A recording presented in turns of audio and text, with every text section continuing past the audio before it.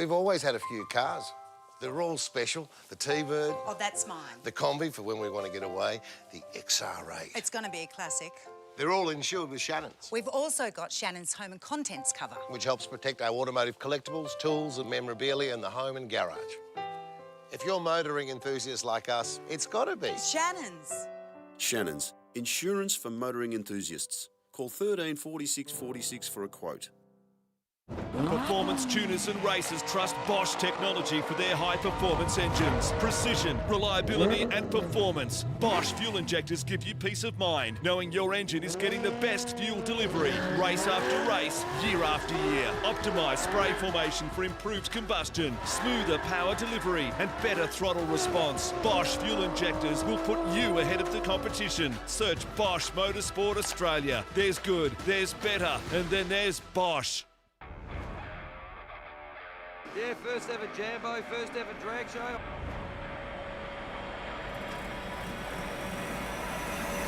Here we go.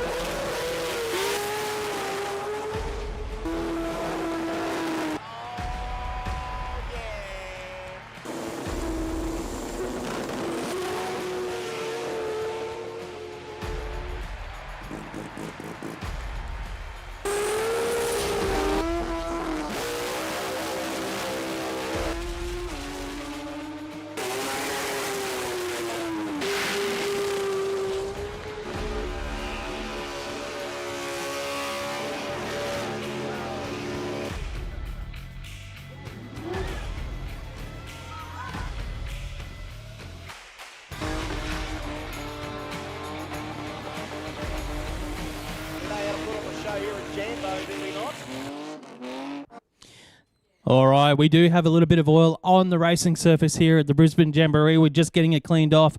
In the meantime, we do have our Jamboree buggy just down in front of the grandstand at the moment, giving away posters, giving away shirts. Get down there. I think we should be asking the crowd some questions or something, not just giving them away. Like, I want to see some kids dancing or something. But yes, we are. We've got some giveaways down there. We will be back on track very, very shortly once the track is cleaned up. In the meantime, if you haven't checked out all our traders, we do have that trader alley. We have merchandise down in the pits at Jamboree Central as well. Get in the hats, the shirts. If they haven't sold out already, but they've got some good merchandise down there for the Jamboree. So we will be back underway with racing very shortly. If you want to try and get a freebie, we do have the golf buggy just down there with shirts, some giveaways from our supporters here at the Jamboree. Obviously, big thank you to Garrett Advancing Motion. They are the naming rights partner of this Jamboree. They are the leading automotive turbocharger provider supplying technology solutions to nearly every major automaker in the world. Their innovative turbo technologies for all applications enhance vehicle performance, fuel economy, and drivability. They cover a full range of engine sizes from sub-1 litre economy 3-cylinder engines to premium and high-performance V8s and V12s. Big thank you to Garrett Advancing Motion supporting the Brisbane Jamboree.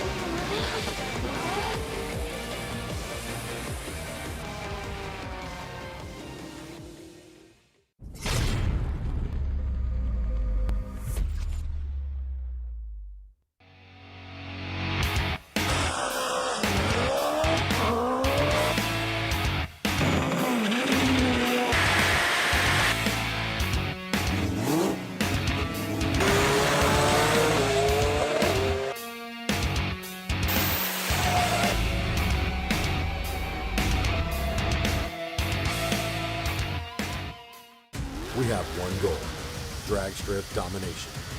quicker ETs, #1 qualifiers, final round victories. We earn these things for ourselves and our racers with engine management designed to work the way people actually use it at the track. Our systems are constantly updated with new functionality and free updates because progress never stops. Always learning, always improving, always striving to make the best.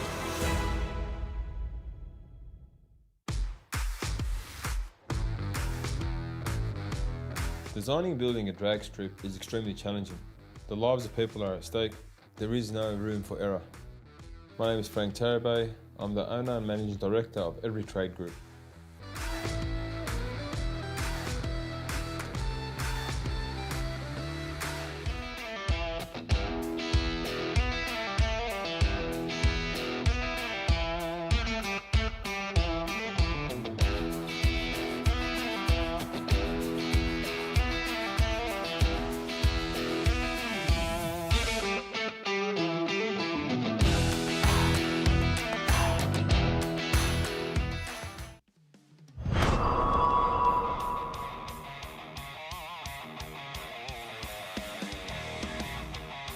Hi guys, Herman from Platinum Racing Products, and I'm here at Sydney's Raceway to unveil our first new prototype RB blocks.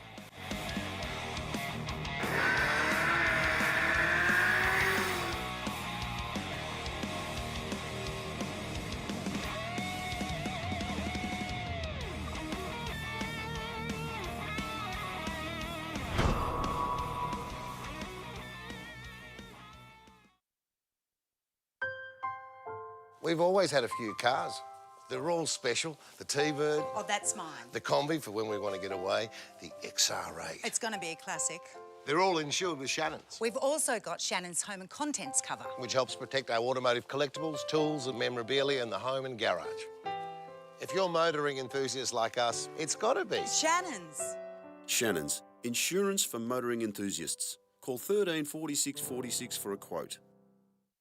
Performance tuners and racers trust Bosch technology for their high-performance engines. Precision, reliability and performance. Bosch fuel injectors give you peace of mind, knowing your engine is getting the best fuel delivery. Race after race, year after year. Optimised spray formation for improved combustion, smoother power delivery and better throttle response. Bosch fuel injectors will put you ahead of the competition. Search Bosch Motorsport Australia. There's good, there's better, and then there's Bosch. Yeah, first ever Jambo, first ever drag show.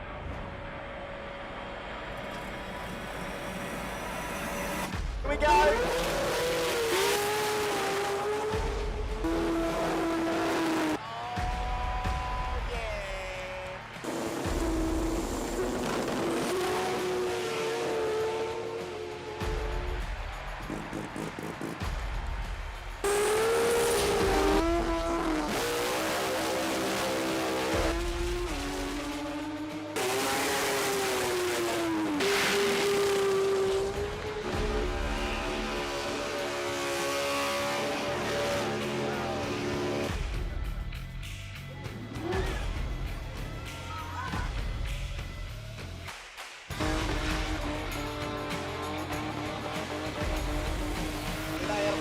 Here at Jambo, do we not?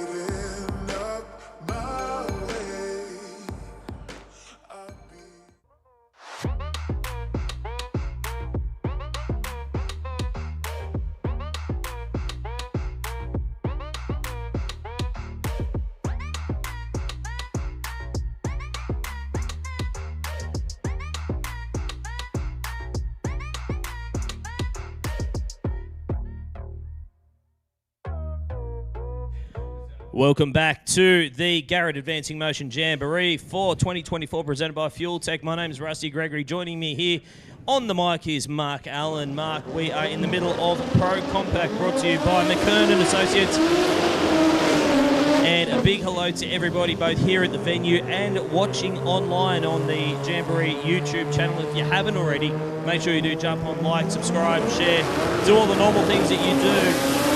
Because the more followers that we get, the more following that we get, the more often we'll be able to do this and bring you all the action on YouTube. So we hope you're enjoying it.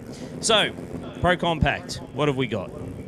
It is Alan Dodd in What Up G taking on Lee Doherty in the world's angriest little MX-5. This is a very, very cranky little car. Yeah, not much separating these two cars in qualifying. Alan Dodd was the number 5 qualifier. He went 7:31 in qualifying. Doherty was a 7:40 in qualifying. It's only 900ths of a second separating the two. Lane choice went to Dodd. He's taken the rocket lane here at Willowbank Raceway. Lee Doherty, he's in the speed flow lane. He's about to move forward in that Mazda MX-5. These guys were all just about ready to go dancing and got shut off earlier on when we found a little bit of the slippery stuff on the racetrack. A little bit of cloud cover as well. That'll help them out. Yeah, it is very warm outside after going for a bit of a wander about 10 minutes or so ago. The predicted top temp was 31 degrees today, which is crazy not in winter. weather. No, not at all. Well, they moved Jamboree from September to the August, which is a little bit cooler conditions, you know. More susceptible to getting more performance out of these cars. But round 1, Pro Compact, Doherty in pre-stage.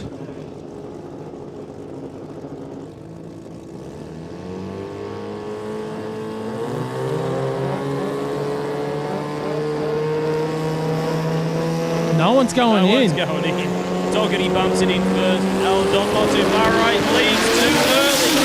Alan Dodd leaves too early and throws away what looks to be a pretty solid pass. Doherty goes through for a 7:45. Did get very close to the centre line for a little bit there, but puff of smoke as he goes over the finish line. 7:45, 185, and Alan Dodd in What Up G leaves too early, and the cherry is hanging on the tree. If Diggles was here in the box, he'd call that the Phantom Amber. The Phantom Amber, the Fanbar. The Phantom Amber, yeah, he was obviously up on it. He was edgy and just took off too early there. The tree hadn't activated for Alan Dodd. No time recorded. It's a shame because you're right. It did look like a quick pass for the team, but Lee Doherty gets a win in round 1 of Pro Compact. Next pairing up. Who have we got, Rusty? It is Jürgen Piscopo and Sam Kyprios in the little Starlet. And Piscopo, best run of a 757, 153 miles per hour in qualifying. It was an early shut-off. 734 though for Kyprios. That was a really solid pass. That car just keeps going down the racetrack. It is so consistent, and I hope I haven't put the commentator's curse on him. No, I think you're right there, Rusty. It is a very consistent car for Sam Kyprios. Jürgen, though, on the other hand, I think that probably would have been the 730s out the back door for that team as well. So this is going to be a very, very close race. Kyprios went 734 in qualifying. He was our number 6 qualifier. As you said, Jürgen was the best of a 757, but it was an early shut-off. Lane choice to Kyprios. He's taking the rocket lane as well. Yeah, this is going to be an interesting one. It's actually surprising that Kyprios' car is as consistent as it is and as predictable as it is, because it is such a short wheelbase, high centre of gravity on that car. They've got the setup absolutely nailed, and anything they do, they don't try and make big changes to this car. They just kind of creep up on it. The wheelie bars almost look longer than the car itself. I reckon if you took a centre line from the rear axle to the wheelie bars, it would be nearly longer than the wheelbase to the front wheels. But we are just about set for a start. Pro Compact brought to you by McKern. Jürgen Piscopo from Sunshine North in Victoria taking on Sam Kyprios from Victoria Point in Queensland. Oh, that was almost rolling the beams for Piscopo. We've got a good race on our hands here. Side by side all the way through the finish line. I think Kyprios is going to get there. No, not quite. It is a whole shot win, a whole shot by a day and a half. A 7:47 for Piscopo beats a 7:23 from Sam Kyprios. Wow. That is the best example of a whole shot win you'll see today. Jürgen gets the win by 13 thousandths of a second. Kyprios was over 2 tenths quicker, but the reaction time, Jürgen Piscopo, 117 to a 369. He was dragging through the beams. Rusty saw that. He almost red lit, but he didn't. It was green. He gets the win, goes on to round number 2 in Pro Compact. Wow. So, next matchup, the hitters just keep on coming. It is young Peter Rahayem, the Pack Performance, fulfilling his destiny, as Chris Diggles said yesterday. When you're second generation in the Rahayem family, you're born to drive race cars. That's just the way that it is. Peter Rahayem living up to that. He is going to take on Simon Iwanu in the ProMaz RX-8.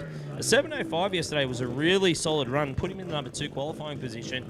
It's actually the number 2 and 4 qualifiers, so on paper, this is actually a pretty tight race. Yeah, only less than 0.2 of a second separated these two cars in qualifying. Simon Iwanu went 190 miles an hour. Ryan went 189 miles an hour. So performance-wise, horsepower-wise, very, very similar. When you look at how slippery the RX-8 is compared to the RX-3 on this side, you would think that it would be running a bunch faster at the other end of the racetrack, but I guess it just shows they got the pack horsepower on board for Peter Rahayem. For Iwanu, that thing is absolutely slammed at the front. It's basically just a wedge, isn't it, that car? Super slippery. Then you've got the brick on the other side. Yeah, basically. Iwanu, a 727, 181 miles per hour, 752 for Rahayem. 184 miles per hour is down a little bit. It looked like it was going away a touch at the top end of the racetrack. He had a big hole shot, 084 on the tree to a point, 175 for Iwanu, but it really didn't matter in the end. Margin of victory over 1.5 tenths of a second. So Iwanu will get the chocolates this time around.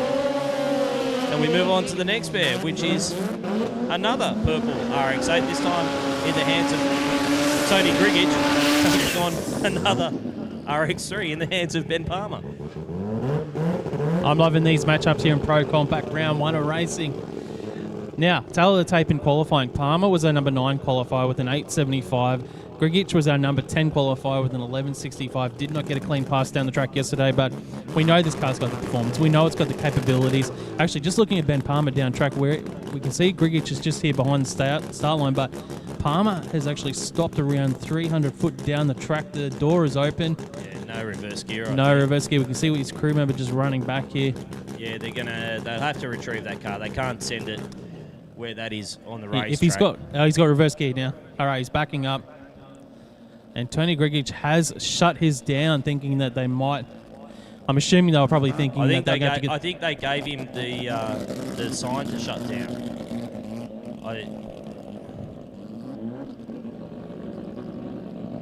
So I don't know what's going on here. This is a curious one. The crew's trying to push the car back. In the meantime, Ben Palmer's reversing back to the start line. I don't think there was anything intentional he's got it started, for Ben Palmer there. He was just had his own issues down there trying to pull reverse gear. Ben Palmer is yet to leave with any kind of RPM on the start line yet this weekend. Has had some trouble just holding the car in stage. Grigich has got it fired up, so that's a good thing. He'll be able to put the car in the beams at least. This car known as the Ghost.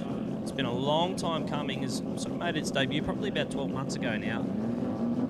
And certainly worth the wait. What an outstanding piece of machinery this is. Yeah, the RX-8s really lend themselves to drag racing with the body shape and style. Tony Grigich now moving forward. We've got a race on our hands. A minute ago, we didn't think we were going to get a paired pass here. So, Ben Palmer, best of an 8.75. Grigich, a best of an 11-second pass. And he's rolled the beams. Palmer's going to get the win. Palmer will get the win here. Again, was really struggling to hold it in stage there. I don't know whether the line lock's not working or what the case is, but an 8.90 at 157 gets the win this time around. Grigich, unfortunately, rolled the beams there, and it will not record a time. It went into full stage. He rolled it in, and it just didn't stop, unfortunately. No, it just kept moving there, so that's unfortunate for the team. But it is round robin today for the Pro Combat team, so we will see them out again later on. Hopefully they can get that sorted and get the car staged and get a representative time down track. Big field in Pro Compact here this weekend, and it's great to see just the variety of cars, the calibre of cars that we have got. You can see Eddie Howich rolling up to the line now. He's going to take on Justin Gregory in the Black Track Performance RX-7. Two very, very different style of cars here. Cara Howich he's really got a handle on this thing now. Went deep into the sixes yesterday. Just waiting for our computer system to update. There we go. So we move into Pro Turbo now. And we did go deep into the sixes, a 646 to back up a 652 and a 653. So he's not just quick, He's consistent. Justin Gregory, on the other hand, a best of a 7:33 in qualifying. It was the best of the bunch, basically. An 8:04 and a 17-second pass. Not really representative of what we know this car can do. He's got a job ahead of him here, though, to take down Eddie Howard, a number 1 qualifier, but stranger things have happened, Mark. Oh, absolutely, mate. Race day it's a brand new day, and you can't really take what happened yesterday today because you're only as good as your last pass, and anything can happen right now. Very changing conditions here at the moment. There's a bit of cloud cover around, as you touched on, but it tends to go away and come back and go away and come back, and there's also a little bit of a headwind out there looking at some of the feather flags that are flying around. So will that come into play? Well, we'll find out very shortly. Well, consistency breeds wins. And Eddie Howard, with those 3 laps yesterday, especially in the conditions that we had yesterday, like that is really impressive. Yeah. It was hot and sticky and muggy yesterday, and it was just... to go, 650, 650, 640, number 1 qualifier. Hats off to the team. But it is a new day.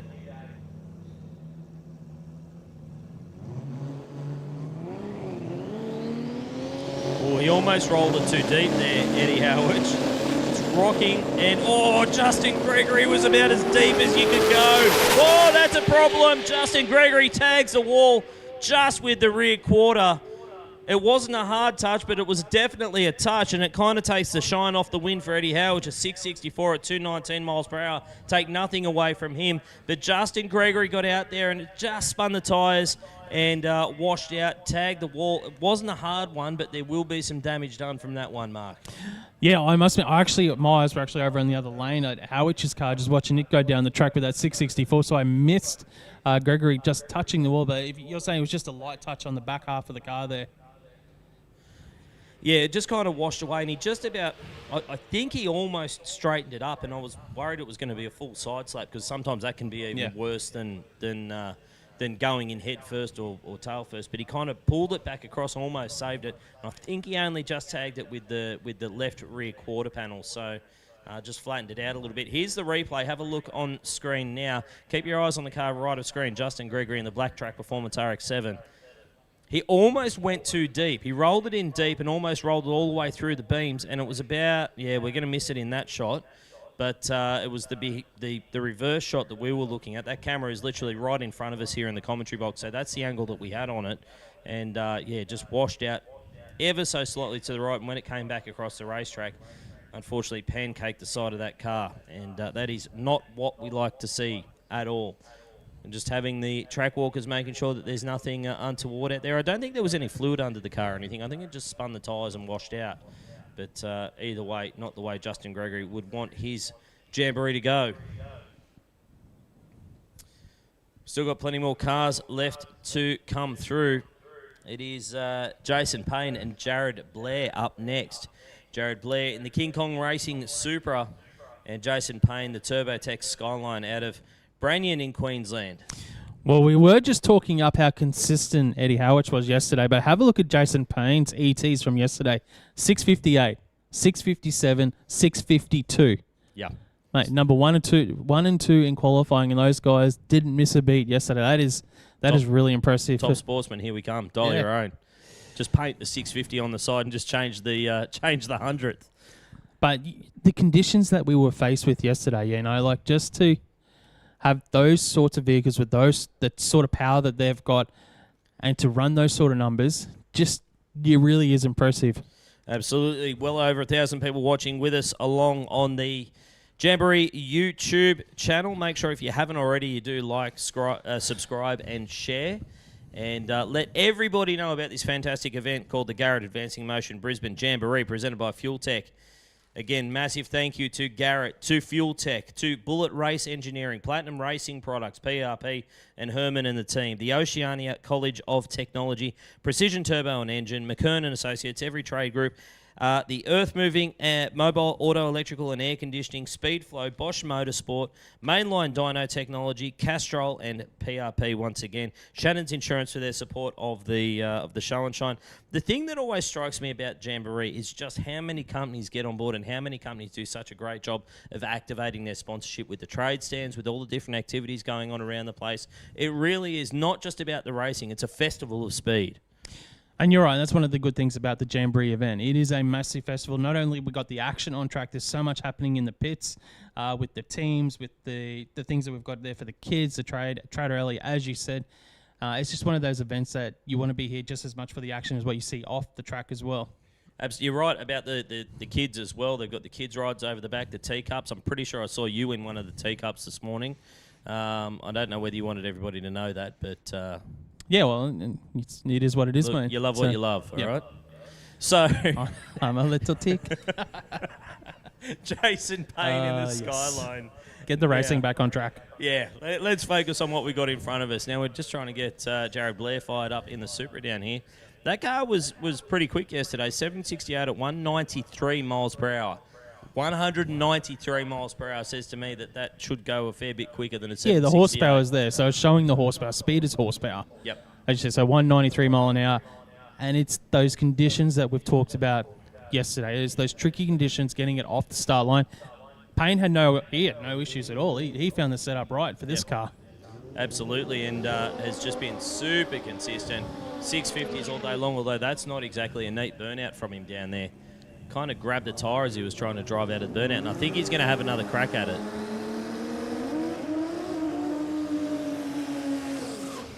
Don't forget, guys, we are giving away the best wheel stand competition today, the best burnout, cruise style, and the light of the night. All of these are judged by us up here in the commentary box. Well, we don't really judge light of the night. Let's just whoever gets the best light. No, apparently we need to keep an eye on it as well. We need to verify that the light was actually lit. Yeah. Okay. So the best wheel stand presented by Long Boost Performance Parts, best burnout presented by Long Boost Performance Parts. There is criteria, okay? The best wheel stand, the 3 H's of wheel standing, the height, the hang, and the haul. Best burnout, we do have the Romanian judge that was judging the breakdancing at the Olympics in the house here today. And, of course, we come down to density of smoke, the ease that the car creates the smoke, the consistency of the smoke. There's a lot that comes down to best burnout. Obviously, length. Yeah, lots of science Length to it, is important. Yep. Length is always important, Mark. If you say so, Rusty.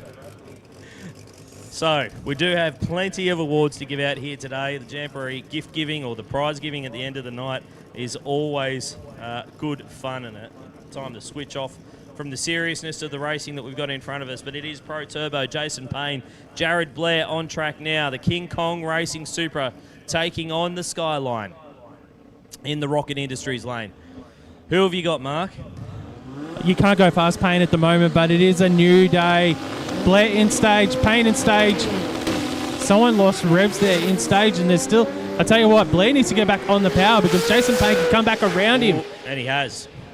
Absolutely. A day and a half late on the Christmas tree, but a 6.62 at 215. Just drops out of that 6.5 second mark for the first time this weekend. But I think given what they've got, they'll be pretty happy with that. Yeah, that's still low ET of the round for Pro Turbo at the moment. Jared Blair had an opportunity there to put away our number 2 qualifier. He heard the revs go down on Payne and they had to bring him back up. He had almost a 4-second reaction time. But Blair with issues down track, got off the throttle. As we see Tony Goodrum get right over towards the start line box there. Yeah, he's just straightening it up a bit there. He's had a weekend out, Tony Goodrum. Big Tony. He has really been struggling to hold this thing in stage. I don't know whether it's the line lock or what is going on. It's not holding the car in stage, whether he's not building up brake pressure. But it is arguably the smallest car here this weekend. I don't know there's too many that are smaller in the Suzuki.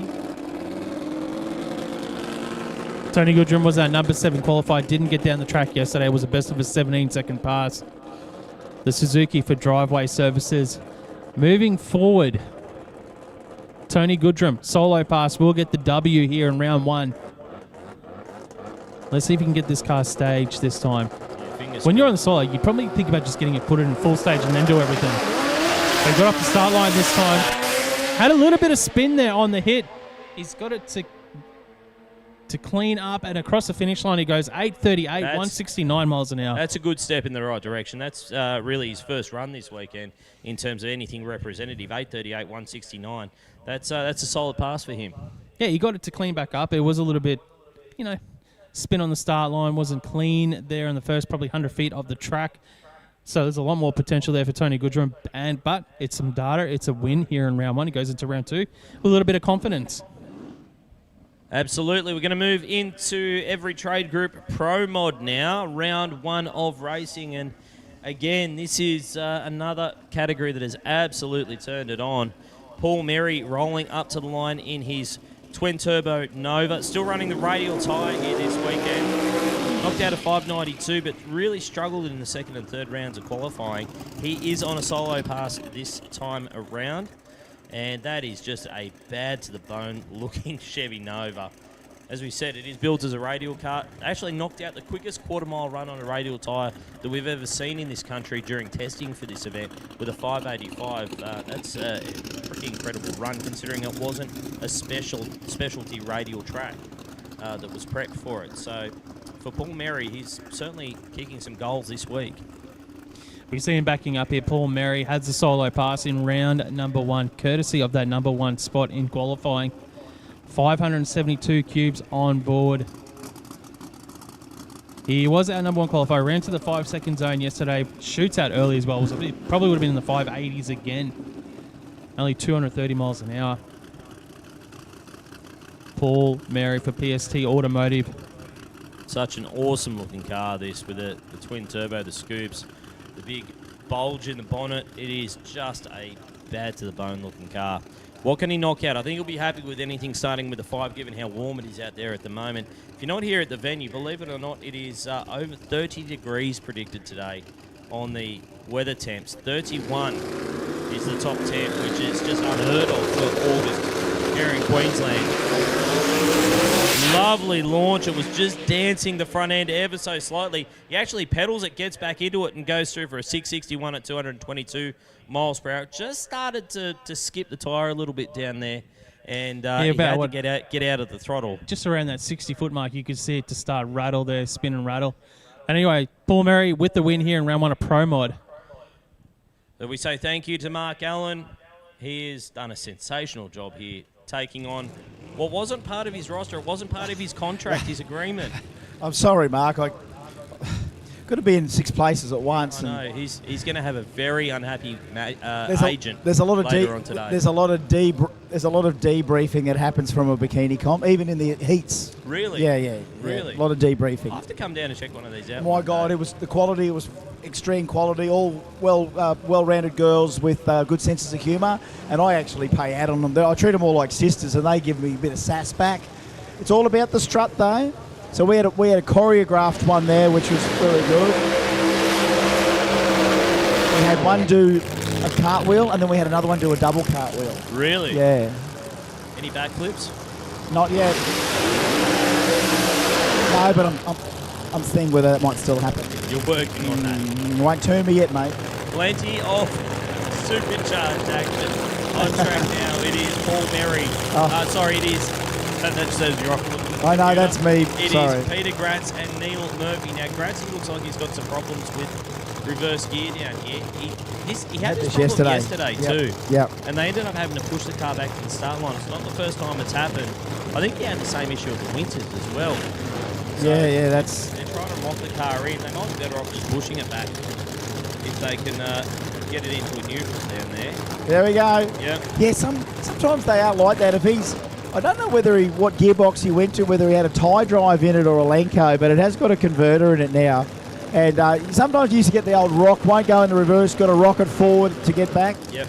And it did exactly that. He had to go back to the old 57 Chevy days then. He had to go back to the old days when everyone used to have a pedal clutch. Absolutely. So Neil Murphy on the other side of the racetrack, number 2 qualified with the 594, 253 miles per hour was his pass. All right, folks, Pro Mod, every trade group. Set for a start. He's rolled in and double bulb. Gratzy here. So Neil Murphy just waiting, taking his time to come in. Good side-by-side race on the cards here. A little bit of smoke out of Gratz and a 604 to a 605. Gratz takes it. A 604 takes the win. Margin of victory, 42 ten-thousandths of a second. At the other end, that is a tight race. 023 to 055 on the tree. Both guys were on it from the get-go. And at 604 to a 605, what a way to kick things off.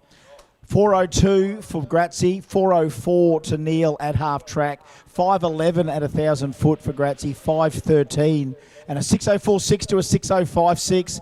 Rusty, 2:45, 2:41. And look, right now, I had a bit of an inkling. Someone stayed on the throttle way too long. That's why we've got action down the bottom right now. Yeah, it did sound that way. There was a throttle hung there through the finish line.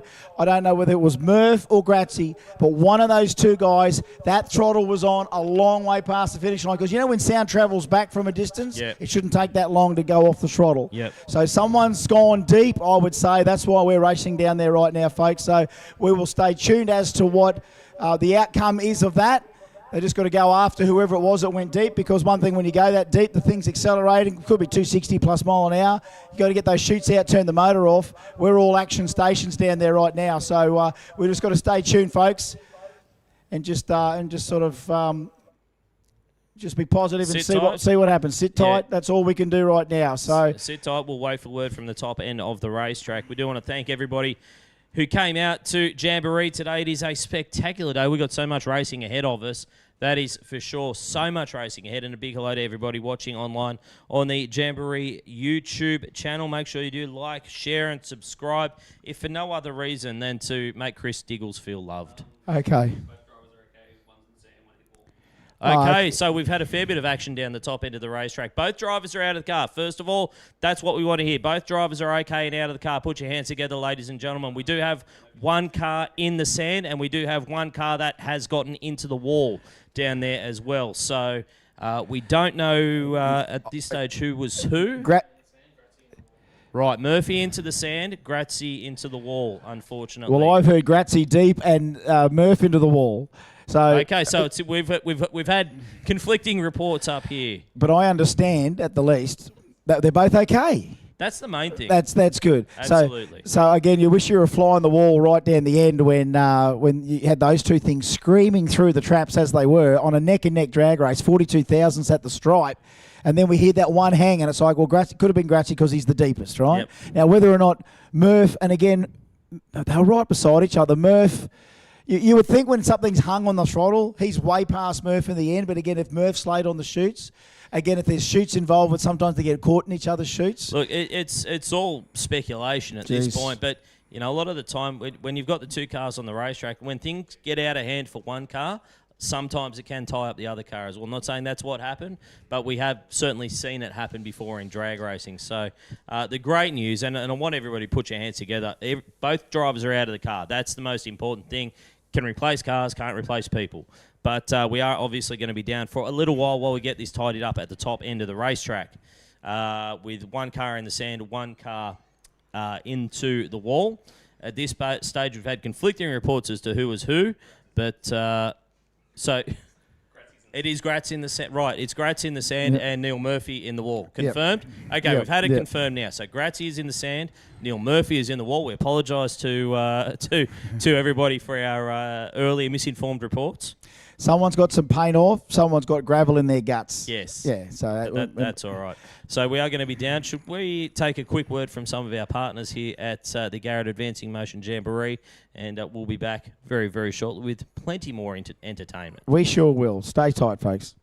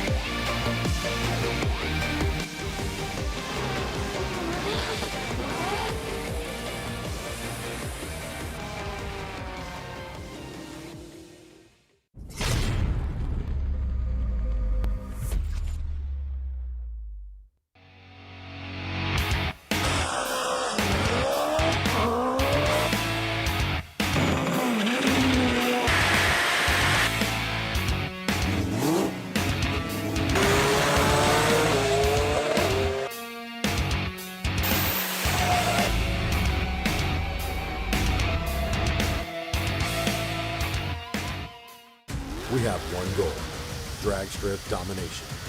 Quicker ETs, number one qualifiers, final round victories. We earn these things for ourselves and our racers with engine management designed to work the way people actually use it at the track.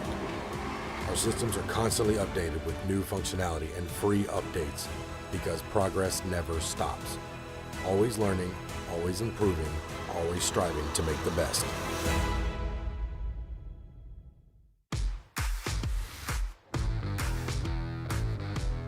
Designing and building a drag strip is extremely challenging. The lives of people are at stake. There is no room for error. My name is Frank Tarabay. I'm the owner and managing director of Every Trade Group.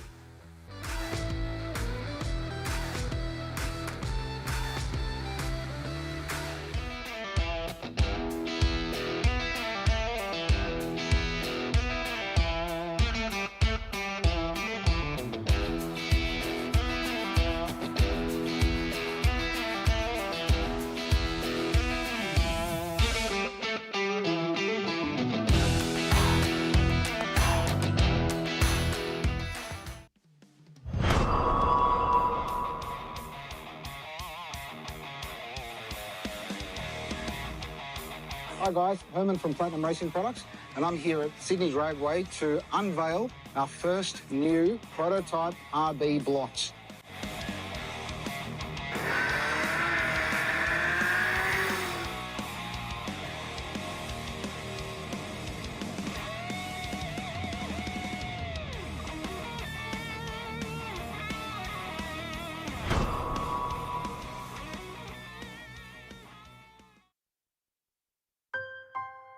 We've always had a few cars. They're all special. The T-Bird, Oh, that's mine. the Combi for when we want to get away, the XR8. It's going to be a classic. They're all insured with Shannons, We've also got Shannons Home and Contents cover. which helps protect our automotive collectibles, tools and memorabilia in the home and garage. If you're motoring enthusiasts like us, it's got to be. Shannons. Shannons, insurance for motoring enthusiasts. Call 13 46 46 for a quote. Performance tuners and racers trust Bosch technology for their high-performance engines. Precision, reliability and performance. Bosch fuel injectors give you peace of mind, knowing your engine is getting the best fuel delivery. Race after race, year after year. Optimised spray formation for improved combustion, smoother power delivery and better throttle response. Bosch fuel injectors will put you ahead of the competition. Search Bosch Motorsport Australia. There's good, there's better, and then there's Bosch. Yeah, first ever Jambo, first ever drag show.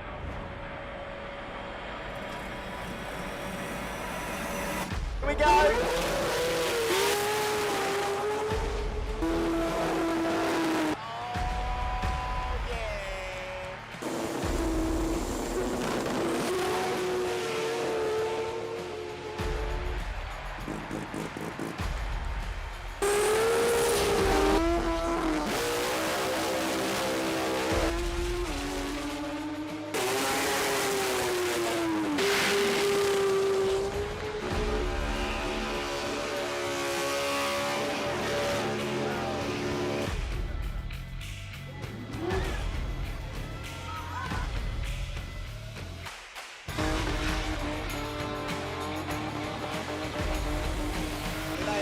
Show here at Jambo, do we not?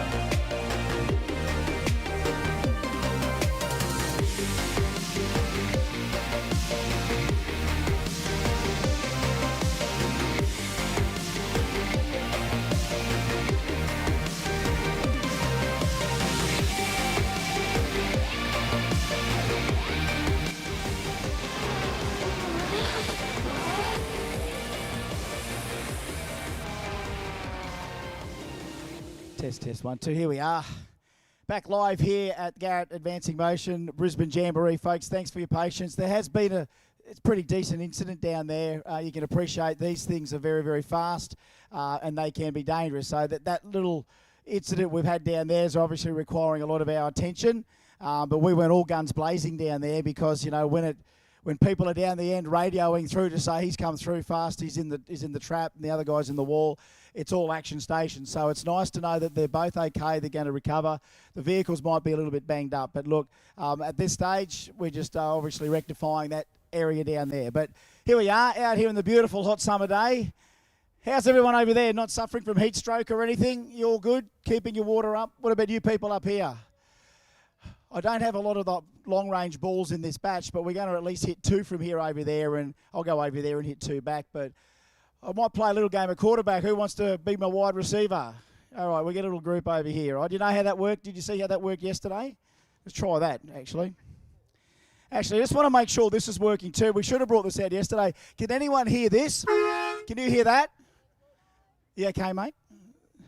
Kid jumped a foot in the air. Sorry, I should have warned you about the loud noise. You're okay? I know we shouldn't have brought this thing out.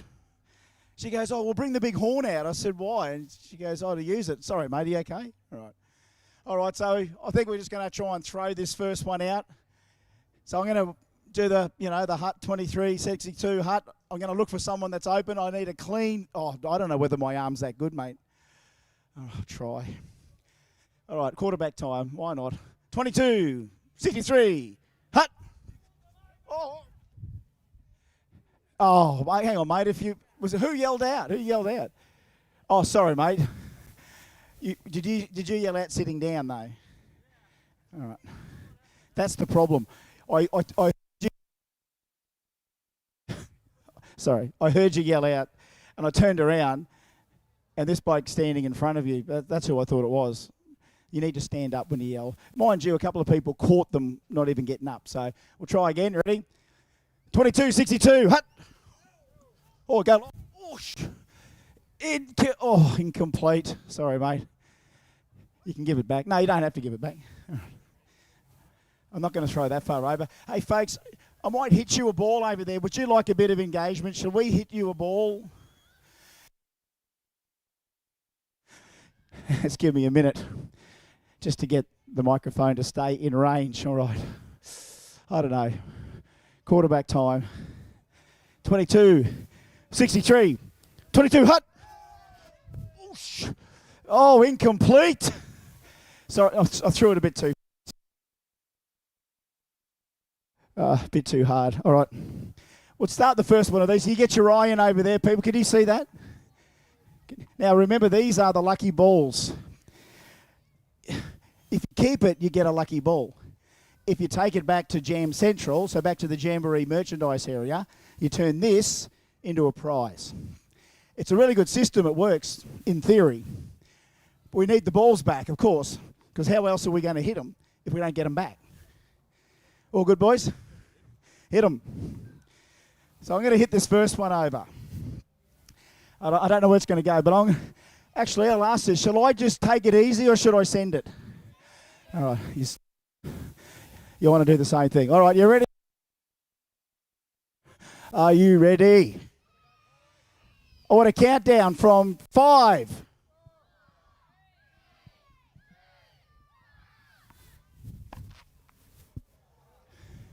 Yeah, go get that one. Well done. Well played. Another one. Okay. I'll go do the same for you. I've got 2 to do this to you guys, but I'm going to just go down here a bit just to see how many children follow me on that side as I'm coming down. I'm not looking. Is anyone following? I'm not even looking. Not any looking. Is someone coming? Are they following? They are following me, are they? Have they stopped? Have they stopped? Are they walking back this way? Are they walking back this way? They're walking back this way, are they? But then look, if I was to run this way, they got less time to catch it, don't they?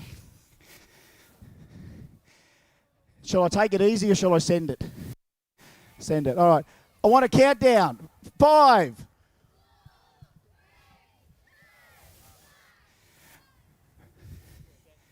Oh, is that right? Okay, last one for the moment. There we go. Last one for the moment. You will have your moments, folks, on this side. Last one, we're ready. We're good. We're back. ProMod is back. Sorry, we need that countdown again, don't we? I need the countdown again. 5.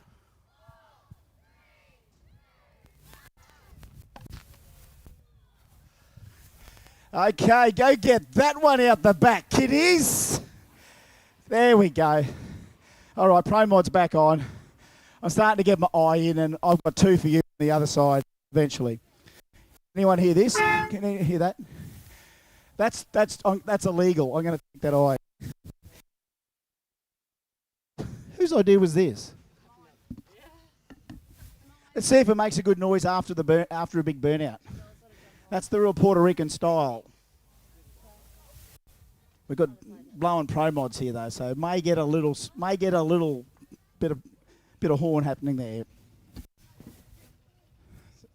If we got enough time, we could get to the other side. But we've got the starters on the car, and we are ready to go with ProMod.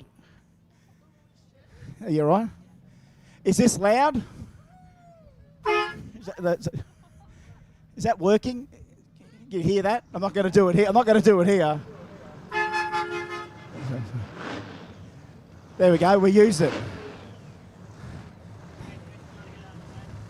Yeah, who knows what happens this run, eh? Welcome back to the racetrack, and great work to the Willowbank track crew, the Green Army here, for getting that all cleaned up and tidied up and neat as a button.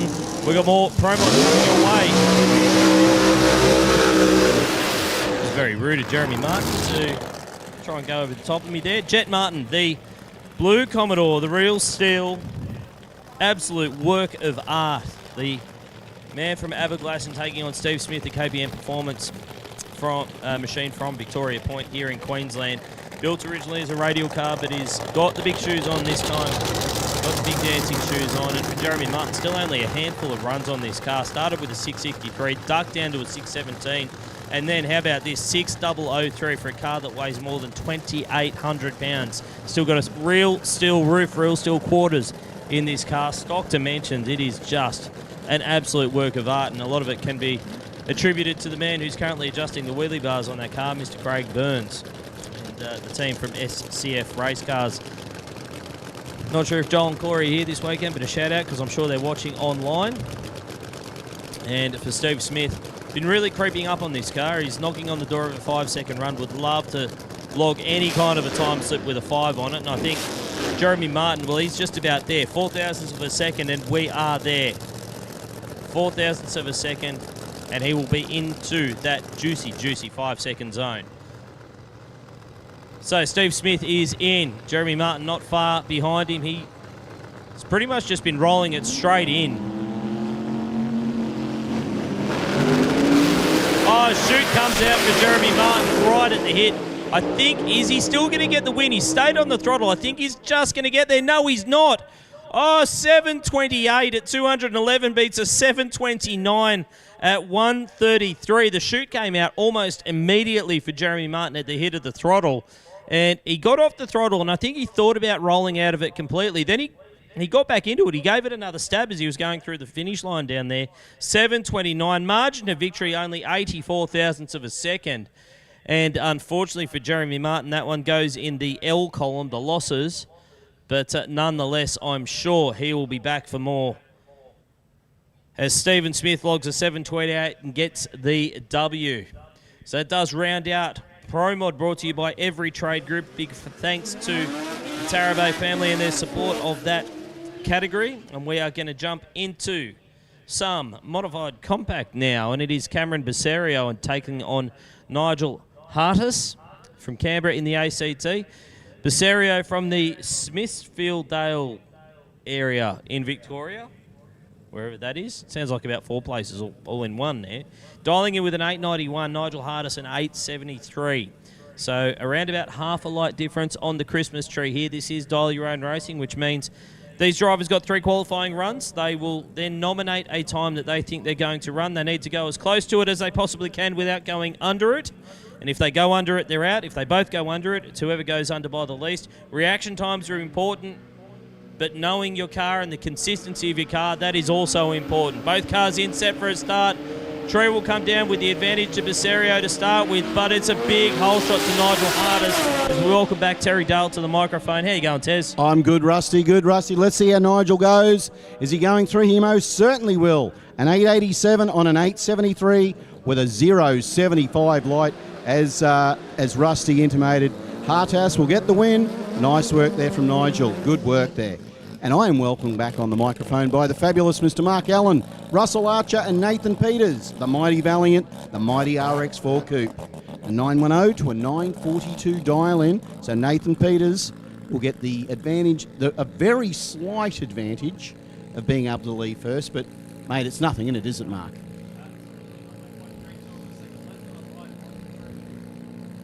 So whether you like your... Sorry, mate, I was muted. Oh, sorry. Less than a light on the Sorry, track. mate. 0.32 of a second head start for Archer. The Mazda RX4 round 2, modified compact. Oh, good lights both sides. 77 for Nathan Peters, 65 for Archer. Archer with a slight hole shot. 12 thousandths of a second advantage, but it looks like Peters going to cross the finish line first. Oh, He look does. at that. 943 on a 942 gets the win. Archer was a little bit off the dial in. What a great day for the Valiant. How good was that? That's a tidy 962 package. for Russell Archer, yeah. Tidy. Yeah, it's 77 light, 077 light, and a 43 and a 42. You've got to be happy with that. Modified compact round number 2 in front of us. So Steve Chaplin, Troy Lewis. Troy Lewis in the Cortina, 865. Steve Chaplin, a 910. Troy to chase, Steve to lead first.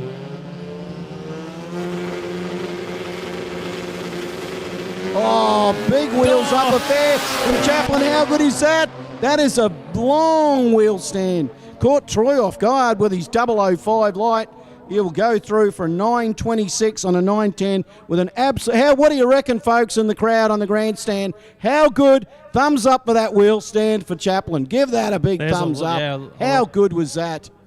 That was down for us, spectacular mate. from Steve Mark. Whoa. Steve Chaplin, I'm writing him down at the moment for best wheel stand so far. Boo, yeah, today. that was impressive. Just carried that wheel and just kept it carrying it. Well, that part almost said it was everything. almost it was on a jack stand. Well, Troy Lewis goes to the best light of the day, that 005. Oh, yes, he does Chaplin too. with possibly the best wheel stand we've seen so far today. Mate, this is good. This is a category, modified compact. Martin Whelan, Edward Gerson, 990 for Gershom, 865 for Whelan. How do you see it, Mark? This is tough. How do I see it? Okay, Gershom obviously ran a best of a 10:32 in qualifying, so he's all at 990. Obviously, modified compact, you do need to dial in quicker than 9.99 seconds. Martin Whelan, he's dialed in 865, which is a big jump from what he ran in qualifying, was a best of a 926. So he knows something that we don't know. Oh, possibly. I can't remember what they ran in round 1 of racing either, but he obviously got through. I think it was around that, so Actually, it his was pretty modified quick. compact might be round robin. Oh, so it could be, yes, you could be right. So let's have a look. Whelan to Gershom. That's eliminations for a modified. It is elimination. Gershom is having to look at the car, is not happy again, the Corona, and Martin will pull the chutes early, run a 903 effortlessly, Mark. At that Martin Whelan in that Gatto Repairs black track Ford Falcon. Mate, he did that fairly easy. I tell you what, he didn't get off the line as quick as he could have, but it was still an impressive run. Callan Donnan now on track, dialing in 8:36 to take on Ross Pilafito. Pilafito there in the Mazda, dialing in 8:85, going through the burnout procedure. Pilafito there. So he ran into the 8-second zone in qualifying as well. Got through round 1. This is round 2 of modified compact tour, brought to us by Bosch Motorsport. So Callan Donnan in the Mustang. Moving forward, dialing at 8:36. We'll do the chasing. So we'll see the Mazda leave first. The one of 2 Fox bodies in racing this weekend too. Good to see them out here. Nice design, but the little RX3, the Pro Maz. Let's see what it can do. Wow, bit of wheel spin, front wheel up. The Fox body's lit it up. You'd think that if Ross just plays the game, he'll go all right here. Oh, look at that. A 900 with a 033 light on an 885 is more than safe for a win for Ross Pulifiato. Nice work. There he goes through to round 3 of Bosch Motorsports Modified Compact on track. Next up, that looks like Naomi Vandertide. I reckon you are spot on there, Mark. 800 dial in.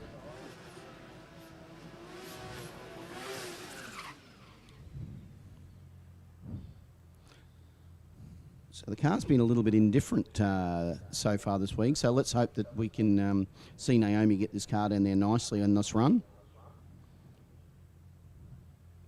Isn't that one of those cars that likes to do a bit of all sorts of different sorts of racing? Car's set up well.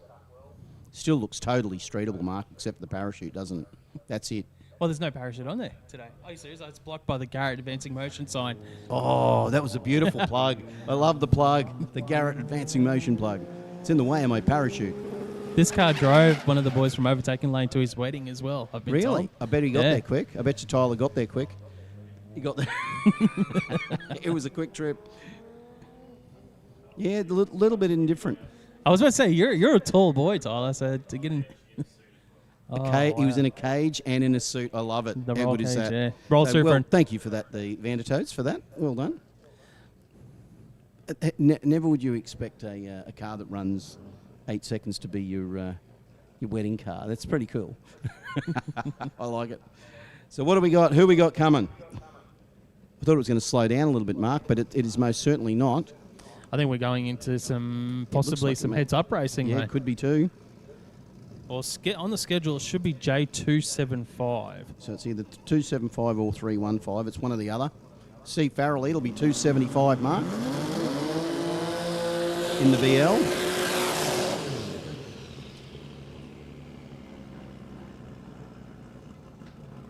No. We don't have much.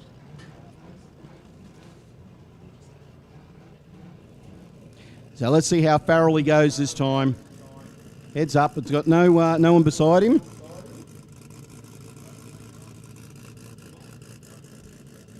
So street, compact and Euro to the lanes, please. Street, compact and Euro to the lanes immediately, please. J275 on track, yeah. Round 1 of racing for J275, brought to us by the guys over at Earth Moving Mobile, All Electrical and Air Conditioning. Try and say that 3 times real fast. Yeah, that's a lot of things. That's a lot of things to get done with it. Oh, is it enough? Is he going to say he's in stage? Barely bumped right through, was rocking in and out. So all eyes on the VL. What'll it run? Cut a 172, but it'll put it through for an 824 at 176 mile an hour. Has run a 779 at 190 previous. So, but when you're on a bye, you can just do what you want. He's lucky can't to you? get an ET at all because that thing had rocked. It was rocking out of stage. Well, he got it. And that's all that matters, I guess, Mark. So as I said earlier, of course, we need a street compact and Euro to the lanes, please. Street compact and Euro to the lanes immediately, please. So we're getting into the mark. I'll tell you what, we're moving through the schedule. We'll see how these guys are going to go in the, what round? It'll be round 3, I think, of street compact when those boys come back round. Yeah, it's round 3 for street compact. For those guys, yeah, they're in eliminations. So we still are... this is actually round 2 for J275 as well. Yeah, they had an early round this morning. We had a few that looked like we were talking about it earlier. There was probably a few casualties. Yes. Because with the pairings and stuff like that, so maybe we had a few jump out, obviously, because it happens sometimes on these events, mate. It doesn't matter what sort of event it is. You do have casualties in qualifying and you can carry spares as much as you like, but you can guarantee the spare that you carry is not what is great. You know. Oh, big burnout there from Faith Setnay. The Toyota Supra. 711 at 197 mile an hour in the last run. How quick is that? That's some top end. Not only quick, it's the number 1 qualifier in J275. How good is that top end though? Oh, it's huge. I want to be down in the final grandstand or down where the final people are down in that last marquee on the grass who are watching that thing come through at nearly 200 mile an hour. That'd be cool. So he was the number 1 qualifier in J275. Has a solo pass here in round number 2. Saturday. Running for Kebab House. Mate, what a great sponsor, eh? Seriously. Kebab House. If you're going to have a drag racing, Asahi House. Yeah, of course. Asahi. The Kebab House. Mate, that's the sort of sponsor I want. So how good is that? So we get to see what Faith can do, as I said. I'm just thinking about the kebab now that you've said it. Yeah. Sorry, mate. I just went off thinking about lunch. That's right. Yeah, that could be good. All of a sudden, you just blacked out for a second. Yeah, I did. The racing was gone. Garlic sauce. Yeah. Oh. You can't beat a good lamb kebab. Let's be serious. They've sold out the lamb kebabs down there, mate. How about these boys? They're having a look. So Saturday, moving forward from Bossley Park in New South Wales, the Supra #1 qualifier gets the freebie. No pressure on the team. You'd think that they would. They'll treat it like a race, Mark. You and I have talked about it just this. depends on what it depends on what they're looking for, I guess. Depending on how their weekend's been. If they've had a few full laps and they were happy with their round one, do you push it going into round three? That'd be the questions you'd ask back in the pits. What do you say? You go for the number. Go for the number, get lane choice. There's always that option available. Look at that! Whoa! Oh, got a wriggle. Look, you see that front left lift up, pulls the shoots. But I'll tell you what, it was at the 8th mile, it was a 4.8 at 130. It was already. It was a 1.2 at a 60. Yeah, he's gone like nup. It just picked that front left at about the 60 foot up, didn't it, Mark? It did. I thought he was going to hold it too, but then it made a big wiggle there about probably 120 metres down track for Saturday. Still rolls through for an 8-second pass. Next up here in J275, Disco Dean to take on Ben Neal. So the boys, we talked about it. It's a battle of the barras. So we got.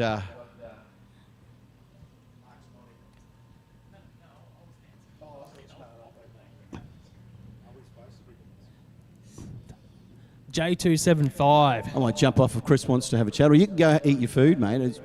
You've eaten. Would you like to have a chat? I'm going to do the double. Well, we're not going to do any bump cities here. We're not. We're going to do. That's Diggle's thing, mate. we can't steal your hook. That's just wrong. So Disco Dean, Ben Neal.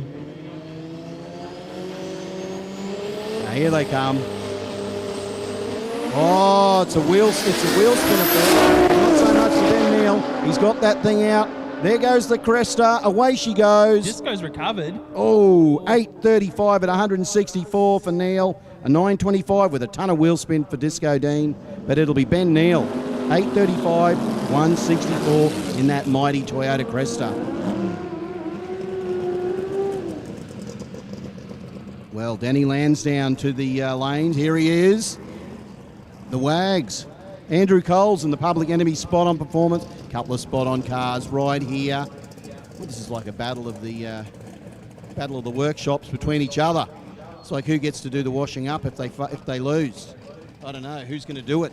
Is it going to be Lansdowne? Is it going to be Coles? Nothing between them in qualifying. 740 to a 750. This is going to be a good race here. Danny Lansdowne has. He's tasted victory before here at Jamboree.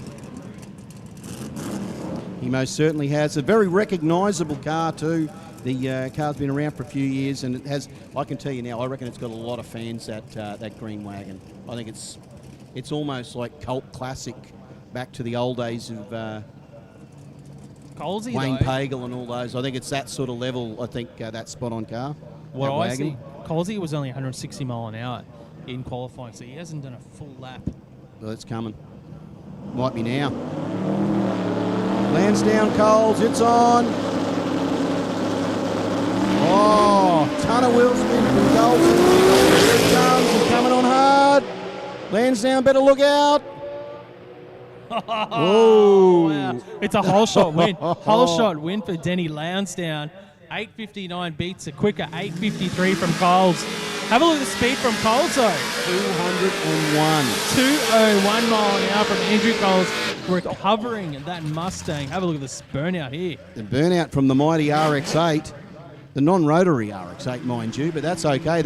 We might have to put that one down. I think it was looking like Derek Johnson, but I reckon it might be a contender. This is the first time that we haven't been able to see the track from the commentary box today. We went. You know what? We couldn't hear it before when Gina was running either. We couldn't even hear ourselves think. So Matthew Dack, and Brent Coles in the RX-8.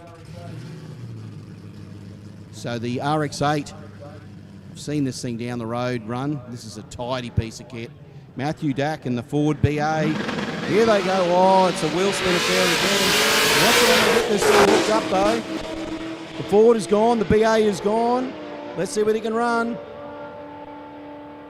11.05 at 121. And there we go. Look, 11.76. Wheel spin was the order of the day in that run. It's going to be the biggest challenge that all these teams face in these conditions. It's hot. As we said, it's predicted to get to almost 31 degrees today. We almost need... Which is the enemy of these radial cars, the smaller tyre cars. A little bit of cloud to come over, Mark, just to cool it down a little bit. But we are still in J275. We've got Lachlan Miller and Matthew Aegis. So the VL Turbo and the R31. Good shots from our overtaking lane team of the planes flying over here at Amberley. Yeah, pretty cool.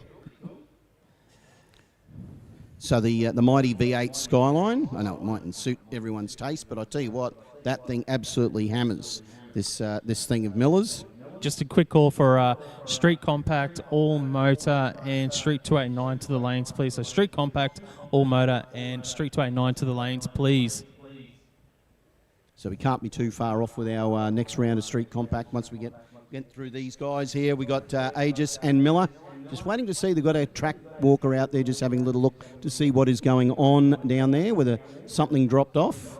We also just had a wallet handed in over at the merch tent, the Jamboree merch tent. So if you are missing a wallet, there's been one handed in over at the Jamboree merch tent. And we also had a mobile phone handed in just recently. It's up at the top of the tower. Ooh, so really? that was in the girls' toilet. So if you're missing a mobile phone, it could be up here in the tower. I can tell if you're missing a wallet, it could be at the Jambo merch tent. So if you're a female who's left their phone in the ladies' toilets, I tell you what, there'll be somebody who's panicking right now. Going, where is my phone? Oh my God, where is my phone? Well, it's in the tower. So come up to the tower and we'll sort you out. You just got to, only cost you $50 to retrieve it. No, I'm only kidding. You can just come on up and we'll look after you. We may have taken some photos in the commentary box of the Don't view. laugh. Matty McKnight and I did at a Winters. Someone handed in a phone and we took a photo of us and they sent us a photo. They sent us a message to say it was hilarious because they didn't see the photo on the phone of Maddie and I in the commentary box for about 4 days later. And they went, what is this? Here's these two gooses from up in the commentary box. But let's take a selfie. It was good. They said it was very funny and they were going to keep the photo because it was a great memory of the Winter Nationals. There you go. All right, so we might have something on the track here, Terry. We just might. So we might go and see if we can maybe play a little bit of fill to see if the boys have got anything they'd like to give our beautiful sponsors a bit of rub of the green. How do you think? I think that sounds good.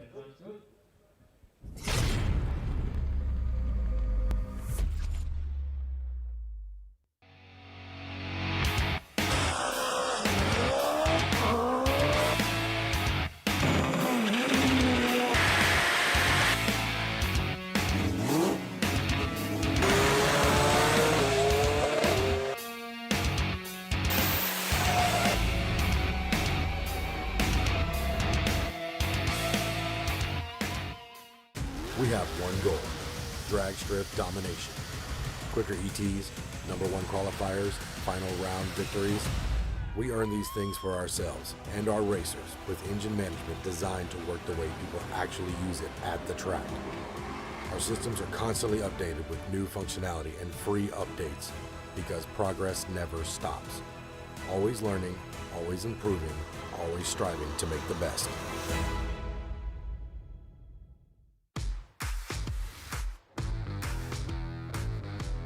Designing and building a drag strip is extremely challenging. The lives of people are at stake. There is no room for error. My name is Frank Tarabay. I'm the owner and managing director of Every Trade Group.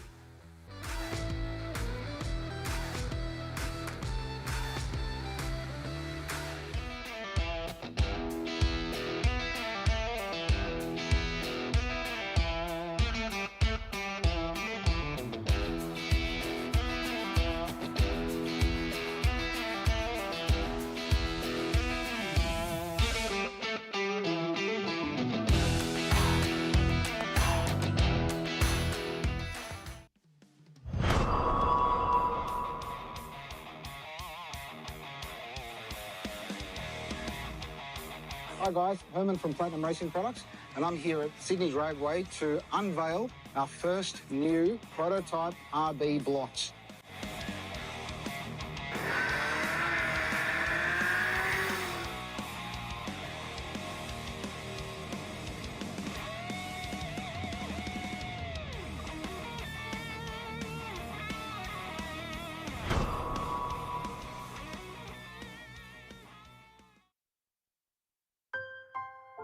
We've always had a few cars. They're all special. The T-Bird, Oh, that's mine. the Combi for when we want to get away, the XR8. It's going to be a classic. They're all insured with Shannons, We've also got Shannons Home and Contents cover. which helps protect our automotive collectibles, tools and memorabilia in the home and garage. If you're motoring enthusiasts like us, it's got to be. Shannons. Shannons, insurance for motoring enthusiasts. Call 13 46 46 for a quote. Performance tuners and racers trust Bosch technology for their high-performance engines. Precision, reliability and performance. Bosch fuel injectors give you peace of mind, knowing your engine is getting the best fuel delivery. Race after race, year after year. Optimised spray formation for improved combustion, smoother power delivery and better throttle response. Bosch fuel injectors will put you ahead of the competition. Search Bosch Motorsport Australia. There's good, there's better, and then there's Bosch. Yeah, first ever Jambo, first ever drag show.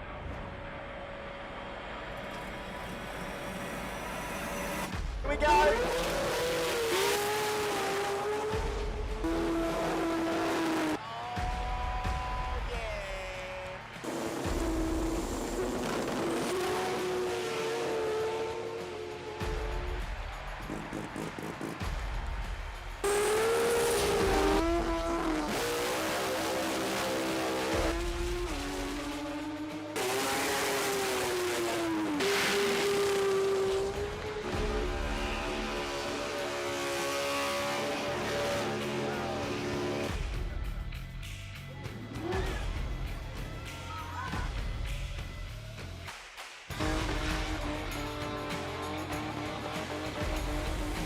Today, I'll put on the show here at Jambo, do we not?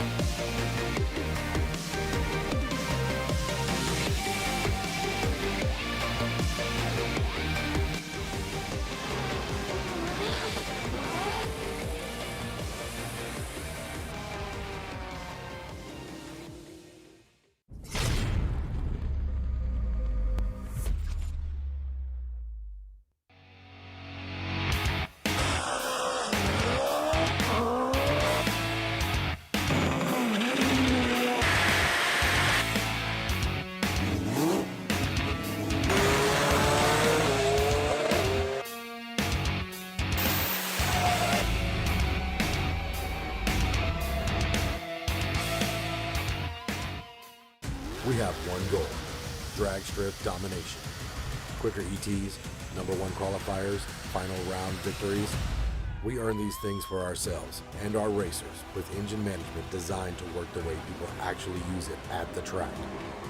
Our systems are constantly updated with new functionality and free updates because progress never stops. Always learning, always improving, always striving to make the best.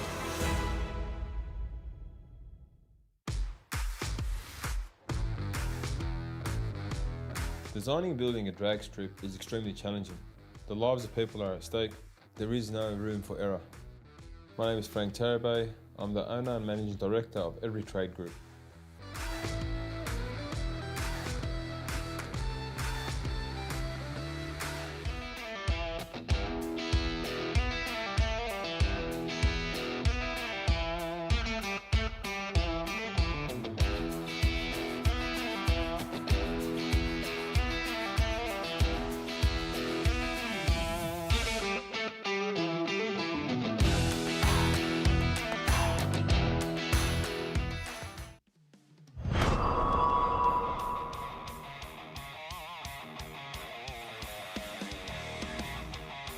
Hi guys, Herman from Platinum Racing Products, and I'm here at Sydney's Raceway to unveil our first new prototype RB blocks.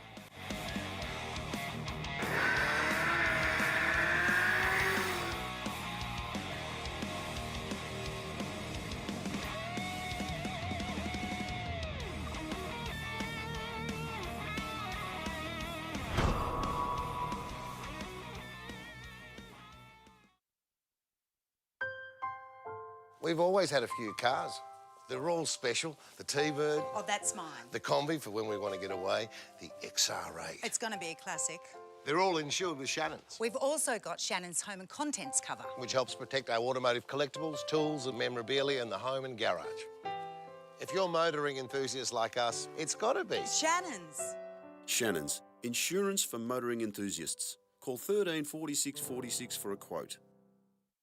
Performance tuners and racers trust Bosch technology for their high-performance engines. Precision, reliability and performance. Bosch fuel injectors give you peace of mind, knowing your engine is getting the best fuel delivery. Race after race, year after year. Optimised spray formation for improved combustion, smoother power delivery and better throttle response. Bosch fuel injectors will put you ahead of the competition. Search Bosch Motorsport Australia. There's good, there's better, and then there's Bosch.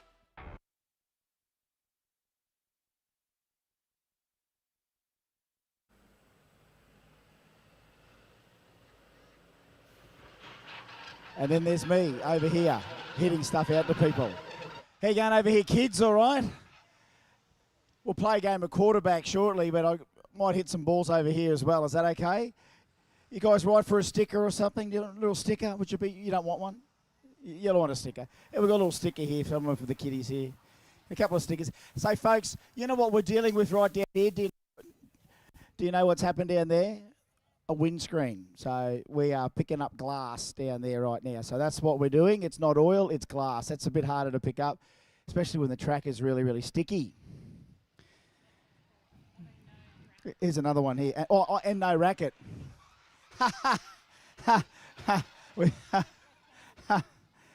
All right. We forgot the tennis racket.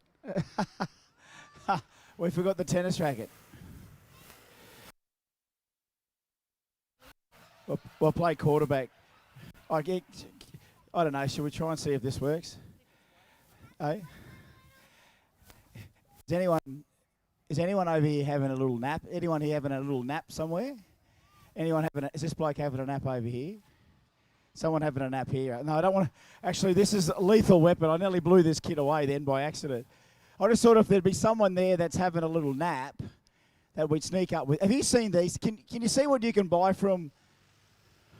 Well, it says Milwaukee. I don't know what they've had to do to turn it into that. But do you kids believe this would be a really loud noise if I did it?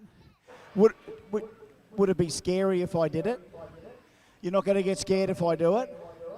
Should I just go gentle or should I send it?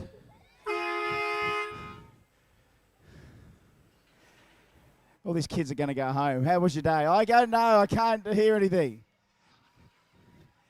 You're okay. You didn't get it. All right. Thanks for that. You know what? I'd swap that for a tennis racket any day. You know that? Okay. Better quarterback. You know how it works? We need wide receivers somewhere. Need a wide receiver. When I turn around, I want you to call out mine, and I've got to look for someone that's open that might be able to complete the play. Okay. 22, 26, 25. Hut! He's got, it's complete. It's complete. All right. come down here a bit. I always just get one person crying after every time we do this. Just one person crying. All right. 62, 23, 24, hut! Oh, did he get it? Did he get it? Incomplete. Look, thanks for the dive. Are you okay, mate? Yeah, he's okay. That's a bloke that got not only out of his seat, he went out a fair way. All right. Oh, I need the tennis racket. All right, so we're just picking up that glass. These are too chunky to kick. They're still going out okay this way, aren't they? All right, okay. Righto. Okay. Righto. Oh. Why do I get this job? I need to hear the loudest mine, okay?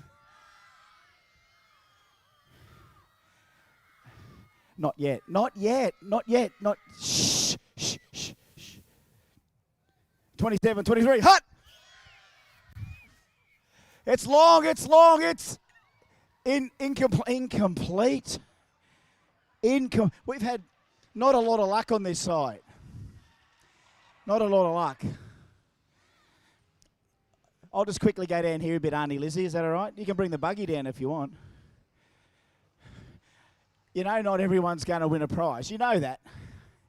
It's impossible. I hope. Oh, you're still here. Yes, yes, you are. Auntie Lizzie she might have something in the buggy there for a little sticker or something. I do have 2 lucky balls. I've got to hit that side. Remember, I try and keep my promise. See if we can equalise the amount that go here, the 2 that go there. So you guys over there want me to send a couple over there, don't you? So it's worth getting the tennis racket, isn't it? So when you come out here with no notice and we lose the tennis racket, it makes it hard to do that. So I think the racket, it'll be so worth it for the 2 magic balls I've got left here. Okay, so we'll look here. All right. So what word were we looking for? What was it? All right, okay. As loud as you can, okay? 22, 63, 92, 107, 42, 92, 106. Hut! Oh, sir, it's long. It's incomplete. Incomplete. I thought we lived in Australia. I thought we caught catches. Weren't we good for catching, or are we bad for catching stuff? I know we're really good at breakdancing. We tried to get Reagan over here, but she's just too busy. I was hoping that someone would have caught the irony of the baby yesterday and turned up in an Aussie tracksuit. Wouldn't that be fun? Would have been real fun. Okay, here comes my Deodora. Do you guys need one? Would you like one now over there? All right, okay. Yeah. There's, yes, and a green one. All right. Can you guys see that? Can you guys see that? Okay. Completely random. Completely random. Somewhere in this general area, because I can't go all the way down there. And we want to stay away from that area down there. They just clean up the glass. Okay. Hey, kids, shall I just be gentle or should I send it? Thought I'd ask. You people over there, I need you to give me a countdown, but just wait for Duffy to go past with the tractor first. Or shall I have a crack at Duffy? Oh, yeah, of course you'd say that, wouldn't you? Yeah, have a crack, mate. You seen how big he is? You wouldn't be saying that. All right. I need a countdown. 5.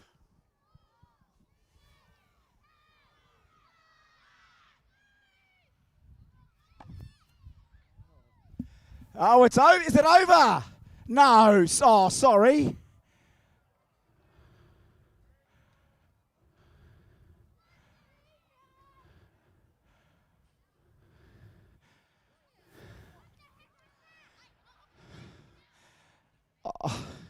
I mean, I ate 3 donuts before, but I didn't know that was those. They're not supposed to do that.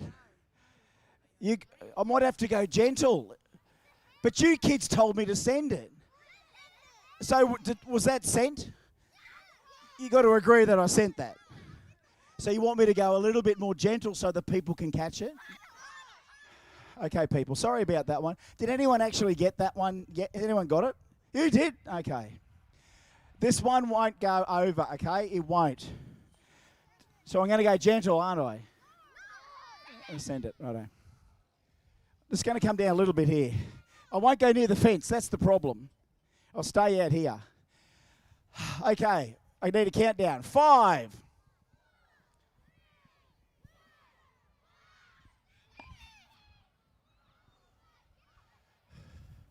There it is down the stairwell. Nelly down. Oh, one hand, one bounce.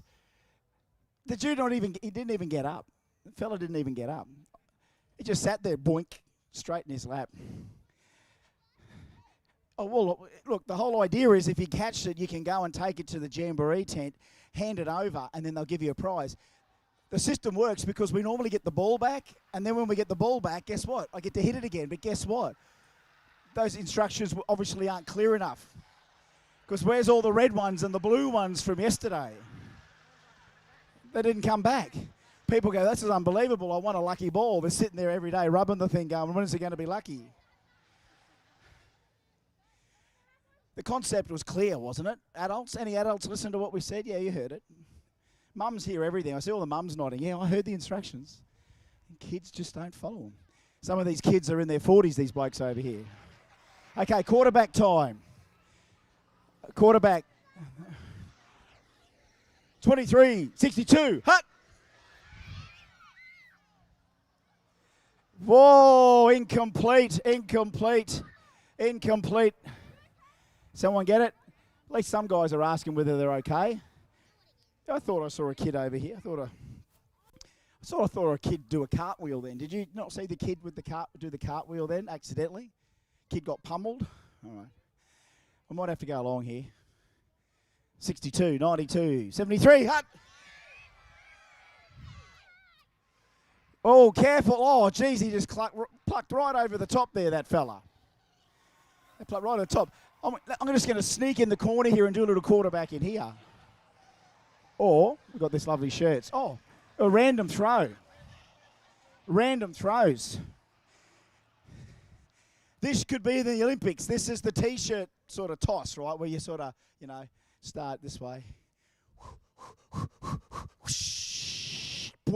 Oh, incomplete. I got a bit dizzy doing that. I won't do that again, all right? And then we do this sort of UFO one, where you sort of whoosh. Random catch. Oh, watch out. Watch out. Watch out there. And then we can just sort of be sneaky under there. Did you just chuck a little sneaky one in?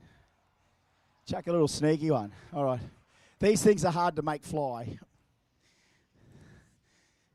They're hard to fly. Tell you what, thank you, Fuel Tech, for these shirts, by the way. Okay, here we go. We'll try this. I can't hear anyone. Anyone want one? All right, we better come over to you and do the same thing, folks, I think. Oh, try.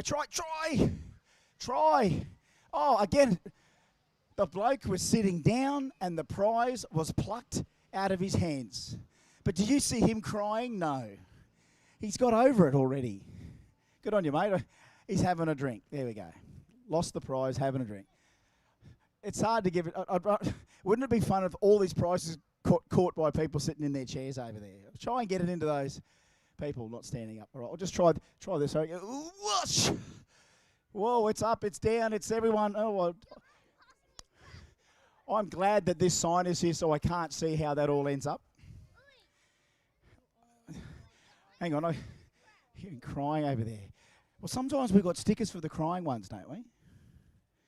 We can get a sticker to the crying ones and quarterback for the rest. Or did we run out of stickers? We've got a sticker shortage. Oh, no, that's all right. That's all right. We'll try this. We'll go to the other side and change the subject shortly. Have I used this thing yet? Do you know how scary? Who wants to take the Bighorn challenge? Who wants to stand there and cop a blast? You going to cop a blast? Are you ready? Are you ready, mate? Now, don't cry. You're not going to cover your ears, eh? You just tell me any time to do it, all right? Didn't even flinch. All right. I'll give you a T-shirt for that. I'll give you a T-shirt for that. We're not going to encourage every kid to do that. No, we'll quarterback that one. I don't want to keep using that thing. That's scary, that thing. Good on you, mate. Good on you. I said good on you, mate. All right. He's deaf. All right. He's quarterback.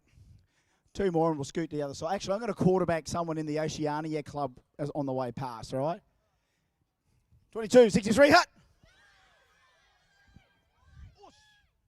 Oh, torpedo! Is it complete? Is it complete? Damn it! They look better when people catch them. How am I supposed to get any tape? Yeah, I'll go. Yeah, of course, go and get over here. It's better. All right, I'll try and put one in the corner pocket, and then we'll go over here, Auntie Liz. We'll do one in the Oceania Club, and I'm going to try and get over there, eh? All right. So get on the angle here. 62, 96, 112. Hut! Whoa, whoa, whoa, whoa, gentlemen, please. Just shake hands. Just shake hands.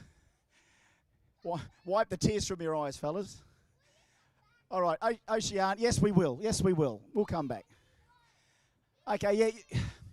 You know, we haven't been flushed with the balls because I used them all in Adelaide, so this is why we're just a bit, hey? He's not moving. Oh, well, look, just a random backhand.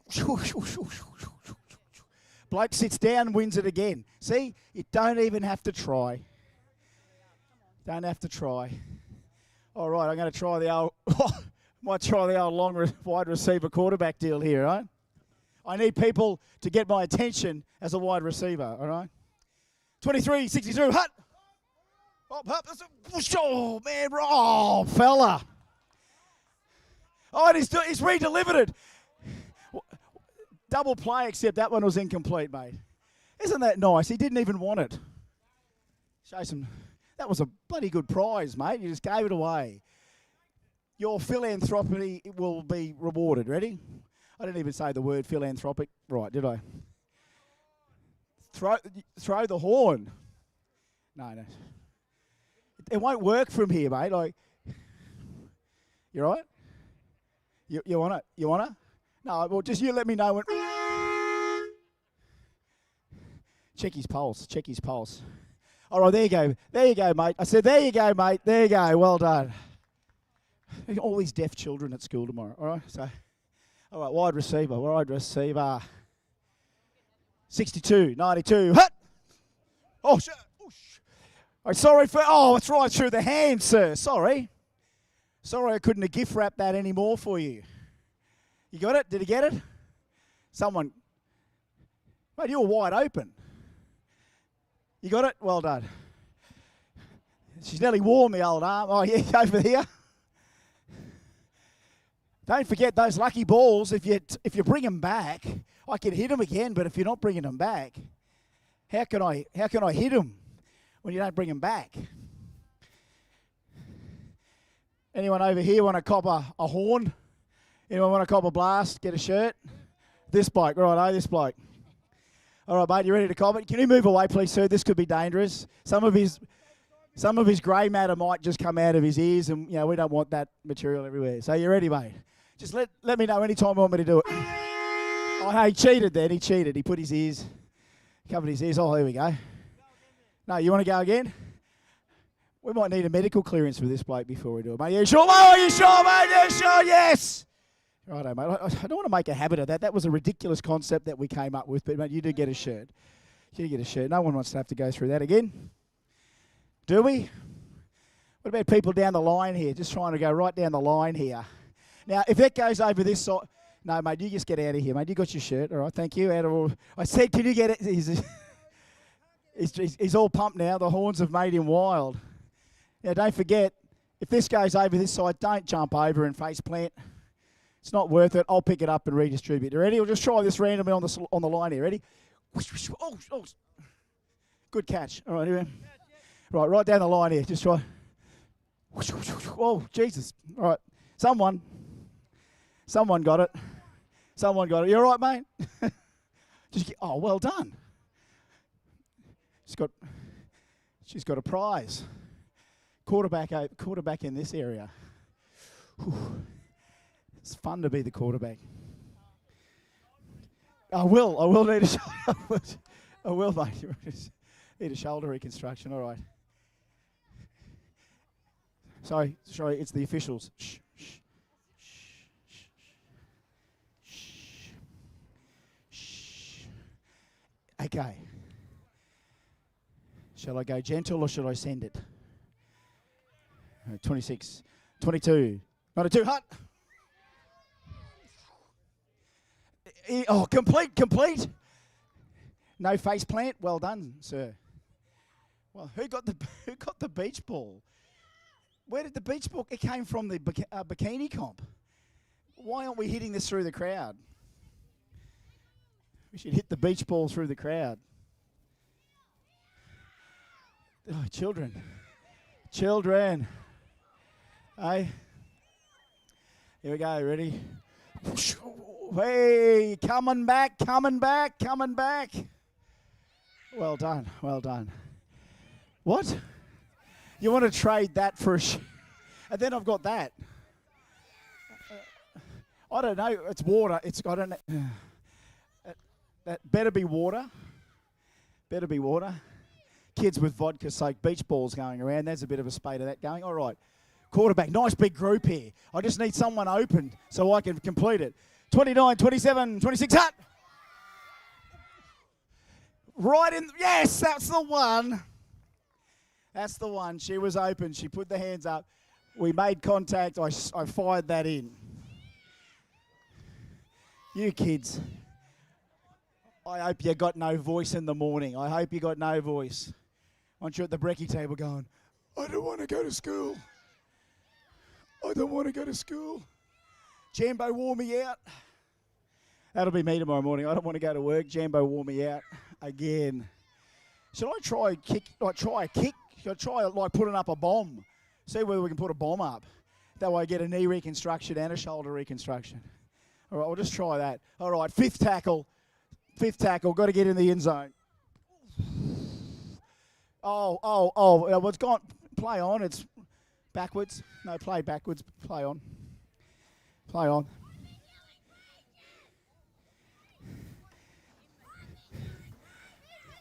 Can you come down here, you loud boy? We got a loudest kid here. No, just hang on. I want to talk to this kid for a sec. You've had the loudest voice here, mate. Are you ready to take this challenge? No, you're going to come down here. Stand right down here, mate. Now, can you stand away from here for a sec, kids? So you ready to take this challenge? Where's your mum and dad, by the way? Is that okay, mum and dad?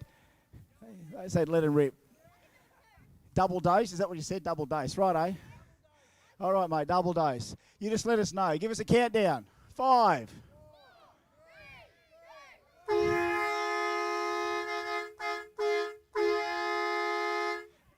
Give that guy a T-shirt.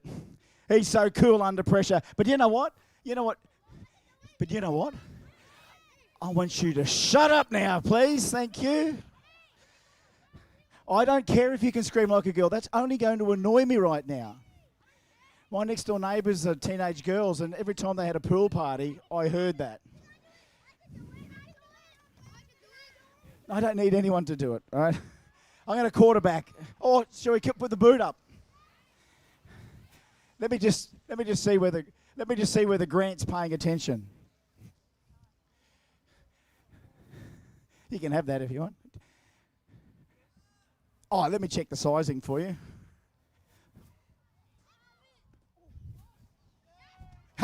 No one gets that except me. You know what? I was so ashamed of that. I'm not even going to throw it out now. 29, 22, 27. Hut! Oh. Well done.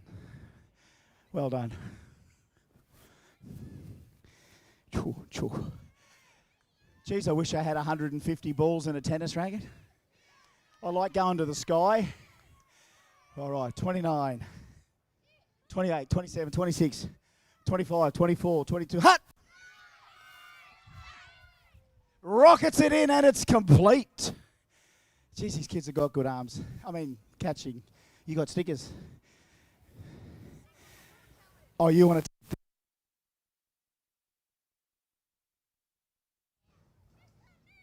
This is not going to be a habit, but this kid's ready to cop it. Where's your mum and dad? So they're not here right at the moment. Perfect. All right, don't tell anyone. All right. Out of the way, it's going to be very noisy. You ready? If I see you flinch, if I see you squint, you just stay with your stickers, okay? Are you ready? Anytime? Did you see right at the beginning? In slow motion right at the beginning. All right. Good on you, mate. That's it.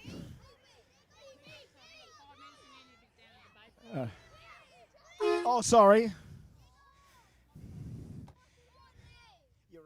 You're right. We've got to go to the stage now. We've got to go to the stage. We have the bikini final. And I can't be in two places at once.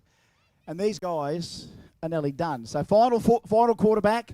I've got to go get my racket. Hopefully we get the magic balls back, okay? Again, I can't keep everyone happy, can I? Right, so anyway. One more long shot. We're back underway. What do we say? 5 minutes till beyond the stage, righto. 5, 4. Rightio, we are back into it. Now we get to see how Lachlan Miller and Matthew Aegis take to the track this time. The Holden VL, the Skyline. The R31 packed with a V8, bit of gas on board. Nice work there for Locke. And Matthew Aegis in the VL Turbo.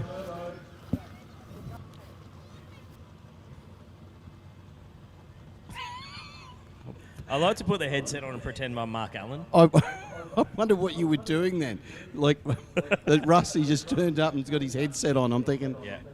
So you can hear everything, can you? Is it no delay? No, there's no delay. Only what's between my ears. That's the only delay. Lachlan Miller, the Nissan Skyline, Matthew Aegis. It is J275. I think this is round 2 for these guys. Yeah, I think you're right, mate. I know we had a fairly lengthy delay there. Was Chris class. Diggles, fortunately, did not tear a rotator cuff, throwing all the goodies into the crowd. Oh, Lachlan's put it up, but Matthew hasn't even left. Tell you what, it might have some top end. It's not going to have that much top end. Wow. So Miller goes through for an 873 at 164 for the win. Matthew Aegis a 741 at 193 mile an hour. Biggest whole shot win of the day. Second and a half. He just absolutely blazed out, did Lachlan, and yeah, Matt come home strong, but mate, I don't know. He'd need to rotate the earth a little bit quicker than that to catch him. Rotator cuff. Yeah, that's exactly. Nick Baxter now, the Barrow-powered Mustang. No, 3RZ. 3RZ, sorry. It's a I'm getting confused. 3RZ. There's so many Mustangs with different power plants in them. Well, there's only 2 Fox bodies here today, and Nick's is... No, there's more than that. Is there really? There's more than that. There's only a couple. No, I saw it. There was a white one yesterday. There's a black one. There's a red one. But this is the only one with a 4-banger, Well, isn't it? okay, there's the only one with a 4-banger. There we go. So 4-cylinder Mustangs were a thing, but not with this 4-cylinder. See, Nick used to have this engine combination in a Lexus, and he is a regular. He used to race, obviously, at the street meet as well. Had various cars over the years, but this is a tidy piece of kit. Did a lot of weighed it up, see what he needed to do, drop the power plant in, and it's been a very good, very successful story for young Nick.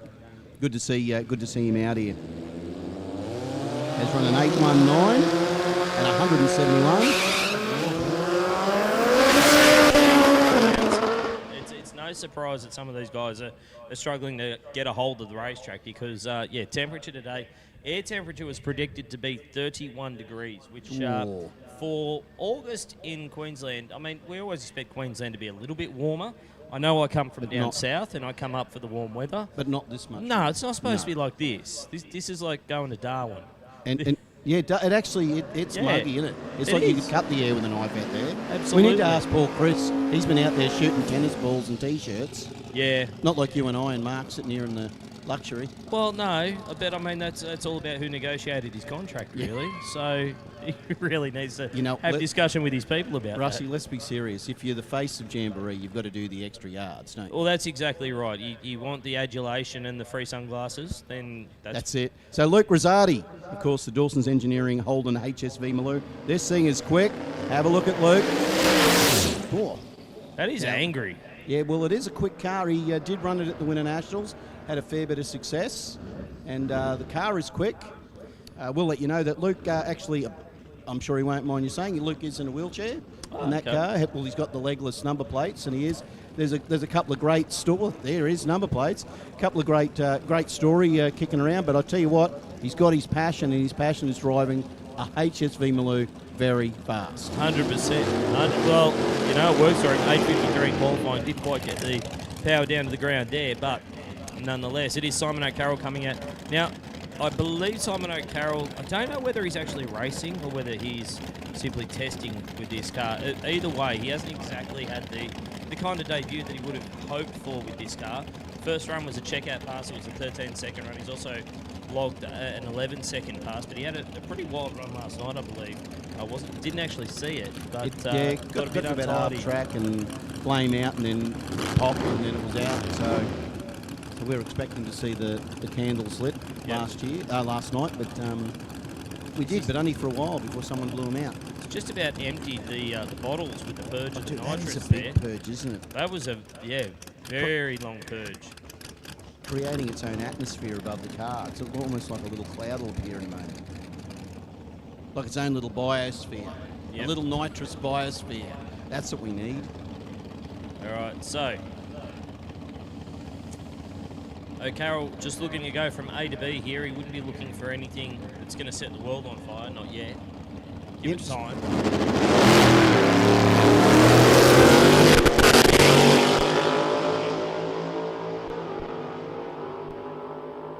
Considering how lazy that was, and it still went 961. Yes. That was, that's a nice.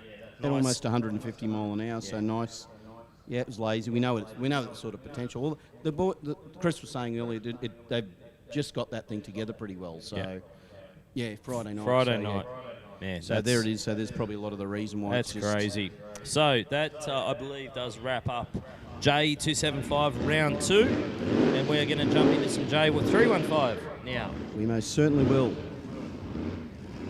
You can see the outstanding Mercedes-Benz down there. I think it's Guy Hall, if I'm not mistaken. With that Benz, and I think he actually dipped down into the 740s this morning with that car. 740, 730? Yeah, somewhere around there. Yeah. Brantley Schloss was the #1 qualifier in this field.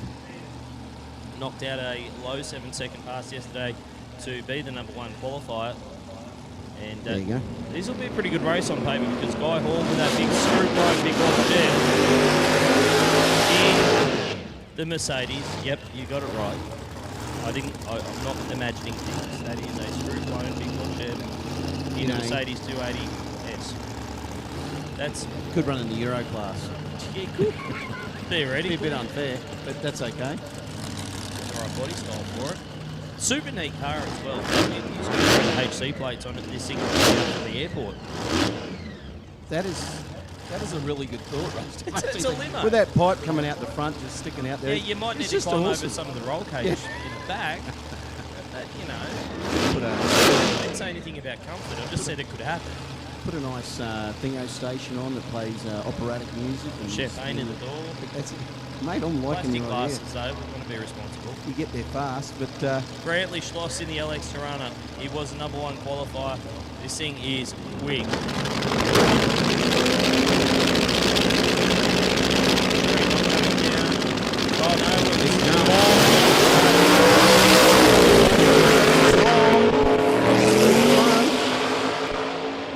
How good? 744 at 197 out of that big black Mercedes.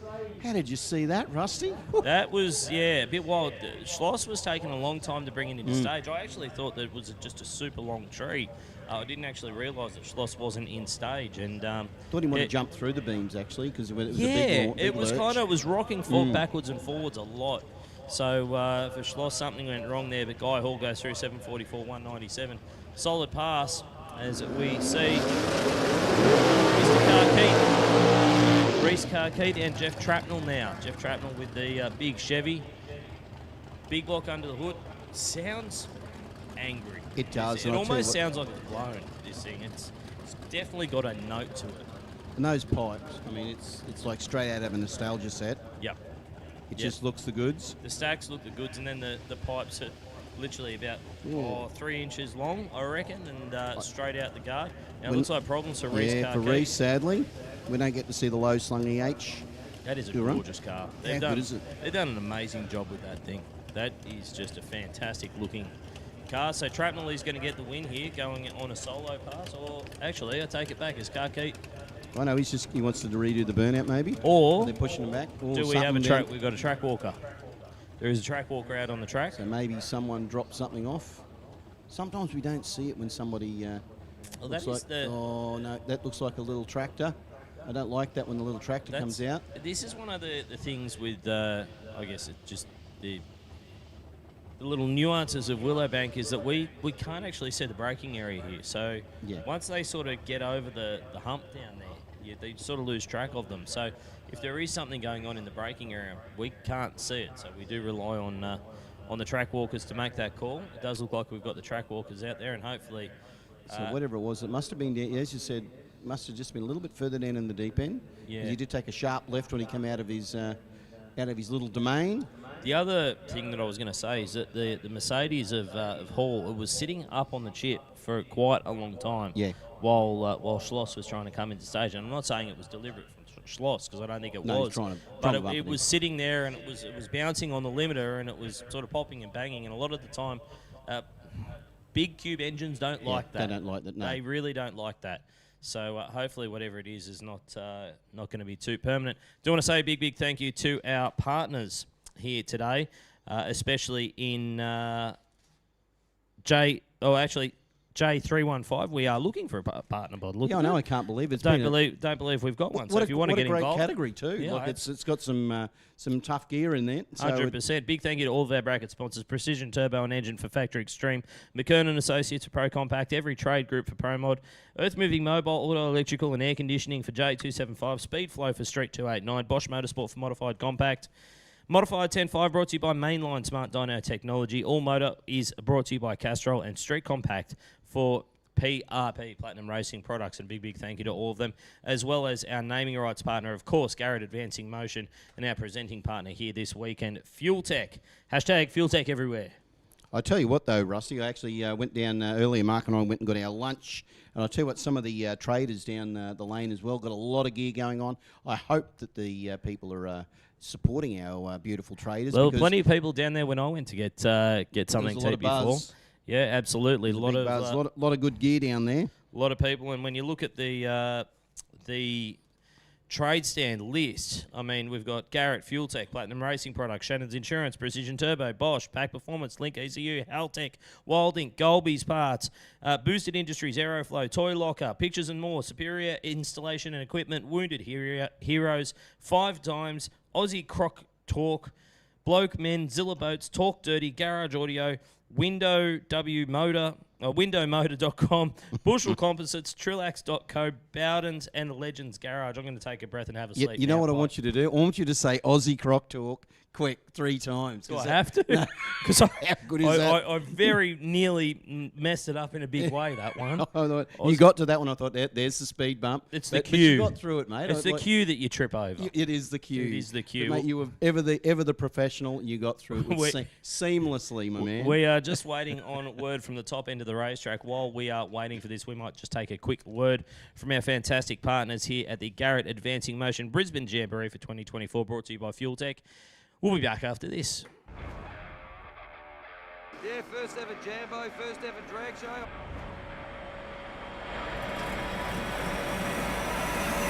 Here we go.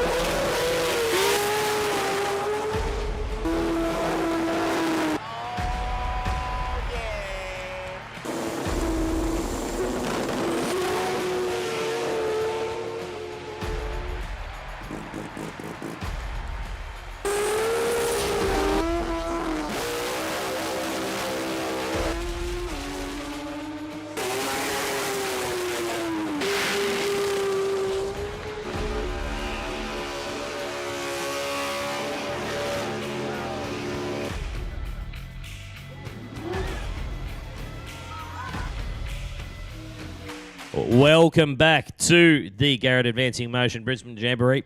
I'm going to take full credit for how quickly that was cleaned up, because as soon as I threw to the ad, the car's fired up in the burnout box. I think it was you calling all those traders out. It felt like 30 seconds, but it might have been 3 hours. You're welcome. I don't know, but thank you so much.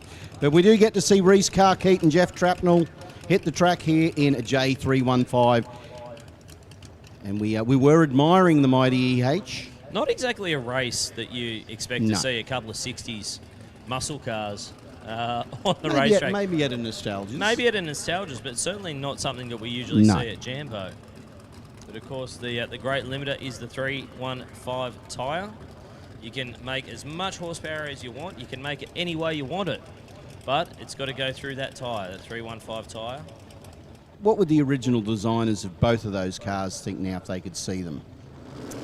What have we done? I guess a bit of a nitrous backslide there. Go in the right direction. Carkeet gone. Yeah, he's gone. He's out of here. 8:49. Rolls out of the... Well, actually, he didn't really roll out of the throttle. It was just 180 miles per hour, but just lost a bunch of ET on the front half of the racetrack. So Carkeet will get the win. And I think we are going to move into... Street Compact, quite Street possibly. Compact. I'm going to leave you, Terry. I feel like you've had enough of me, and I'm going to hand over to Mark Allen, who, because, let's face it, there is no greater expert in this country on... I think this is actually Euro by the look of it. Oh, it does. You actually are. There is no greater expert in Euro cars, especially Volkswagens, than Mark Allen. You should see the library that he's got at home. The literature on Volkswagens is absolutely incredible. You told us you had a hire car that was a BMW. You can stay here with your skivvy on and commentate with us, Rusty, if you like. We move on. Did you just say skibbity? He had a skivvy. He had a skivvy on when he had the BMW. Skibbity. So Haley Menz, Ben Conroy, 1390 for Haley in the Golf. The Audi RS3, a 950. We know that that Audi of Ben's is pretty quick, 950 quick. And it so looks like it's just straight off the showroom floor, but that is a classy bit of Euro. So Haley heads off with a 591. Ben, you're gonna have to do a big chase. Oh, he's a little bit had a snooze on the tree though. Don't think you're gonna be able to catch Haley. Doesn't matter how much top end you got. And Haley will go through for a 1447 on a 1390, and Ben a 975 on a 950. So without a doubt, the RS3, the Audi's got some. It does have some toe, mate. Yeah, great runs in the 9 second zone. Next up, we have got Stuart Twydale in the B-Dub Golf on screen. He stole in an 11.20, and Nicholas Ibrahim Glue. I'm hoping I got that right. Nicholas, 1060 dialing for Nicholas. 11.20 for Tweedale. So Stewart will go through for an 11.58 on 11.20 to take the win. 11.08 on a 10.60 for Nick in the Golf. The battle of the Golfs. But you know what's coming, Mark? This is it. Is this round 3 of Street Compact? Would I be right? Let's have a look, mate. Let's see. You would be correct. Round 3 of Street Compact. Round 3 of Street Compact. We've got the mighty little rotary Suzuki up against this fast-charging Commodore.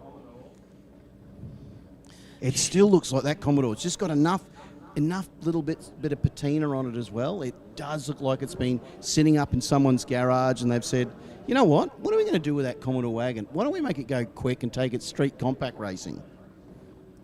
And my first car as a 17-year-old was a VH wagon, mate. Oh, nice. Look at you. Good old blue motor, 202 blue motor. It would not have been a 10-second one like Ben's. Absolutely not. No. But have a look. We love the lift on the Sierra. We love the look of the Commodore. How good is it? So we've got the little rotary-powered Sierra. We've got the Commodore, which is like, we're talking... Ben's dialed in an 11.05 to an 11.40 of Dave Casey in the Sierra, so... Casey had a great reaction time in the last round of racing in the Sierra. He went straight into stage, no mucking about. He's keen. Well, Ben just nudged it in. That wheels up. Whole shot goes to 065. Dave Casey, 149 in the Sierra. I reckon the Sierra might go under the dial in. It looks quick. You'd be correct. Both of them Double did, breakout. Good call there, Terry. Dave Casey goes 11.35, too quick on his 11.40. Davis was 11:04 breakout, but the lesser of the two drivers goes through to round number 4, the semi-finals. Wow, we lose the Little Sierra, but we still get to see the Commodore. So here we go, Corey Gould and Michael Osborne. 10.18 for Osborne, a 10.60 for Gould. So Gould to lead first, Osborne to chase in that tuner racing. These guys have been on the money. Will they continue? We're going to find out. Osborne. Again for Osborne, 0.56. 2/10 advantage over Corey Gould in the Gemini. Osborne gets the win, 10.29 on his 10.18. Corey Gould goes 10.74 on his 10.60. Osborne through to the next round. Going all right, isn't he? So Zach Anderson and Alvin Johnson, a couple of our local street series races. Both these races got all different cars. Alvin's raced quite a few different. I know Zach has raced a couple of different cars. He got a couple, got one in the build as well.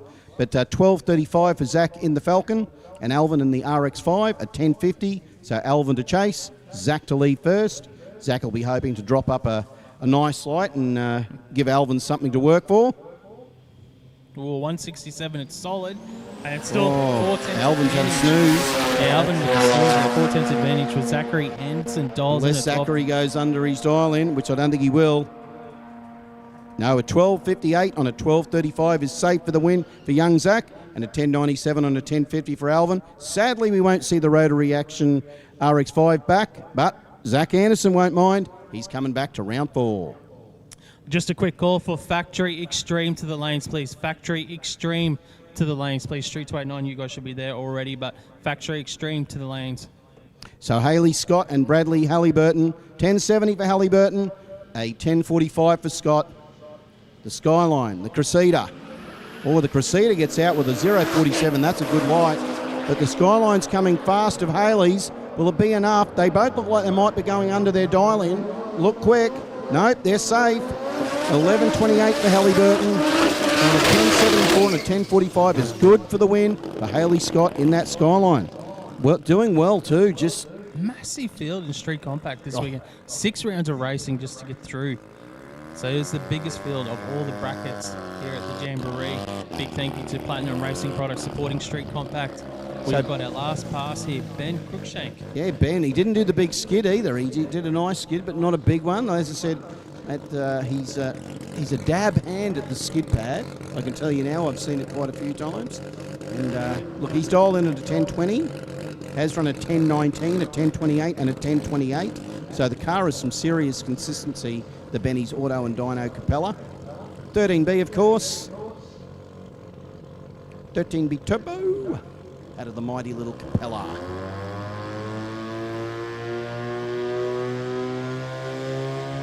He's going up. He's going to load it up. He held on to it, though. So Cruikshank, he's backed off. Yeah, Ben says, no, didn't like the sound of that in third gear, but that's okay. Rolls through, still runs a 10.40. Yeah. Makes you wonder what it would have run. Yeah. I think it's definitely a 9-second car. So, but here we go, Mark. We're into our next category. So you wanted to get a little bit quicker again? Well, that is exactly what we're just about to do. What we're moving into now is the Street 289.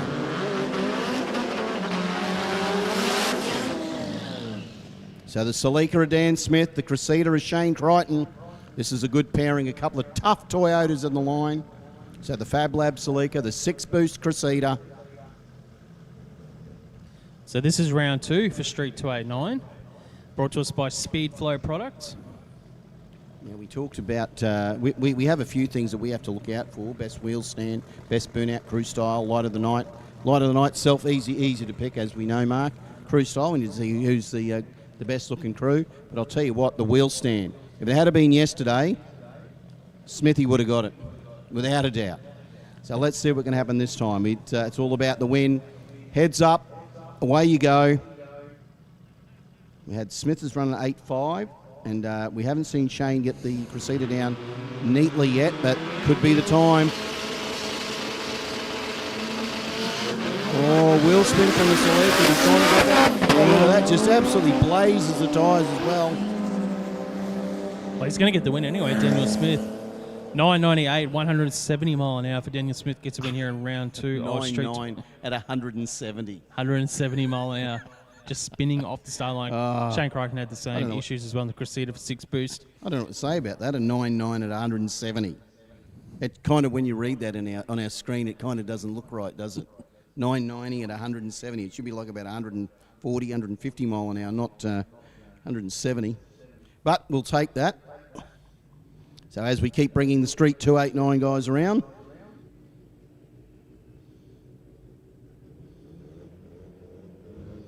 So we are back to racing well and truly here at Garrett Advancing Motion Jamboree 2024 in Brisbane.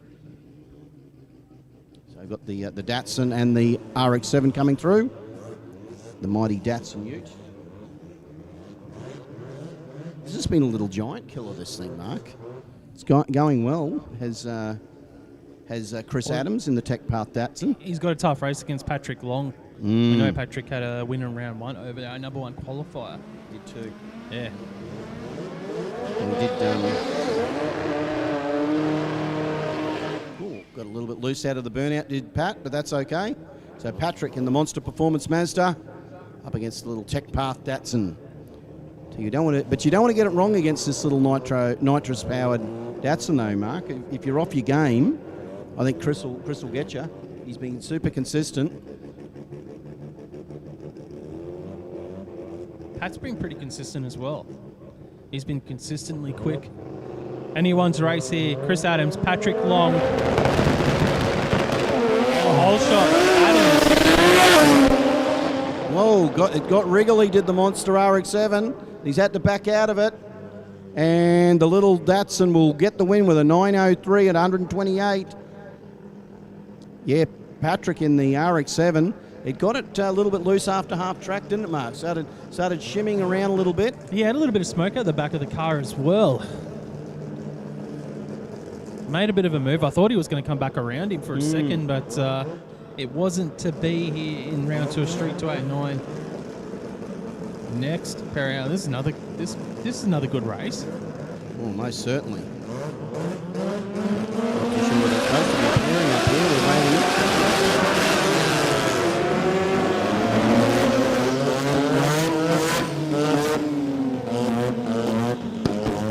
Just waiting to see. We've only got one car on our screen at the moment, but we've definitely got 2 cars on track. We've got Eric Sliger on track in his Mazda. He's just done his burnout, and I'm not sure if he can get him to reverse at the moment. He's just sitting there at the end of the wheel. It started, was stalled, so it started back up. So Eric Sliger moving back. Now, is he meant to be on a solo pass? Yeah, I think that might. I think.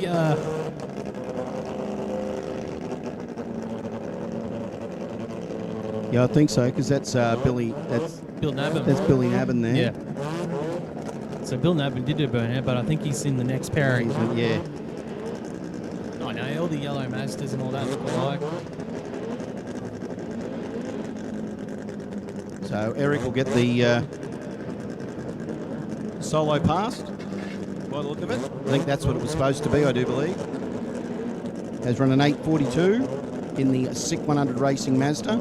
Sometimes it's a bit hard for us here because we're not with race control, so we just got to make our best guesses of what's happening. Yes, because we don't know what order they've sent everyone out in at different times as well.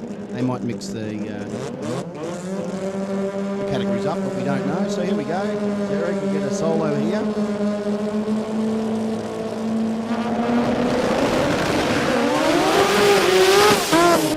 Wild out there, out of the hole.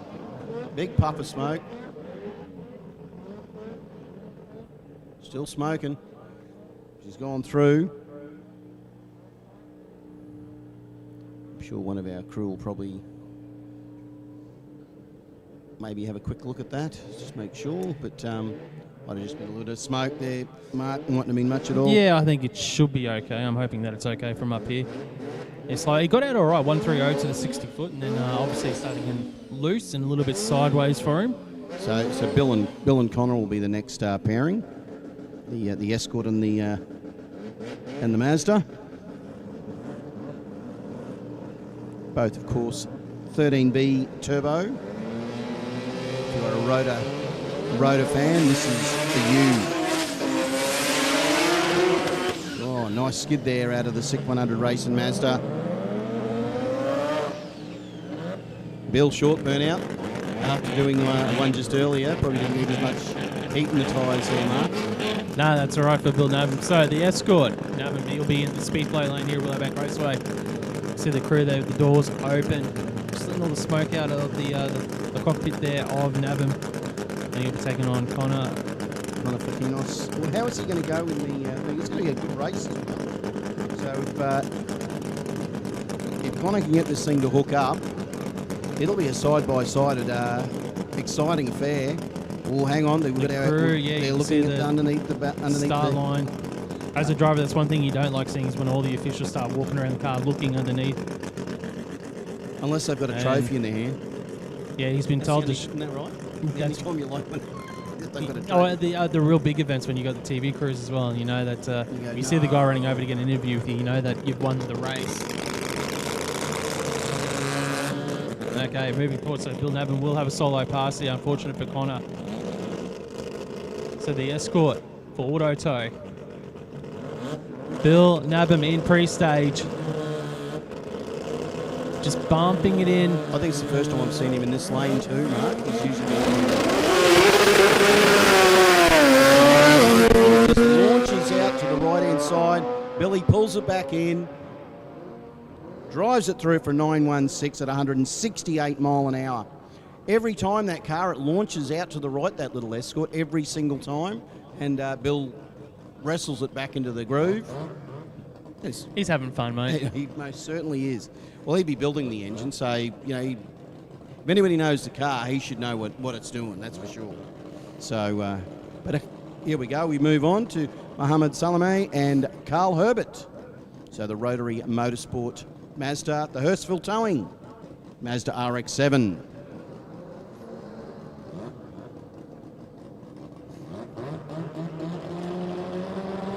So he's our number one qualifier, upset in round one.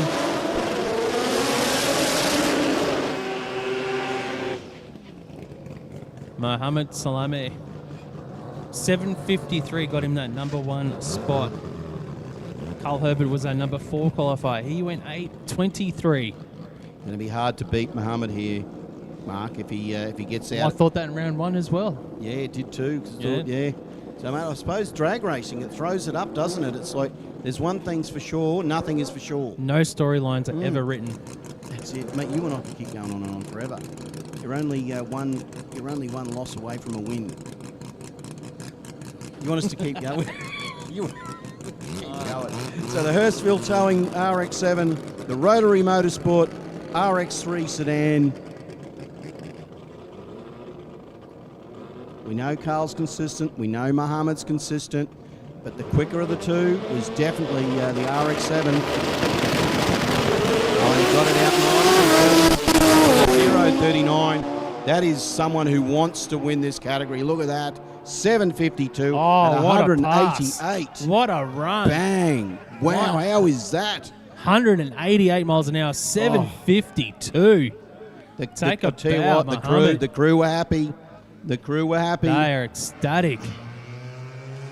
There was no stopping that thing. Got out quick with a good light, 0.39, and just absolutely nailed that thing, and that was impressive. That is making a statement as a driver, as a team. 0.39 on the tree, 752, low ET of the weekend is Street 289. Incredible run for Mohammed. Seeing back out in round 3. So here's Al Afkal, of course, in the little RX-3 coupe.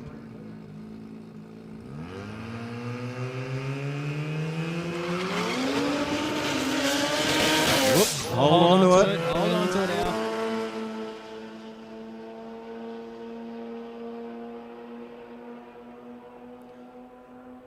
We held it through, so ran 11.89 and 138. So, yeah, fair bit of wheel spin there. I thought he was going to have a look at the centre line a little bit more closely, but he decided to reel it back in, and that was a good thing there. Thank you, Mr. Afkal.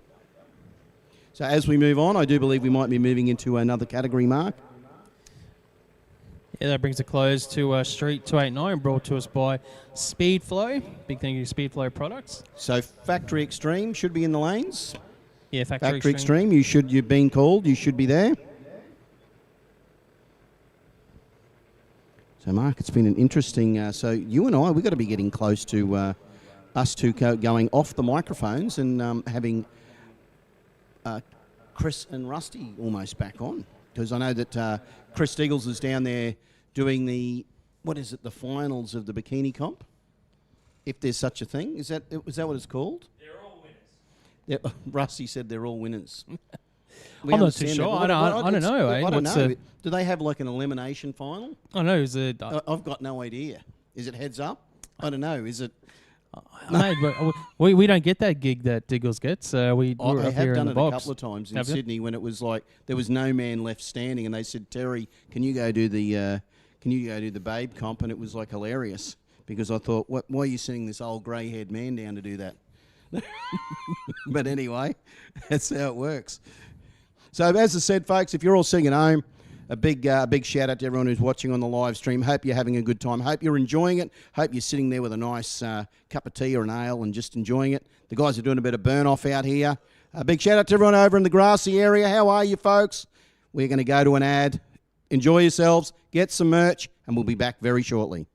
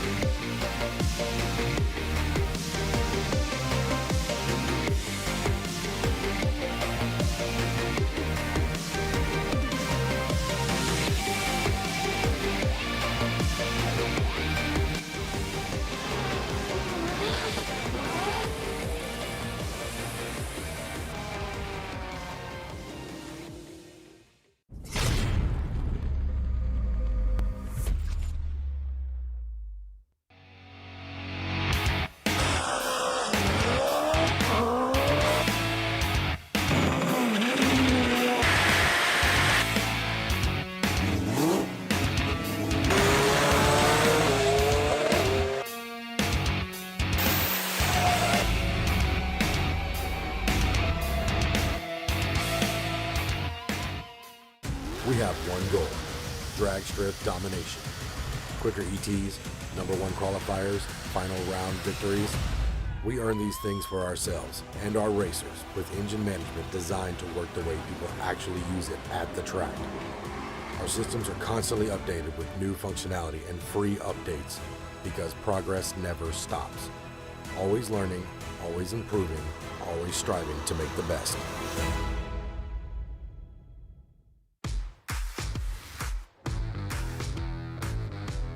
Designing and building a drag strip is extremely challenging. The lives of people are at stake. There is no room for error. My name is Frank Tarabay. I'm the owner and managing director of Every Trade Group.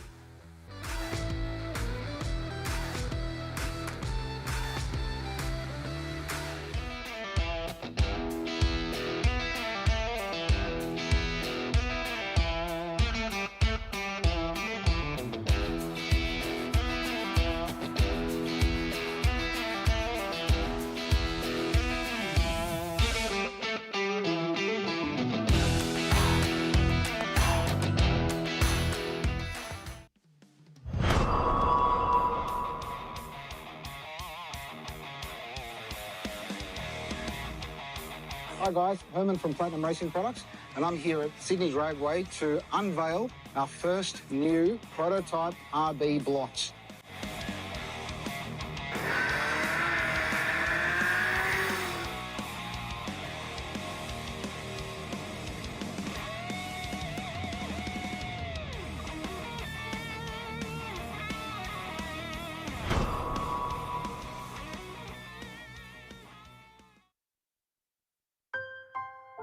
We've always had a few cars.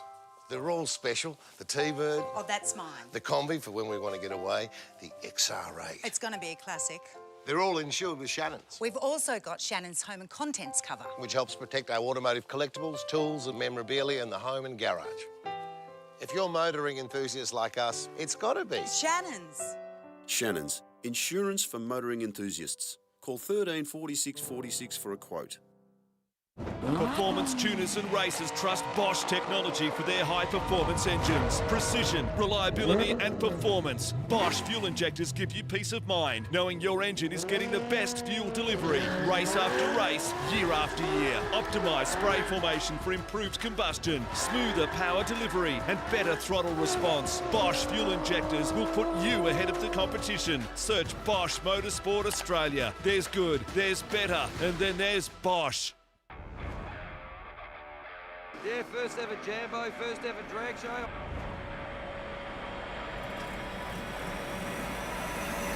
Here we go.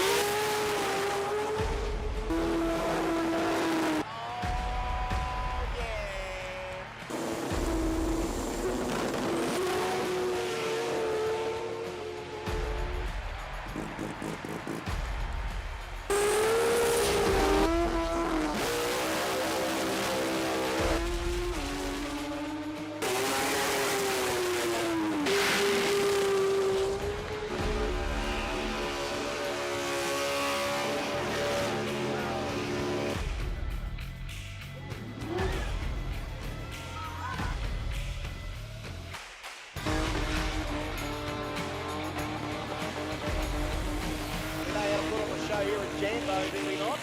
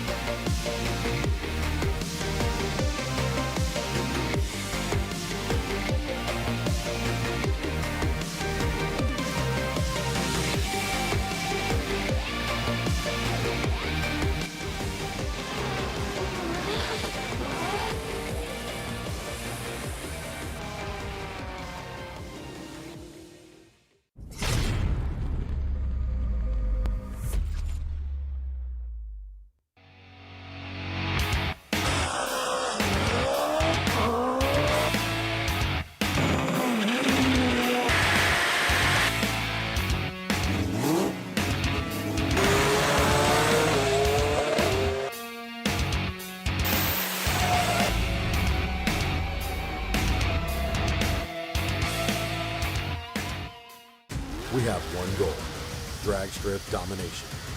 Quicker ETs, number one qualifiers, final round victories. We earn these things for ourselves and our racers with engine management designed to work the way people actually use it at the track. Our systems are constantly updated with new functionality and free updates because progress never stops. Always learning, always improving, always striving to make the best.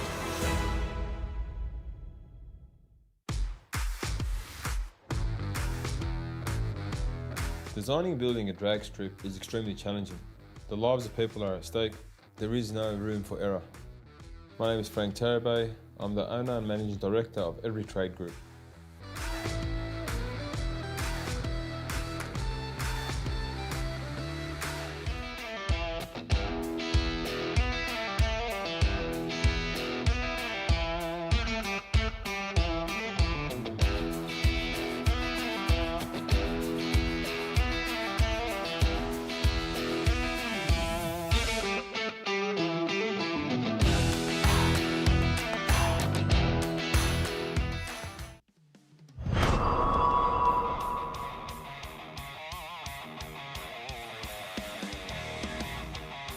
Hi guys, Herman from Platinum Racing Products, and I'm here at Sydney's Raceway to unveil our first new prototype RB blocks.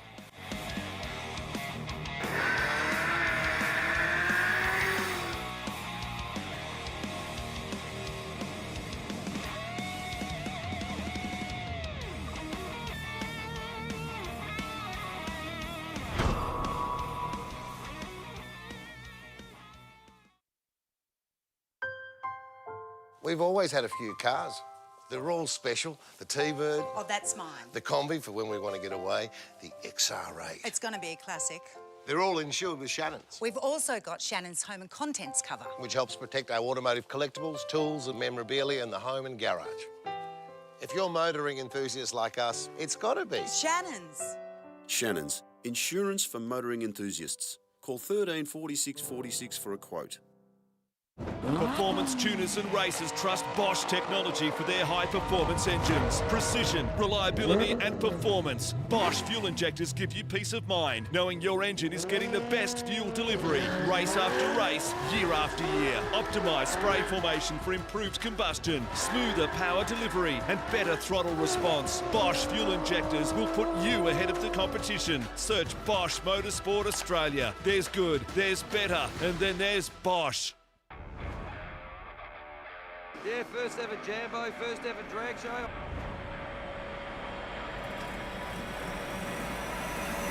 Here we go.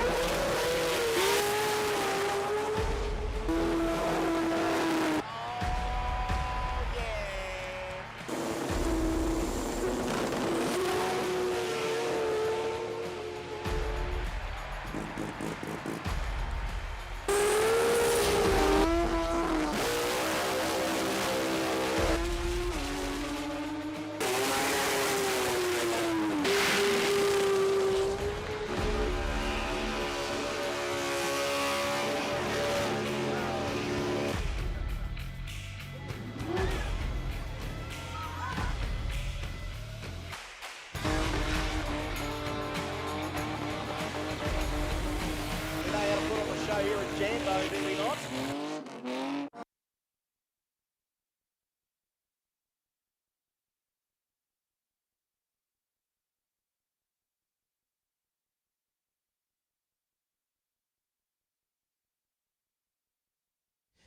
Attention in the pits, attention in the pits. If you happen to have a silver van, well, it's your lucky day. The registration number is 542 ER9, 542 ER9. Unfortunately, you're blocking cars in the VIP pit area. But the good news for you is that if you don't move it, we have a forklift and we'll do it for you. So, if you want to go and move your car, it's a silver van. What was the rego number again? Just one more time for this, for me. 542 ER9, 542 ER9. Could you please move your vehicle as soon as possible so that the people in the car park that you have blocked in can get out? Thank you kindly. We appreciate your assistance and your cooperation. We'll be going racing very, very shortly. I think we might have, is it Factory Extreme up next? We'll have some Factory Extreme action coming your way in the very, very not too distant future. Yep, absolutely. Or Pro Compact. Pro Compact, sorry. No, it's something. We've got something coming for you very, very shortly. We're just finishing off this little bit of track prep. I can see that looks like Justin and the boys are finished out there on the racetrack. So we shouldn't be getting too far away from getting these cars out on to the track for the second round of the professional categories here at the Garrett Advancing Motion Brisbane Jamboree for 2024. It is a beautiful day here in southeast Queensland. If you're watching on the stream, please make sure that you do like, share and subscribe. Make sure you do let everybody know what we're doing here this weekend, because it's all about growing the sport, growing the awareness of what we do, and obviously Jamboree is one of the highlights of the year, not just here at Willowbank, but everywhere we go, whether it's in Sydney, whether it's down in Adelaide as well. Of course, we have got Adelaide Jamboree coming up in the not-too-distant future, and Tez, that's going to be a good one. Mate, I reckon it'll be pretty good. I have called down in Adelaide a couple of times, so I can tell you now, depending on what time of year you're going down there, you might want to wear a hoodie. Yes, can be cold. Because it can be very brisk down there down at the Bend. It's an amazing facility, though. All jokes aside, if you have never been there, it's worth I'm guessing anybody that's here or watching online is probably a fan of motorsport in some way, shape, or form. So if you want to go down there and check out the facility, it is absolutely world class. You can stay on the pit straight in the hotel. Surely you must have. 'Cause I did. And it was weird opening that sliding door, walking out onto the balcony, and you were on pit lane. Oh, absolutely. Like, I thought it was a private what? balcony, and that created some issues. But it's overlooking the pit lane. Overlooking the pit lane, and it's absolutely sensational. It's an amazing facility. I'm a rock star. I threw the couch out. I threw the couch out, the fridge out, and a couple of cars ran into it the next day. Yeah, I'm still apologising to the staff up there for that. But Rusty, they have all the cars in the actually in the foyer. Yeah. So it's a display of monumental. I think they call it proportions, the atrium. The atrium? The word, or the foyer, whatever you want to call it. I've seen Top Fuel dragsters in there. Oh, really? I have seen funny cars. I've seen V8 supercars. I've seen McLarens. There was a Benetton Formula One car at one point in there. It's literally just a celebration of motorsport. It is. It doesn't matter what kind of car you're into. There'll be something there. In addition to that, they've also got the Big 4 caravan park as well. That's there, which is amazing. They've got all sorts of stuff for the kids. They've got activities. There's a pump BMX track there as well. There's a pump track. There is. I didn't see that. Maybe I was on the wrong day. There's a putt course. There's literally something to do for everybody. And the really cool thing, if you happen to be at the drag strip and you're thinking, oh, you know what, I'm a little bit peckish, or I forgot the sunscreen, or I need something. There's a service station. There's a servo that you can walk to that's about 150 metres from the back gate of the dragway. You walk over there. There also happens to be a Hungry Jack's and a noodle box next door. The place is so well thought out. It's just, it's such a cool place to go racing. I like it. Look, I didn't get a chance to go around the track, but I didn't call it I've called it the racetrack. I haven't called it the drag strip. So I had the privilege of seeing the drag strip before it was finished. Yes. But you've obviously had the pleasure of calling I've there? had both. I haven't called there yet. I've been down there for Raceway. I was down there for the opening event, covering it for one of the media organisations, and I was also there when they were building it. So Nice. we got the grand tour on what was possibly the windiest day I've ever experienced. But that is Adelaide. That is South Australia. You know that. Absolutely. Like when I was there, it was as they were just starting to put up the light towers, and there was no turf in the place, and the track had only just been finished, and so it was kind of, you could see the bones of what it was going to be, but you didn't quite know how cool it was going to be. It's cool. It is cool. Let me tell you, it I is like cool. it. Well, we had looked like we might be going into some racing here, but I just remember it was 5 degrees during the day with my hoodie on and my nose running, commentating a Rotary revival there, and it was cold. Yeah, cold. Cold is not the word. Cold is certainly the key word. We're going racing with Factory Extreme. I believe it looks like Jerry Keel and Jason both rolling up to the line. And Terry, this is a good way to kick things off for the first round of Factory Extreme, or first pair of Factory Extreme. 2 rotors right up your alley. It is good to see the mighty Jerry and Jason both here. Both cracking along. We'll yet to see Jerry dip it into the sixes, of course, today. 6.5 out of Jason Both. That thing is on a mission. He's having some good success with it this weekend out of the Mazda 6. Yeah, 100%. He's just been creeping up on it, 654, 653. Only, I think it was about an 8-second pass that he ran in the first round of racing. It didn't really behave itself too much.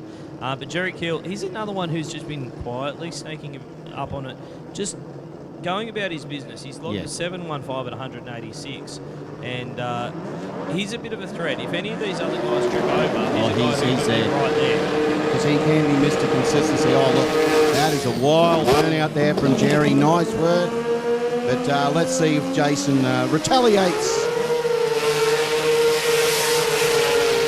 Well, there's the shot fired back. Nice work there from the Mazda 6. We are still handing out Best Wheel Stand and Best Burnout awards today, and it is up to the commentary judging team, the Romanian judge from the breakdancing. Someone's got a better double.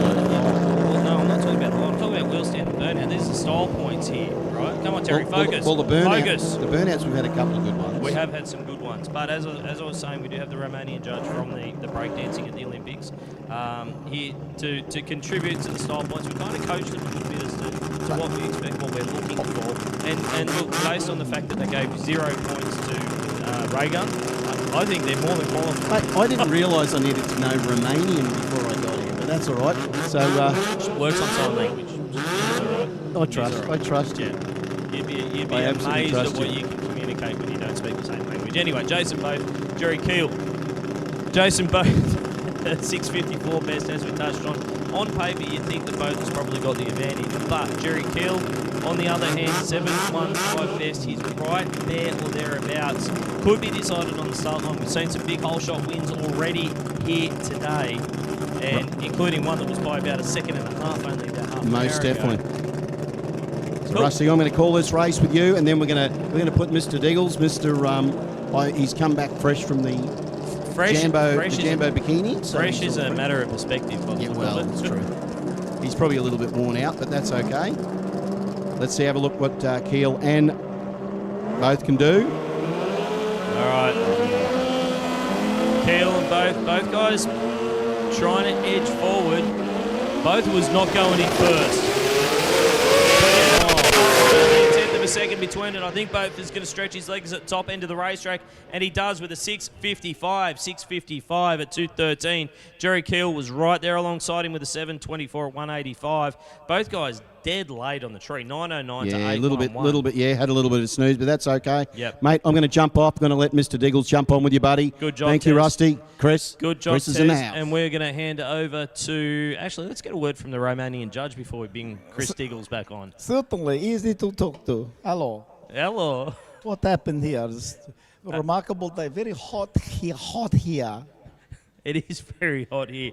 And I have not had heat like this anywhere. It's very much warmer than it was over in the Olympics, I'm sure. Oh, look, very dirty city, Paris. Yeah. Lots of stuff on the street. Yeah. We Great. are going racing with Get Factory out. Extreme. We've got gas racing coming up now. What is the predominant car brand over in Romania? Just out of curiosity. We used to have one called a Yak. A Yak? Yes. Was it hairy? No. Hard to start, though. Hard to start. Crank start. That was actually the same name as this design, though. Year of hard start. Yes. Okay. Well, thank you very much, our Romanian burnout judge here this weekend. Thank Let's you, welcome thank back to you. the microphone, Mr. Chris Diggles. Isn't he? He's a wildcat, that He's dude, a isn't wild he? roost. Isn't Have he? you ever seen a haircut like that before? No, the mohawk. I like that. It's like mohawk with the beading and stuff. And the tattoos, the Nordic tattoos. Yes. Yeah. He's more of a Viking. And isn't he? I don't know who these two chicks are with him, but unbelievable. Can't be your They sisters. were from the Bikini comp, I heard. Yeah, they can't be your sisters. All right, so gas racing rolling up to the line. Can Zoran get that 5 second zone that 5 second pass that he so desperately wants in this BMW, or will it be Archie Kajeski's time to throw down? Look, I think Zoran is closer to hitting the complete perfect run. It's only a matter of time. This temperature just might throw the curveball. We've got Eric Lazinski in the house that's making sure that he keeps the clutch pack in this car on point to suit the conditions. So that's already in there. We know Archie at any one time will peel back 630 potential out of the car. It's got it in it. It's done it before. Yeah. Every system on these cars has to work properly, and sometimes things catch you out. You're down on power, something doesn't shift, something doesn't do something right, there's a miss, it's whatever. You can be chasing all sorts of little micro cliches over the weekend. But then it's just one more pass away to say, well, you know what? Everything that we've done on this car, we've done 25 times on it. Try this. Yep. Will it pay off, or will we be disappointed? And some days just end up so hard at the end where it's like, just one. You just want one. And that's what Archie's looking for this weekend, isn't it? He hasn't got one yet. He needs to throw one down. It's not going to be an easy job for him, that's for sure. We've seen guys come from about even second round in and get on a streak and somehow get themselves into a final. The old-fashioned Bradbury, which no one else in the world knows what is, by the way. When I was in Europe, I asked a few people, do you know what a Bradbury is? No, what's Bradbury? I said it's when a guy wins a gold medal for coming last. Bradbury was a model of yak. And then these days you could call that Reagan. But I'd rate Bradbury over Reagan any day. Well, he actually did something. Well, he did. Yeah, He he actually got did a something. result. He actually got a result. Yeah, there was a medal at the end of the day. I mean, settled for a point. Reagan got nothing, like squat, like duck egg. Like, three duck eggs, that's like actually. going out to play cricket and get bowled before you even got out there. It's like tripping over and breaking your leg on the way out to She the might wicket. actually make one of those women's Premier League cricket teams. She might be one of those T20 She's got teams. the outfit. Yeah, she's got the style too. I reckon you get her out leg LBW easy, I reckon. She looks like she's weak down the leg side. Absolute mong. Full mong, ladies and gentlemen. But anyway, sometimes people like us get to go through life and just be misunderstood. It's really easy being perfect, isn't it? It so is, mate. It so is. So is, you know, it's not easy being green. That's what Kermit said. I don't know what the hold up here is because looks like the track seems to be clear. Oh, there we go. We got the fire up signal. Okay, 20B versus 2J, Mazfix versus Gas, BMW versus Mazda. Now, on our 6. system, it's actually coming up as Archie being on a solo pass. Gotcha. Here. Gotcha. Okay. Archie gets sent on a solo. It does look that way. There's not a lot of activity around the Gas BMW.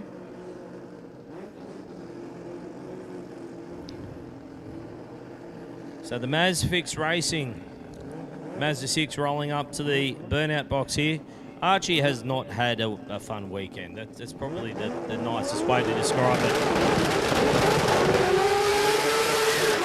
That's our boy. It's a bit better. Yeah. I remember Archie used to never spare the RPM in the burnouts. He's got that thing sort of behaving a little bit better right now. Sounds really crisp. I mean, we've got a lot of workshops with their attitudes to 2-rotor and 3-rotor builds. And Archie's got, I think, triple rotor, triple turbo. I think that's what he's got on this thing. Okay. So I think he's got a turbo per rotor here. I know that was at one stage one of the deals he had on it. I'm going to let this thing eat all by itself. I think we just got to let it go. We've got to let Archie sing this 20B. If it's willing to give it to us, I'm not going to stand in its way. I'm going to stand back here and hear that thing sing. Unless he goes and does something silly like power wheel stands for 300 foot, I'll come right back in. Yeah, you'll be right there.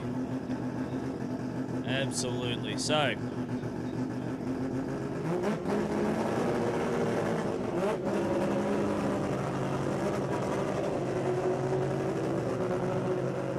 it's definitely got a different note to the other rotors. Bit angrier. Out there. It sounds like it's a bit more wound up, a little bit tighter. Another guy with a clutch still in the car, so you know what I mean? So he's got so many things, coefficients he has to work with here.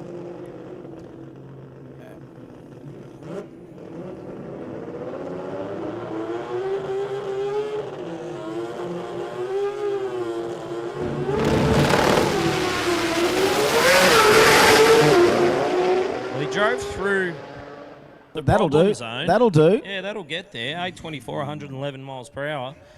It wasn't on full noise the whole way down, but it's an improvement. It's a step forward. Yeah, 111 in the 60 foot, and look, it was down on power. It had a little bit of a miss or something in it there that wasn't quite right. It was trying to make the horsepower, but it couldn't. So he took it a bit further and then pulled the chutes on it. That's the first half. Look, I wouldn't change too much on the first half. It's down just a little bit on power, but you get that sweet spot in the clutch and go, well, that'll do. I think that's going to give us 2 more shots at the track. We've just got to make the horsepower that we know we can make. Speaking of showing horsepower, like this thing at ground level, watching Zoran drive this thing, I mean, it is carrying the wheel. It is doing these amazing feats of pure horsepower. And the big fella doing the steering. Now, Just there we go. accepting the green. There we go. So he's going to save the bacon here. Yep. Just accepting the green here, which is saving the car for the third round of racing, I would suggest. It looks like we might have had a little bit of attrition in the factory extreme ranks because a couple of solo passes to open things up is not exactly what we would have expected.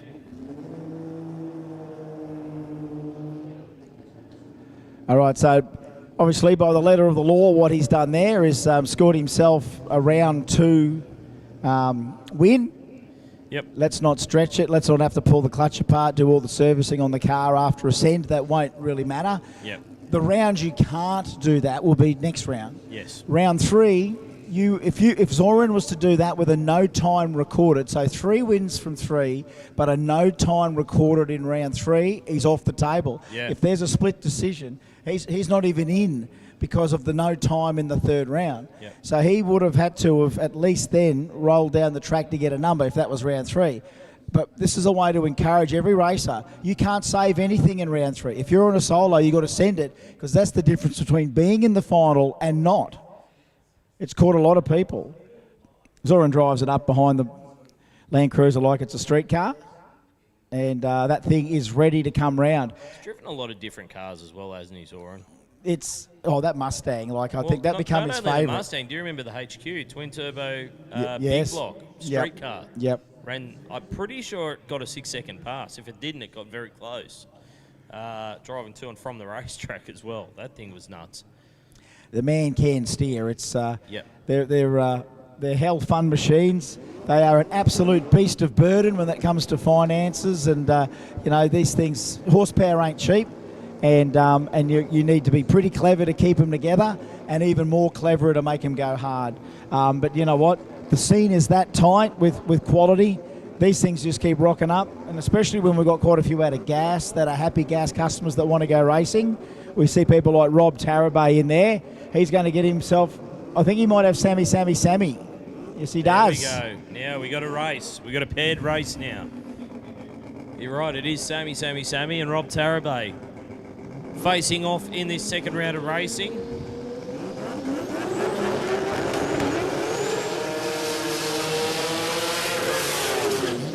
All right, he means business, Sammy. No big burnout. He's not letting the moment get ahead of himself here. And the Romanian judge is shaking his head. He was expecting big things that time from Sammy. Yeah.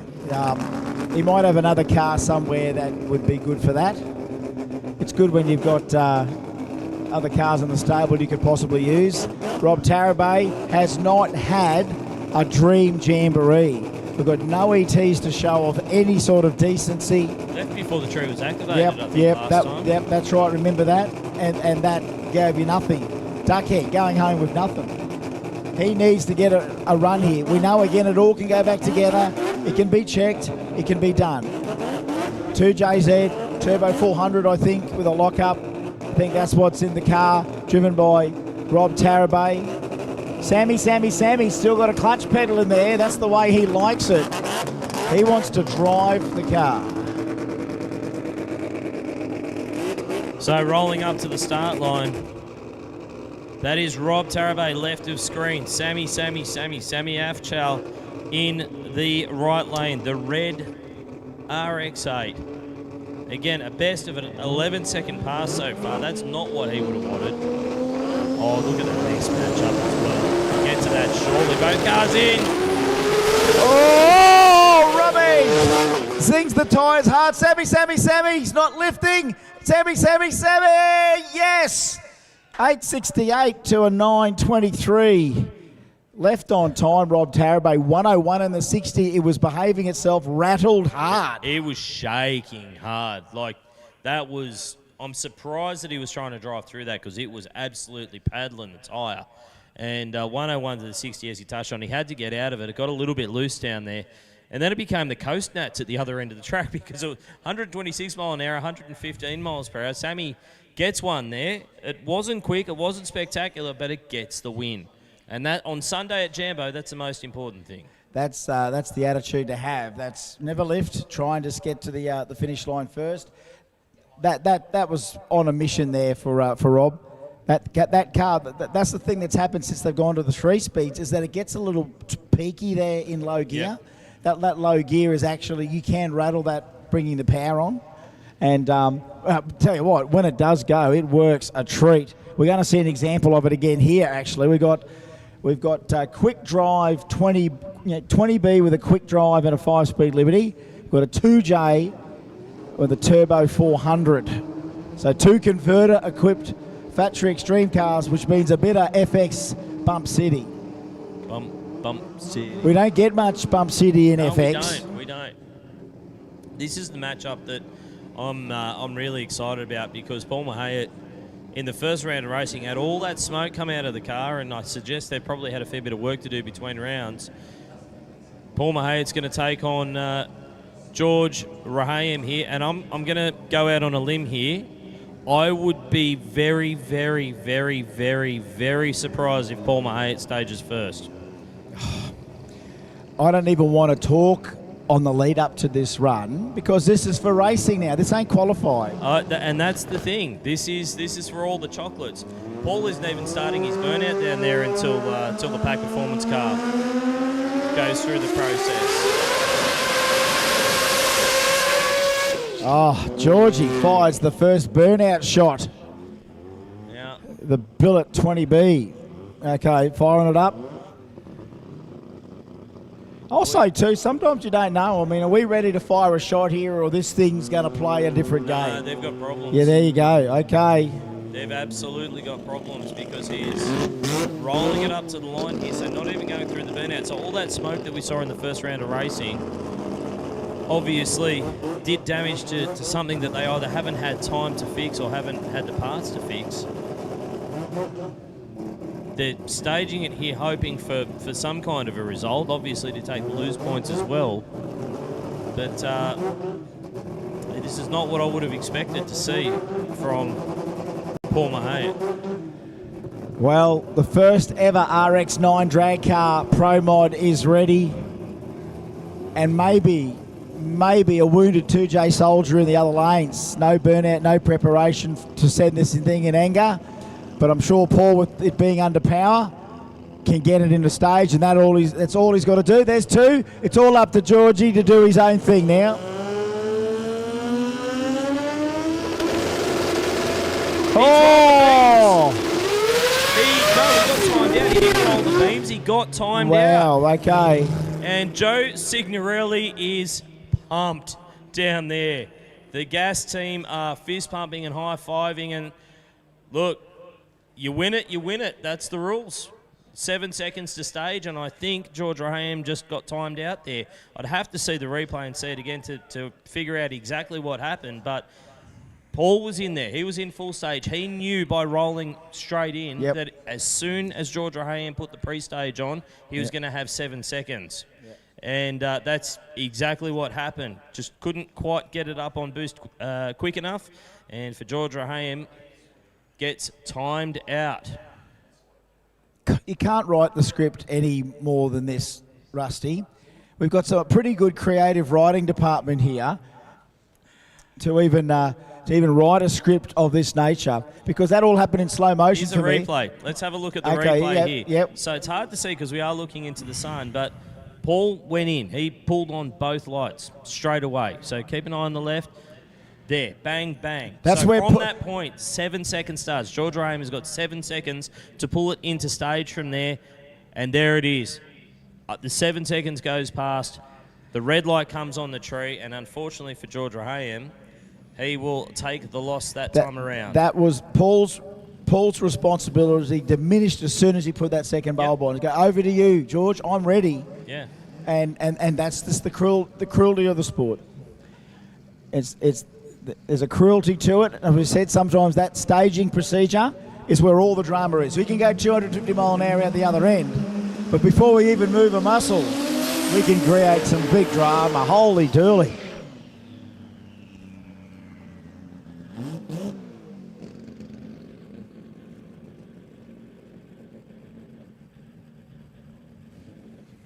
Yeah, you can't write these scripts, Rusty. You really can't. You cannot. Oh, you know what?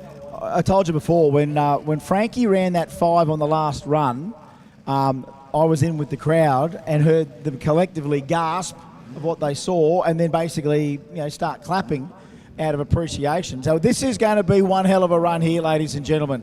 Factory Extreme, round number 2, the 4-cylinder in that low 6-second zone. Frank Tarabay knocking on the 5-second door again is all he's hoping for here, and by all indications down in this lane, if he's got some plan in place that he's about to execute, then you are in the right place, folks, to witness more greatness here at Jamboree 2024. It's probably a little bit on the warm side to think about the 5-second run for the 4-cylinder car, but that being said, he will be right there alongside Frank Tarabay. Tarabay, I think, has logged the only 5 that we've seen in Factory Extreme so far this weekend. With that, I think it was a 597 in the first round of racing. Yeah. So, Colin Wilshire, he'll be going up there just to do his own race, run his own race, stick to his program.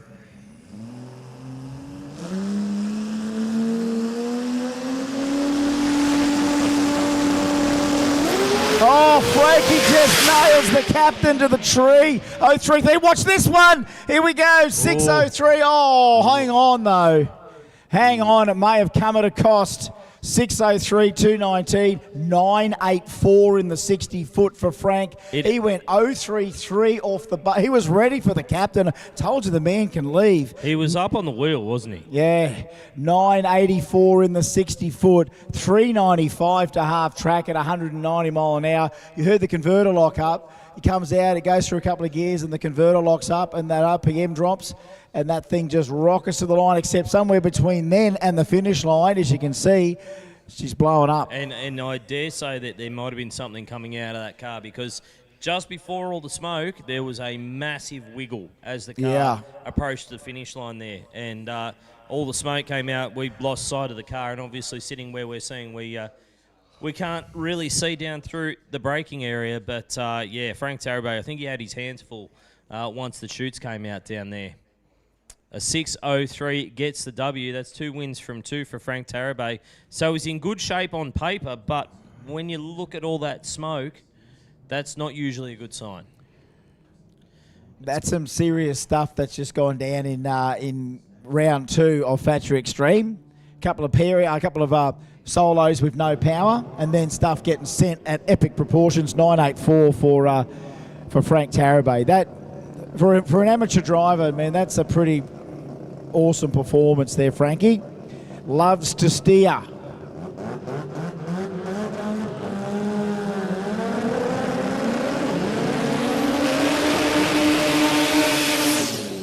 Oh, here we go. McKern and Associates Pro Compact. So it is young Peter Ray and the...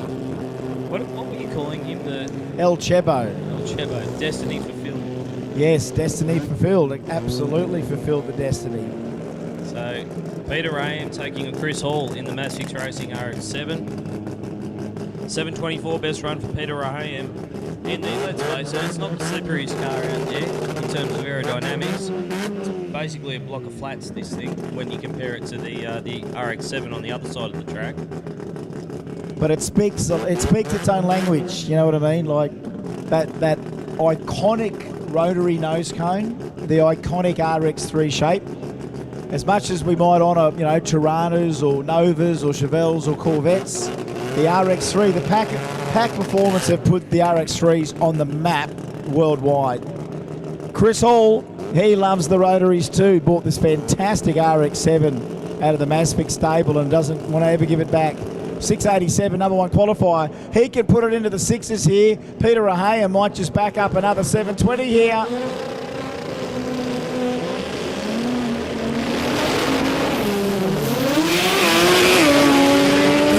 No gears for Chris Hall again. Looks like Pete Raham's got all of his gears, and a 750 right now is enough, Rusty Gregory. Absolutely. 750, 188 miles per hour, 149.1. Start again, 188.49 miles per hour at the finish line. Obviously, it was a full pull there. There was a little bit of smoke as he popped the chutes, but I don't think anything to be too concerned about. Chris Hall, though, left the line. Just doesn't really want to leave on boost, that car today. I don't know whether it's a gearbox issue, whether it's a trans brake issue, whatever it is. It just seems to be really struggling. Didn't seem to be engaging through the gears. Like, at least if it was under power and missing and he was getting all the gears, you'd see it just sort of shift. But there it's not doing anything. It's holding itself back. Tricky things. Tony Grigich now taking on what appears to be the steam-powered MX-5 of Lee Doherty. Hybrid. It's the new... Well, aren't they talking about running rotaries on hydrogen again? Are they? Yeah. Is that on the cards again? That's on the cards. There we go, Tony the Ghost Grigich. Makita on board. Must use a lot of Makita.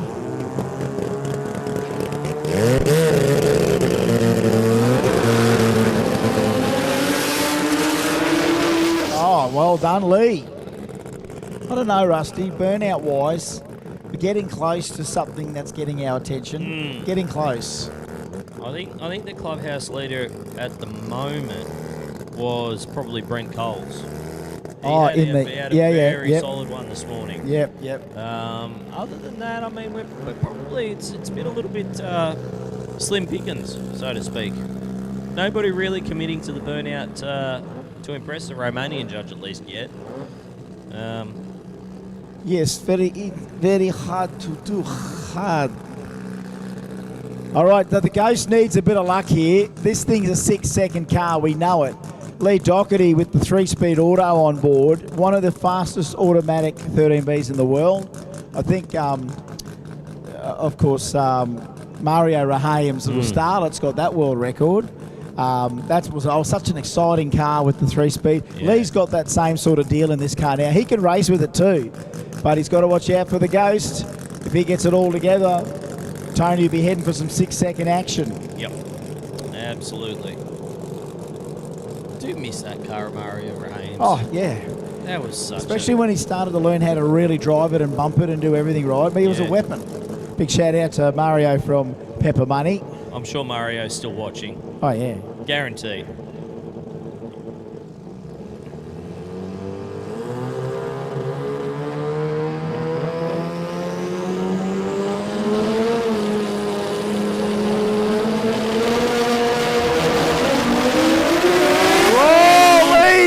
Lee! I mean, beautiful driving at the end there, by the way. Nice dodging. Got off it at the right time. The Ghost was out there a little bit harder. 106 in the 60-foot. He was actually going out and making something. All Lee was doing was making headaches for himself. Completely dodges the three. There's a big gap on the time slip here where it kind of dodges the 330 foot, but he picks up the 660. I was convinced then that we were going to be looking at something very nasty, and Lee Doherty pulled it back and saved one there. That was a good drive job. Got over the centre line, so the win will go to Tony Grigic, but it wasn't through lack of trying from Lee Doherty. There's a replay on the screen. We bump it in there, and off it goes toward. It did it did it yesterday. He was less than a car length behind. Yep. He was less than a car length behind Tony Grigic. When you look at that replay, you can see just how close he got. Who said little cars can't be exciting? Not me. The little ones are always exciting. Oh, 3RZ fans in the house. Little ones can be fun too. Yeah, we're going to give the little ones some fun, right? Yeah. High five to them. So Sam Kiprios, another one on that side of the racetrack. That is such a well-sorted car. I was saying this to Mark this morning. He just goes out there, gets up on the bars, and just goes on down the racetrack. There's no airs or graces about it. It's just a very well-sorted combination. He's going to take on Chris Tate in the 200SX. The slammed and massaged front end on that car. Very, very slippery, and it shows running up around not too far off that 200 mile an hour mark. Up over 191 so far this weekend. Pro Compact brought to you by McKernan Associates. Okay, Tater. He's making plenty of horsepower, Chris Tate. He's been creeping up on the clutch setup, and he's had a little bit of suspension work and stuff tweaked to the car. It's an ongoing evolution, this 200SX, from what it started as to where it is now. Attention in the pits, attention in the pits. Modified Compact and Modified 10.5 to the staging lanes, please. Attention in the pits, Modified Compact and Modified 10.5 to the staging lanes, please. All right, 3RZ. Tatey, Kiprios, 3RZ's in the house. Pro Compact, gentlemen. They're both sticking half track for Tatey, 4:36 to the finish line. Tatey, 6:76, 7:36 for Kiprios, 7:36, 190, 6:76 for Tatey, 197. That'll do. 4:36 to half track, 164 mile an hour, 105 to the 60. Tater, put that one in the book, mate. It's been threatening to do that for a while. Yeah. And it still had the shoots out early as well, only 197 miles per hour. That looked to me for all money to be at 200.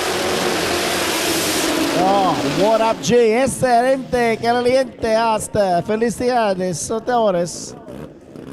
Sorry, mate. Where's the horns when we need them?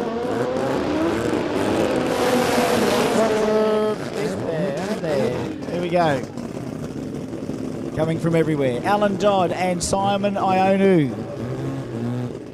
Keep it coming, kids. Keep it coming. All right, so what up, G? The boost works. Car of Alan Dodd. Very neat little car, this one, and as Mr. Diggles touched on earlier in the weekend, a new car on the way, a new G.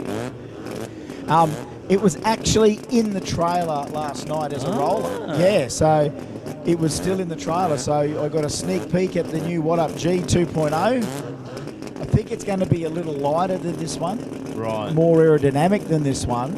And probably the ability to throw a lot more at it. I think it gets a little bit more tyre, even though, don't you reckon that RX2's... That's got a fair bit of tyre. Don't you reckon that RX2's got some tyre on it or what? Yeah.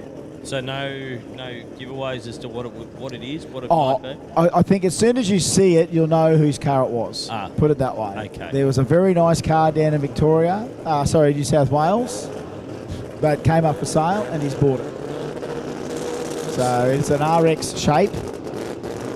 Okay. That's all we'll say. Clues with Chris Diggles. Yes. Simon Ioanu on the other side. We haven't spoken about the ProMaz RX8. 705 was the number 2 qualifier.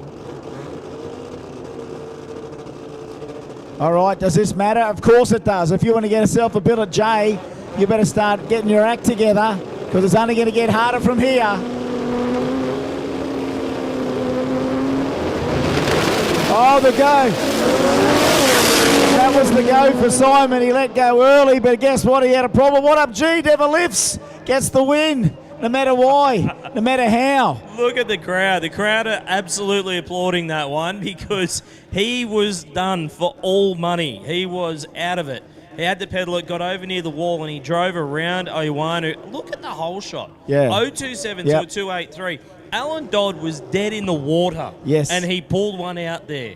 Yep. He had to do a bit of driving to get it. His 60 foot was better than Simon's by a little bit, but Simon's whole shot, how obvious was the gate? Oh, the gate job. It was a gate job. It was a gate job. Absolutely nailed him to the tree. Jurgen Piscopo now. The Datto. It's a good shape, this, isn't it? Very classic. The Datto 1200, as we said, raced all the way around the world, especially in Puerto Rico, in very similar combos to this. This one, of course, came out of New Zealand in the early days with an SR20 in it, driven by Rod Harvey. It was the Ray Glass 1200. Well, I was going to say, that's the car. Right. Yeah, it was a 7-second 4-cylinder in New Zealand. I think Benny Bray had a go at steering it as well when he owned it. Yep. And now Jurgen's really made it a nice little deal with that 13B on board. Yeah. Absolutely. Got a solo pass here, so He's no pressure. He's run 6s before, remember, so Jurgen can get it down. He just wants a run where it all works for him as well. Everyone just comes here to make sure everything works at least once. Yep. Or once you get on a bit of a tear, 2 or 3 runs where you can go, you know what, that's why I spend every dollar on this thing. When I get the love back, there's no better feeling. And you know what, as fans sitting back watching them spend their money, get the cheapest seat in the house. We want to see Jurgen have some fun here. He's on a seated solo to get a round win.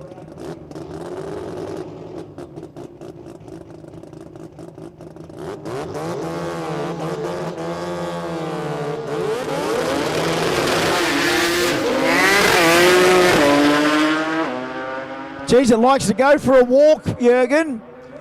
Yeah, 748, 180 mile an hour. Start line caught him a little bit, 124 in the 60. Yeah, just bogged the tyre a little bit, didn't it? Just caught it enough, like it didn't bog the engine down. Yep. Dragged it ever so slightly, but drove through it. 748, 180 miles per hour.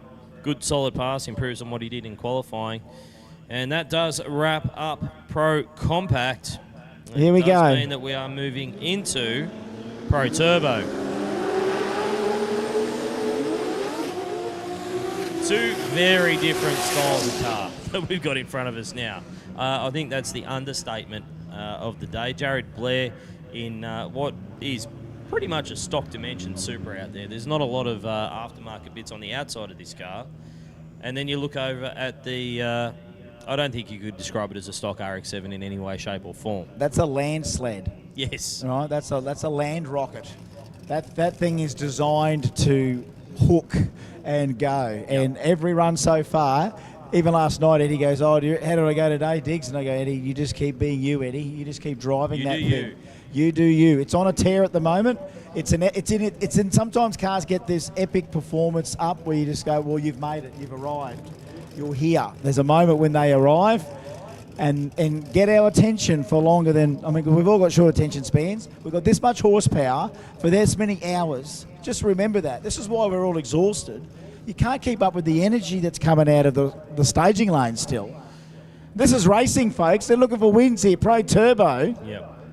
We're going to go to Bump City too, thank you. Jared Blair, he's got a bit of performance to find here, about 1.2 seconds on paper. But that being said, if Eddie sneezes, if Eddie trips over, Jared Blair will be right there alongside. No one wants to light the wick. No one wants to start bringing up the boost. Come on, gentlemen. Let's not be like that. You notice since yesterday, everyone's getting really polite on the beams. That'll do. Okay, that'll do. Oh, Eddie Howard just on a mission. 662 will do. 662, 219 mile an hour. And for the King Kong, 1007 way. 188 out the back, thank you, Jared. Yes. 112 in the 60. Buzz the tyre right at the hit for Jared Blair. By that point, Eddie Howard was gone. Yeah, he was out of there. That's a ride and a half. There's another one that, just another car where I'd say, you know what, to see this thing on a tear yesterday, you go home thinking, well, that's another reason why I got my money's worth today. Yeah. Sometimes you only have to look at half a dozen cars and realise I got enough out of just 6 cars than the 150 cars. Absolutely. I mean, we give you 150 to 170 cars. Yeah. You can pick the best ones We'll yourself. sell you the whole seat, but you'll only need the edge. I just wish once we could go to a Jambo Gate. It's free to get in, but you got to pay to get out. And how much would you pay to get out? If you saw some epic stuff and you go, bro, I'm giving you $100 today for that, you know? Yep. I'd love to see an event that just affects people so much that they go, you know what, mate, I have been entertained. I'm giving you 250s today for that, you know? And that would be a good way to do it. Great experiment. Or we could actually go down the hole by a couple of million. But look, you know, if you book, but look, maybe if you could show us receipts for merchandise purchases, maybe security will let you out. This has been Business Talk with Chris Douglas. Oh, good on you, Painey. That's a burnout. That's not bad. That's not bad. That's not bad. I think that's worth discussing with the Romanian judge. Okay. Sorry, how much? Yeah. He's given it a solid 8.0. Yeah, okay. Yeah, that's a good performance. It was good smoke. The consistency of the smoke was not quite there. Yeah. That's the only thing. It was the consistency. The instant smoke was there. The density of the smoke, what was there, was solid, but it was the consistency that was the problem. And you know the funny thing about it is Anthony Matuk, from what I understand, is not here. No. So he cannot win or defend his burnout title. So perhaps some new, fresh meat might win best skid tonight. Will it be the boy from Bundy? Jason Payne just let one rip. What about Brett Coles? LSA, RX8. Bit of V8 shriek, we got to let it in. Yeah. Let's see how we go. Well, Jason Payne's taking on Kareem Amraz from Penrith in New South Wales. Has had one decent run this weekend, an 8.18 at 165, but still didn't leave with any kind of urgency or any kind of boost. So I think plenty of potential in this. Oh, absolutely. I was just about to say that if Kareem's starting his racing commitments to this car, then he wants to be a better driver and he wants to get the potential out of it. He wants to live the Jambo dream. But you've got a bad number here beside you, let me tell you. Jason Payne is in a mood. He wants Eddie Howard in the final. That's what he wants. Why? Kareem, baby. Kareem. Payne, though, here we go. 661, 211. Kareem, 811 again. Early lift. I hope that's just a bit of smoke on the lift. I didn't see any shoots out for Kareem Amraz. 169 miles per hour. His ET's actually as consistent as the other day, so maybe we're okay. Yeah. But 661 for Jason Payne, that's a big step forward. If it is Eddie and Jason in the final, that's going to be a final for the ages in Pro Turbo. He's back. He was walking down this morning with a broken sprag in his hand. He had a broken reverser sprag out of he's got a Lenko in this thing. So he had a broken reverser sprag, and he was on the hunt for one of those. I said, well, good luck, son. Lenko, or? I think it is, yeah. So he had this cracked sprag there, and I go, well, you're hard on the gear, mate. Look at the size of you. Well, look at it. You're a harsh man. Well, you know, I'm just trying to deal out as much truth as I can before I keel over. We don't know how long we've got to live these days, let me tell you. I haven't even started on that subject yet. It's got a lever in it. It's got a shift lever in it. It does? Okay. Yeah. Or maybe it's not air shifted. I don't think it's a Lenko. He might have a little light to have the Liberty. It does look like the Liberty pistol shifter. grip. Yeah. That's what I want. I want the Liberty pistol grip. Yeah. I want to be banging through those gears. Banging mate. through the I've got the gears. Liberty dreams, mate. One day I will have that setup. Saving me coins for it right now. Big Tone. Tony Gooderham, the Suzuki Driveway Service Mobile Mechanical Pro Turbo. I think this is the last car for the category in this round 2 of racing.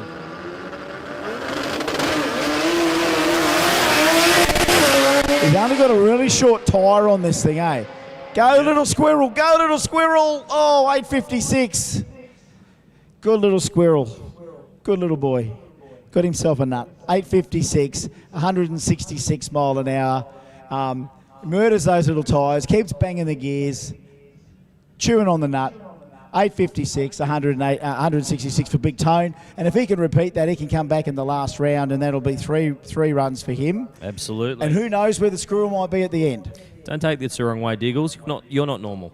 No, I'm not. Just so you know. No. I mean that in the most loving way possible. Well, you know what? I'd rather do this than Sudoku. Yes, that's you know true. what I mean? To keep the brain Just active. keeps keeps the me old grey sharp. matter ticking over. I mean, I'll go to Sludge tonight. And then when I wake up, I'll probably watch drag racing for breakfast. That's it. Yeah, just because there'll be some stuff that happened at Puerto Rico on the weekend. And big shout out to everyone watching the live stream, wherever you are right around the world. I know we've had some big numbers on that. Have we found any places around the world? Where are you from? Yeah, let us know where you're watching from. We're up to over 2,100 viewers right now. How many? Over 2,100 concurrent live viewers. G'day, everyone. So a big hello to everybody watching on the Jamboree YouTube page. Make sure you do like, subscribe, share, do all the stuff that you usually do. Let everybody know what is going on here today, because we have now got every trade group. Pro Mod Round 2 coming your way. Oh, that looks good too. God bless this country, where you can go a blowing Hemi VB Commodore on a Sunday afternoon with your mates, but you're going to race up against the baddest turbo radial car in this country, baddest radial car period in this country, Paul Merry. So Jeremy Martin, Paul Merry, round 2 of Pro Mod, brought to us by every trade group. I am wishing things into existence, Rusty. Right. What are you manifesting this time? Well, remember yesterday, Paul ran against Murph, and they both got it to stick, and they both went bottom sixes. It was the most epic side-by-side run, because this Nova is a radial car. Yep. It is designed to plant the rear shock absorbers to the track. What it does then is completely expand the shock absorber to what they call topping out the shock. That brings the whole back end of the car up, keeping the radial tyre dead hooked. So what happens is the back end is 6 foot in the air, like some transformer, but the front wheels are bobbing in the air. Physics a different way to the big tyre car of Jeremy. Well, let's just hope for Jeremy. I hope it works. I hope that the chutes stay in this time for Jeremy, because he did have that problem Yes. in the first round of racing and just squeaked out a loss in the first round. So he's looking to take a W. The Pro Mod field has been somewhat diminished here this afternoon. Grazie. After Grazie, and I don't Murph. see Neil Murphy there either.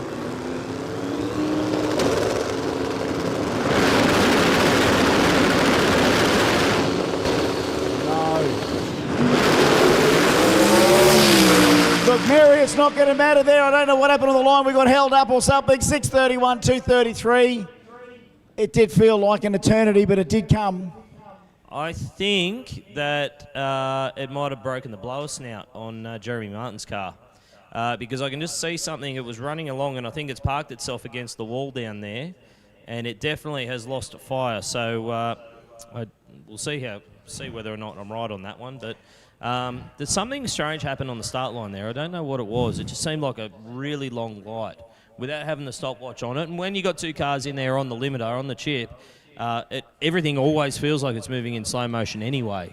Yeah, look to you and I, and anyone that's human, not Yeah. AI. So in other words, all of our real eyes saw that. Yep. And to me, that seemed a little long between when we both went in Yep. and then whether or not the tree was thrown. I can't remember whether there was a flicker on any bottom bulb that sometimes delays that. Yes. If there's a tiny flicker on the bottom bulb in between throwing it and going, it might have just checked itself. Yep. Or, because this is connected to a computer system, it's had to be actuated somewhere along the lines with a computer. Yep. And sometimes computers can have that little micro hourglass moment Yes. where it glitches. A processing moment. Okay, here we go. So we're on we got the replay here, have we? We've got the replay, so let's have a look at it. Can't quite so see. There we both go. cars are up on the chip there, up on the two-step. 4, 5, 6. Yeah, like 5 or 6 seconds Yeah. there. It did feel like a little bit, didn't it? It did seem like a very long light. I mean, look, because it may have affected the outcome of a race, you could ask for a rerun there or whatever. However, the tree did eventually go. Look, Jeremy broke something. Obviously, as we saw with Rod Harvey yesterday, you put things up on load in that situation, they start really hurting themselves if you don't let them go. And look, a little bit of two-step for too long there for Jet probably caused that blower to fail like that in that moment. Well, that's what we think it is. Yeah. We don't know yet. Have we got any idea? I don't know. I can see Jet's crew guy walking back down there. Do we know what it was that broke off? Yeah, is that what I think it is? Yep. Okay. All right. It can do that. It can do that. We can be hard on stuff around here. Yes. Horsepower isn't easy, as we say. Yep. And if you want to go that way with the blow and Hemi, you deserve your 3,000 plus horsepower. But we don't like them on the chip for too long. No. It's like we don't like turbo autos on the converter too long. It's like you're trying to hold back a wild animal. Yeah. It's not what it's designed to do. And you know what? In light of everything we talk about these little critical moments on the start line procedure, how much drama happens just in that moment before the cars have even gone down the track, just how much drama can happen there. One more call for modified compact to the staging lanes, please. Modified compact to the staging lanes, please. Attention in the pits. Attention in the pits. Modified compact to the staging lanes, please. Thank you. If you're not there, you're late. All right, keep your ears peeled for more updates from race control. Yeah, so we've seen a lot of things made and make or break on that start line. We've also seen perfect engagement and perfect racing and good side-by-side numbers. So a lot of them are getting it right, but just in that freak moment that it doesn't, the drama pops up. And it always will. Whenever you got to stop it, it just happens. And again, back to the old mate stage with the back tyres earlier on today. That was the moment for me about the whole staging pro tree procedure. It can get in everyone's head. Gets in my head all the time. I go to sleep thinking of flickering bottom bulbs. That's not healthy. Steve Smith now, the big Mustang rolling out for a solo pass. It really has decimated the Pro Mod field here, hasn't it? We've got turbo cars left. Blower cars they're down there Ricky Bobbying each other down there at 240 odd mile an hour, getting themselves into all sorts of shenanigans. Bother. Spot of bother, if you will. Steve Smith, the KPM Performance Mustang rolling back to the start line, has been a mixed bag for Steve this weekend. I don't think he'd mind us saying that. Knocked out at 6:32, but also an 8-second pass. Has been struggling to get a hold of this track in the hot weather that we've got. It certainly has been a little bit warmer than I think anyone would have expected 2 or 3 weeks ago. This is not the kind of weather that we expect. 31 degrees in August. It's not summer here in Australia. If you're watching online, it is not summer here. This is, well, technically still winter. Yeah. And it's hot. It's bloody hot. Good for the air conditioning industry. Okay, go Bump City by yourself, son. Come on, Smithy. Come on. Shake. Wheel speed. And now he's got it all out the back there. 692, 230, Smithy. New nickname for Smithy. Man of Steel. Because to drive through that tyre shake, you absolutely have to be made of something different. That was insane tyre shake. And he drove it all the way out to probably 300 feet, 330 feet before it even looked like driving out of it. So there's a little bit of right foot there from Smithy. He's got plenty of laps in the car, so that's him trying to get a run together in less than ideal scenario. Correct. And still managing to go 230 at the back. It's got plenty of that 481X. Well, all right. I think it's time for us to hand over to the expert commentary team. this time around. We're just the fill-ins. The real stars of this show is Mark Allen and Terry Dale, and I don't think they'd mind me saying that. Now, don't forget, boys, we are getting in towards the pointy end, which means we've got to find these reaction times. We've got to find the cruise style. We've got to find the wheel stance. So let's stay vigilant. Trent Bianco out there now, and Michael Holman. All motor, my favourite.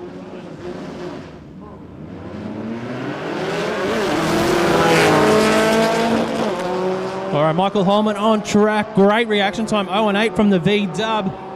Trent Bianco's out in front and gets the win. 11.15. He gets it too, Mark. 11.15 under 10.80. A little bit lazy, but he got the win. Did Trent Bianco in the mighty Fiat X19. We are in all motor. What round are we in, Mark? We're going to try and I think it's round number 2 for all motor. It is round 2. All motor round 2. Ben Wilkinson, Jason Studley. Barra-powered Cortina 1181 will chase down the RX-7. The Zilla Jet Boats RX-7 with a 12.10. Oh, you can't do a 291. Ben against Studley. 167 for Jason. Let's see how he goes. He lost the first round, but will he get a second round win? He will not. An 11.97. An 11.81 is not good enough because a 12.11 on a 12.10 for Ben Wilkinson is good enough for the win. Well done, I can't believe we're saying that Jason Studley 0 from 2. Wow. Ben Wilkinson gets a win next up here in all motor.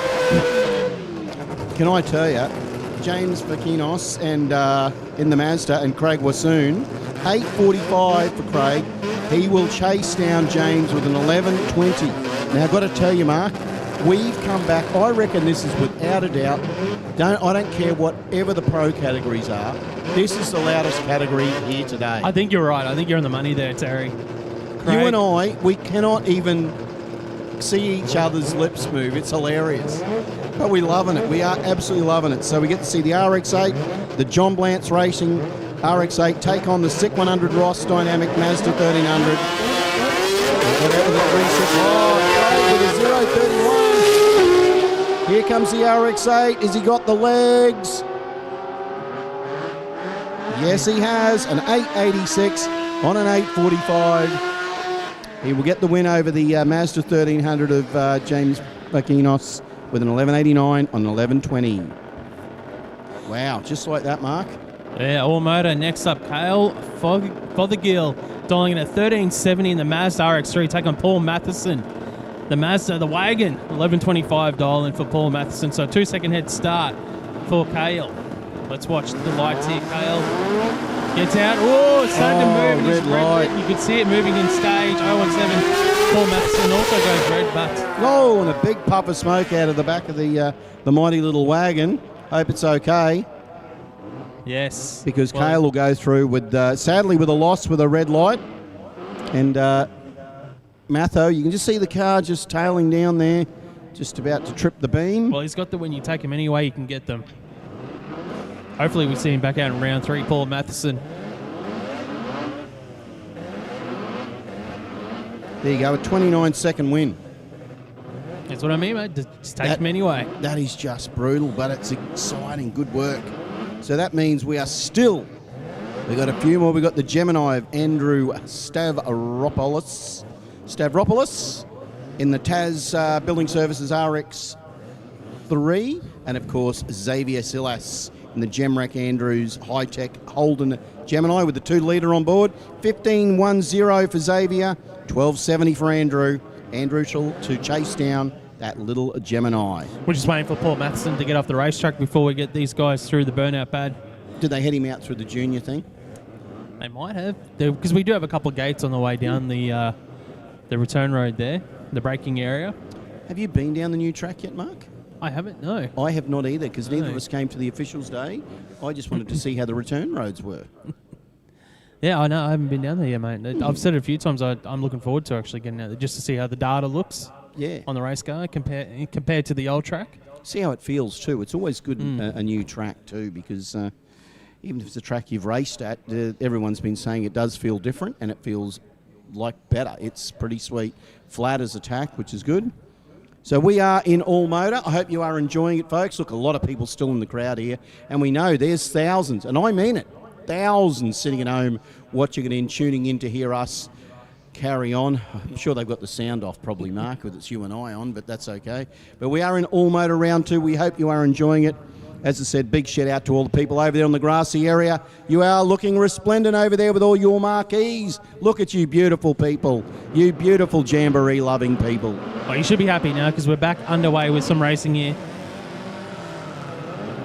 Okay, Xavier Silas coming forward, dialing at 15.10 seconds in this Gemini, taking on Andrew Stravopoulos in the Mazda RX-3, dialing 12.70 seconds. So just under 3 seconds head start for the Gemini. He's already in full stage. He's like, let's get this happening. He has, he said. I'm yeah, ready. So, whereas Andrew says, I've got to bring this RX-3 in. As I said, both aspirated cars. Well, Andrew was still moving in stage there. Oh, red light from Andrew. Sadly, so they call the Gemini. If you're a Gemini fan, you're a Holden. If you're a Lion man or a Lion lady, you are in with a win there because the Gemini will go through for a 15. Get that though, Mark. Look at that. Hey, it's all about consistency, mate. 15.15 on a 15.10. Xavier is in the house. That is nice work. I wonder if that brings it close to All Motor, possibly. We've still got Gina. We've got the loudest. Oh yeah, we've still got a couple here. The loudest car here today, I reckon. Oh yes, we've got the VW on track as well for Nick Bentz. It looks like it's on a solo pass. Looks like they might be pushing. Yeah, you can see. We don't get to see the loudest, without the doubt, the loudest car here. It might be just a solo pass here. We might have some cars that have solo passes. Not sure. Oh, I hope so. Anyway, we know we definitely got Nick Bentz on track. VW, well, Nick, Mag Australia, custom VW here. So Nick, Mr. Consistent. Let's see how he goes. Dial it in at 11.55. We know Nick has got some serious long-term pedigree in this category. 213. What else would you prefer to be doing on a Sunday afternoon but a cruise down Willowbank Raceway and a VW going 11.65 seconds. Nick Bentz at 115 miles an hour. Nice work there, Mr. Bentz. And we do get to hear the loudest car, I believe, is here today. A 20B aspirated RX-3. Just say that out loud. It is I just got to make a quick call, Terry. GTR shootout, J275, J315 to the lanes, please. GTR shootout, J275, J315 to the lanes, please. I should probably say it again because Gina was doing the burnout. With Gina doing the burnout? Yeah, the GTR shootout to the lanes, please. J275 and J315 to the lanes, please. So GTR shootout, J275, J315 to the lanes. All right. Gina on track. 8.50 second dial in. Has the win. Automatic win. It is a solo pass here in round number 2. Now, we did see Gina back the car off in the last run, and she got nipped. Yes, that's right. It was a bit brutal, wasn't it, Mark? You were watching that, we're thinking, oh, she's got this in the bag, but it was like whether the car went off the lean or whether she got off the pedal.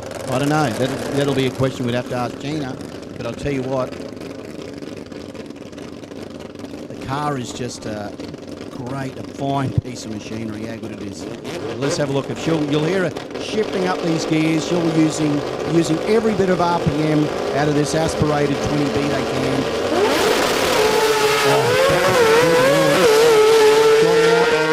Don't worry about the light. It's a solo. Oh, look, it's getting it loose. Move there, yeah.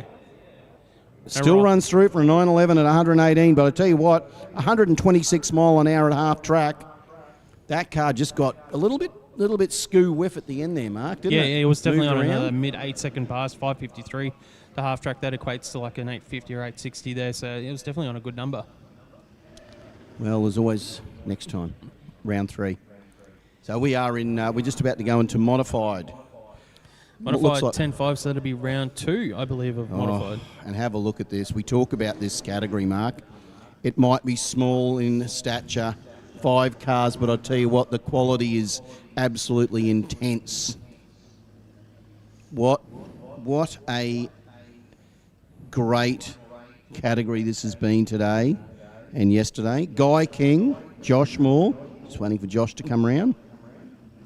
So Guy Moore, 725 at 199 mile an hour. Around 193 was it earlier? in the last run. I think it was something around 180. 195 mile an hour. 195. Yep. Yeah, 195. So and Josh Moore in the BR, the Barry Ute, 807 at 175. But this is heads up. This is a take no prisoners.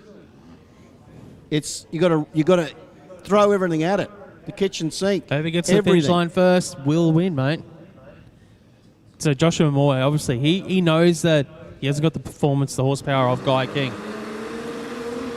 First up, he wants the whole shot. So that's the first thing that Josh Moore's got to do as a driver.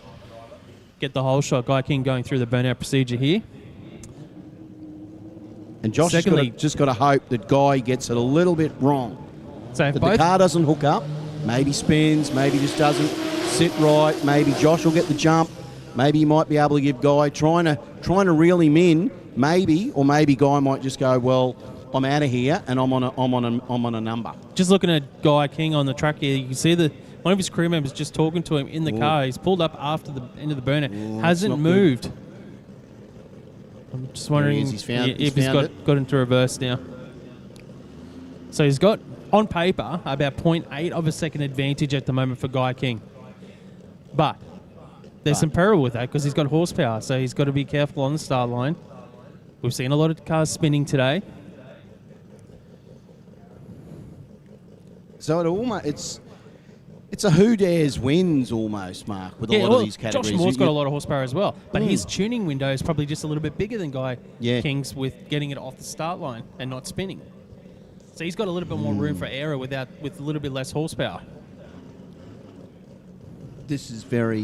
we've got to dissect this down, Mark, and it's interesting. We'll know everything in about a minute's time. We'll get a result, and we'll be able to push the envelope open and see who got the golden ticket. But Guy King and Josh Moore, hold on to your hats, folks. Hey, Guy this King's will be good. Definitely crewing there talking to him. So there's a bit of chatter, wasn't there? Like something's happening. Maybe something not right. Maybe. Well, it's definitely not what you want. I mean, if there's something not right going into stage. We're in full stage now. He's got 7 seconds to get in. Both cars are in. Reaction time advantage. Josh Moore by 0.4. Spin for Guy King. We talked about that. We talked about it. Mark talked about it. He was absolutely spot on about talking about the power, trying to get the power down, and Guy could not get that power down. He had the power, just too much wheel spin. And Josh Moore, with a 9.38, believe it or not, sails away for a win. Oh, here we go. We've got Robert Cady in the RX2. But yeah, Josh just did exactly what was required, didn't he, Mark? He did. He got a he said, great reaction time.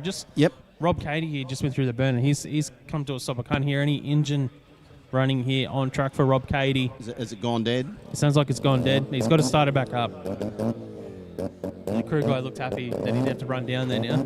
He's pulled up. All right, what were you saying? Sorry, Terry. No, I was just saying Josh Moore did everything that was required. Like you said, he got the launch. He did what he needed to do. He stayed the course. And look, Guy just blazed the tyres. And Josh, if he hadn't done what he was supposed to do, mate, he could have been in a whole lot of trouble trying to do something tricky. But he just played the game, and he's gone through for a win. So well done. So now we get to see Rob Cady do a solo. And we know that this car is a high 7-second 13B turbo Central Queensland rotary car. I think one of the good foundations for any successful team is consistency. Yeah. And when you talk about consistency, it's not only on the racetrack stuff, it's the stuff that you do in the pits, the stuff that you do at home in the shed. Yep. You're consistent with your maintenance, consistent with the way you set up the car, consistent on racetrack will get you a lot more wins than, all about the prep, isn't it? Really. Preparation. It's just the old thing, but that's the way it is. Never true.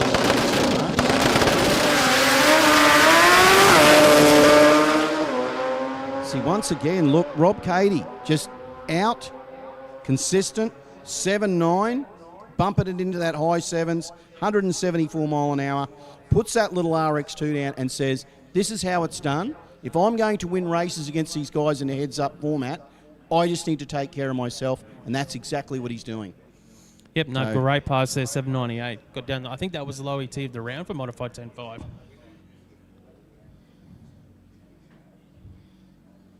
So we've still got some more modified 10.5. We've got Noor Jamas, of course, in the VL, which is not a VL, which is a Datsun Ute. We have it as a VL. So look, he's got the mighty little Ute here.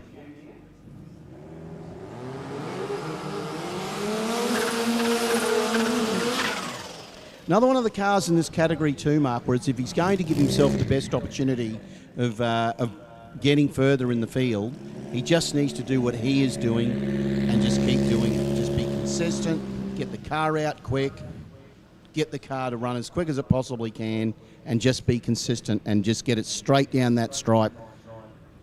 And that's what you need to do. And especially at this point of the weekend where a lot of teams were here for 3 or 4 days testing. You had qualifying all day yesterday. We've had a couple of rounds of racing this morning for a lot of the classes. You should be, a lot of the teams will be getting on top of their tune-up setups, so probably won't see as many teams spinning. It's still a challenge, don't get me wrong. Oh yeah, we but talk about you're getting closer. You'd be getting closer to the setup required right now. Yeah. And as that sun starts to dip, Mark, the heat will stay in the track, that the air will get a little bit cooler, so it might start to mess with a few of these guys as well, and it might actually give a benefit to some of the guys. So Noah has gone out. Let's see what he runs. A 900 to back up. He's not 874 rather. So yeah, look, I reckon he'd be pretty happy with that. The car launched well. He got it off the line, and it ran a consistent time.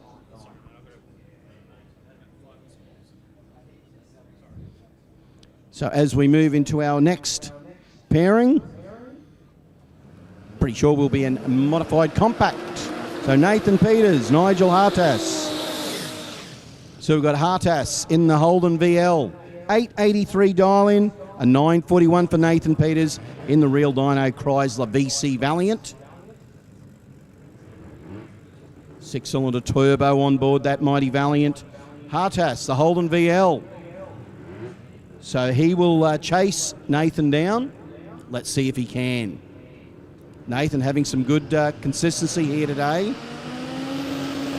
Bumping them in, they're in, set to go. Oh, Nathan gets out with a 169, got a 074. This is anybody's game.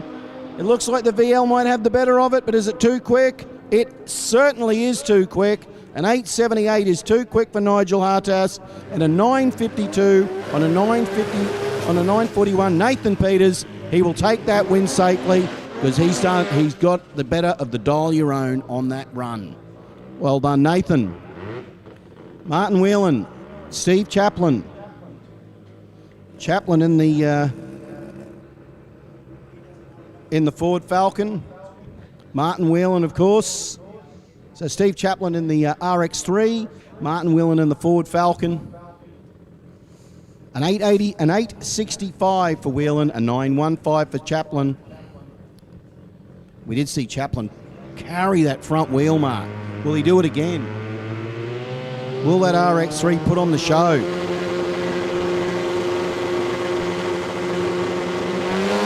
will, but it'll be a red line. Look at that. He absolutely, that is astounding. But Martin Whelan, a 691, goes under his dial-in with an 851, but it doesn't matter because Chaplin red lit, and Martin will get the win in that mighty Ford.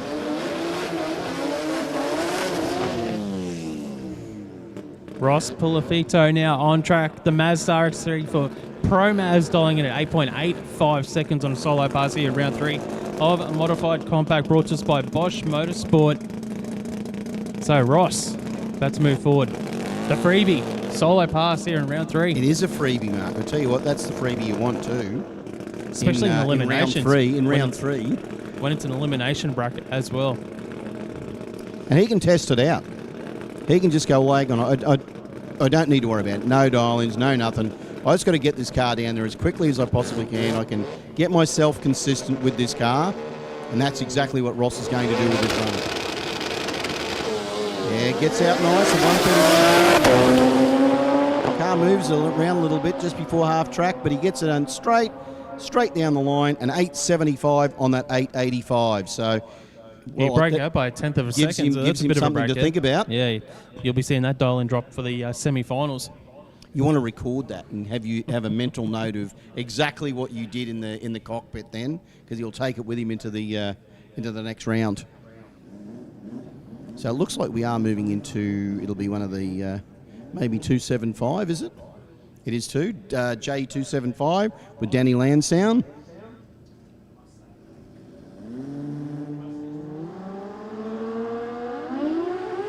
So Mark and I are going to take the opportunity to jump off. We're going to let Mr. Diggles and Mr. Gregory jump on.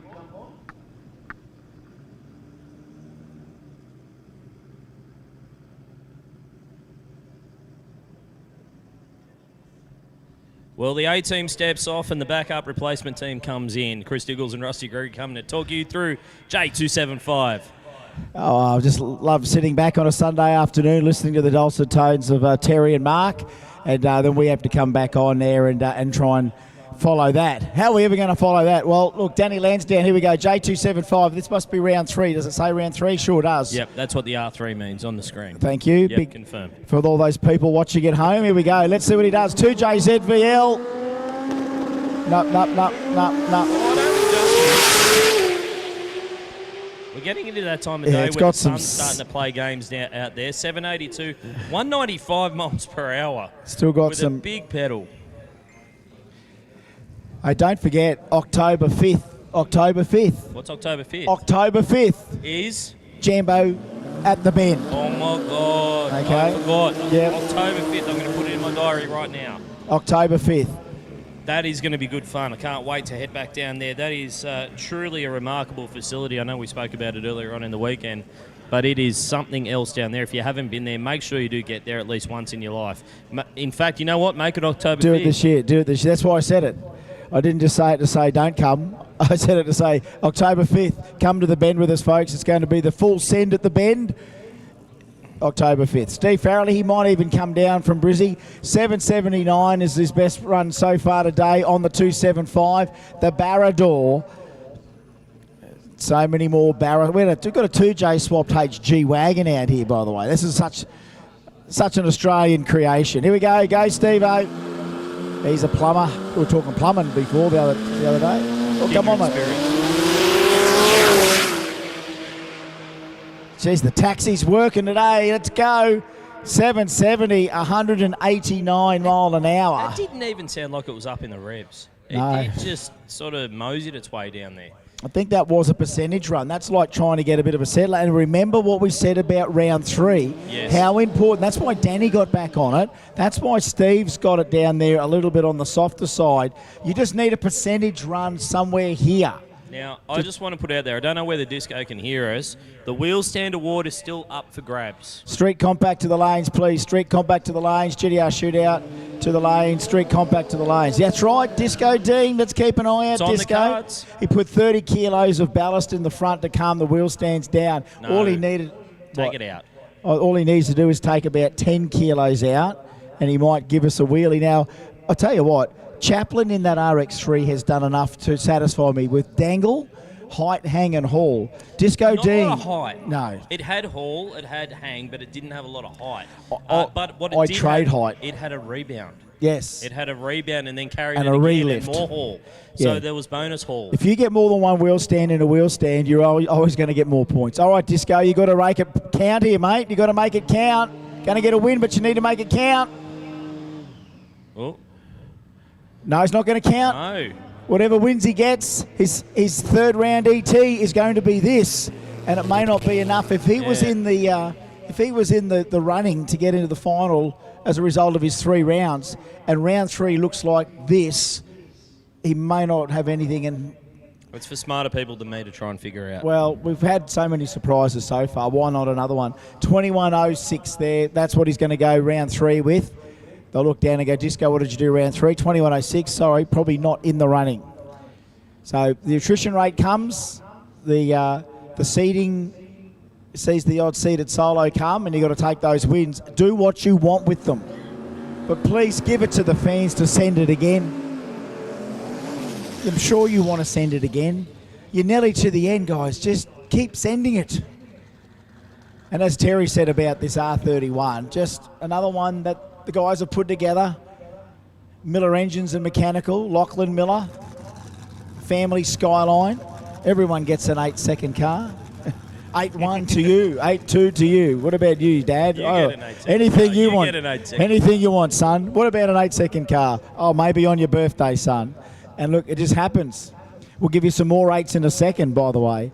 This is a great class, J275. All sorts of power adders, combos. This is on I was about to say this is on a run. But a little bit of a sneeze there from Lachlan Miller. He had to get off and back on it, and it's going to be an 847, 171. A lot of solos in this round. Yeah, seated solos or whatever, the luck of the draw. People not turning up. Remember, we've been putting the shouts out. You would know by now, as we say to most teams, you're now in the groove. Yep. You know what time it took to get to the lanes to qualify yesterday. Guess what? We kind of just do the same thing again. Just keep lapping You've it just got to around. lap it. And you know what? It rewards the prepared, it rewards the organised, and it rewards the ones that keep them together. Because sometimes these things, there's just too much to keep under control between rounds. Stuff that you may have to fix that you can't, so then you make that decision. Here we go. Not lighting it up this time. Has the man got any... Does he normally run nitrous on this thing, Nick? I don't know. But right now, Lachlan... that's better. Oh, okay, thank you. Thank you, Dick. Thank you. That was a high-speed angry burnout. That'll do for now. Ben Neal from Mittagong, the 4-litre Barra-powered Toyota Cresta. That's right, only in Australia. And of course, he took that to Drag Week in the States, and they didn't even know what the hell it was. He did, didn't he? Yep. Yeah, I was thinking that I imagined it yesterday because everyone looked at me funny, but... He's got the tow bar on the back. And beside him, Nick Baxter, yeah, the only 3RZ that I know that's in a Foxport. He doesn't look tough. It runs low 8s as well. Here they go. We're going to go Bump City, So, Rusty Gregory. Toyota in a Ford. Ford in a Toyota. Yeah, go figure. There we go. Australia. The Bump City. Remote spinning. He gets back on it, Nick Baxter. Oh, Quick- Ben Neal's trying to... No. Quick foot Nick, 9:48, going to get the win, finish round 3 with a 9:48. The Cresta won't get anything other than 11:18 and a loss. I've thought of the tagline Yes. for this third round of Yes. J275, spin to win. Oh, spin to win. Because it seems to be a pretty common theme with everybody spinning the tyres off the hit, but it's how you recover that matters. You've got to spin it to win it. Yeah. So, We shouldn't have bought too many runs here now. Definitely not. Definitely not Andrew O'Keefe.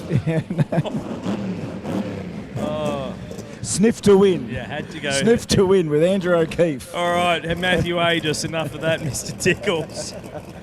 Matthew Aegis and Andrew Coles. Oh, my goodness. On the 7 network. Matthew Aegis and Andrew Coles.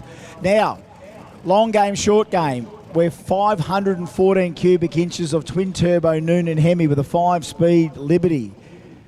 Matthew Aegis, VL Turbo, however, it's 377 cubes of Iron Lion.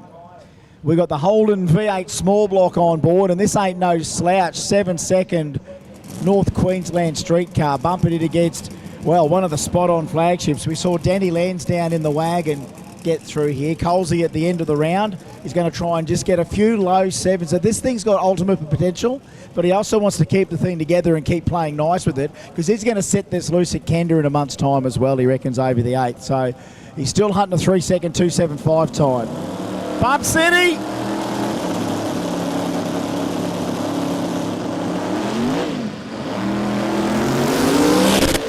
Spin to win. That Noonan does sound good singing through the traps. At 870, 198 mile an hour gets him a win. Hey, the 870 at 198 might just help if we are scratching for potential finalists. That might just help us. We'll have to wait and see. Thank goodness Race Control crunches those numbers pretty well for us. I run out of fingers and toes when I'm trying to do it. And you know what? Even when we did it, of course, down in Sydney Dragway, when we're talking about Chicago Shootout, it's amazing that there's no Australian standards to drag racing regulations. You can only interpret how things are run in different ways. And some tracks use things like a point system on Chicago Shootout, where you might get 3 a win and two to turn up and 1 for a loss. Chicago Shootout is a very open. Hang on. Oh, come on, ladies and gentlemen, what do you reckon? The Romanian judge is absolutely losing his biscuits right now. Da. It's very unprofessional, but... Da. Yeah. Comments from the Supercoach. The Romanian judge has got his two girls to give themselves the thumbs up. It's amazing. He's not even using his arms there, and the girls said thumbs up. No, he's got people for that. Yeah, it's interesting. I don't know. Like, did he fly straight here from Paris? No, he went home to Romania first. Yeah. Yeah, he had to stop in. That's right. Renew his visa. That's right. He just got a government grant to open a breakdancing academy here in Australia. Yeah. Head teacher is Ray Gun. Yeah, I can't wait to see how that turns out. Okay, so hands up if you think so far best burnout. Hands up, do you reckon it's best burnout? Sounds good. It's a V8. You don't mind? Yep. Okay. You know what? If he did it one more time, it'd be good. This might be his last chance. J275, he may not be quick enough to be in the final, but let's hear the LSA sing. Of course, built.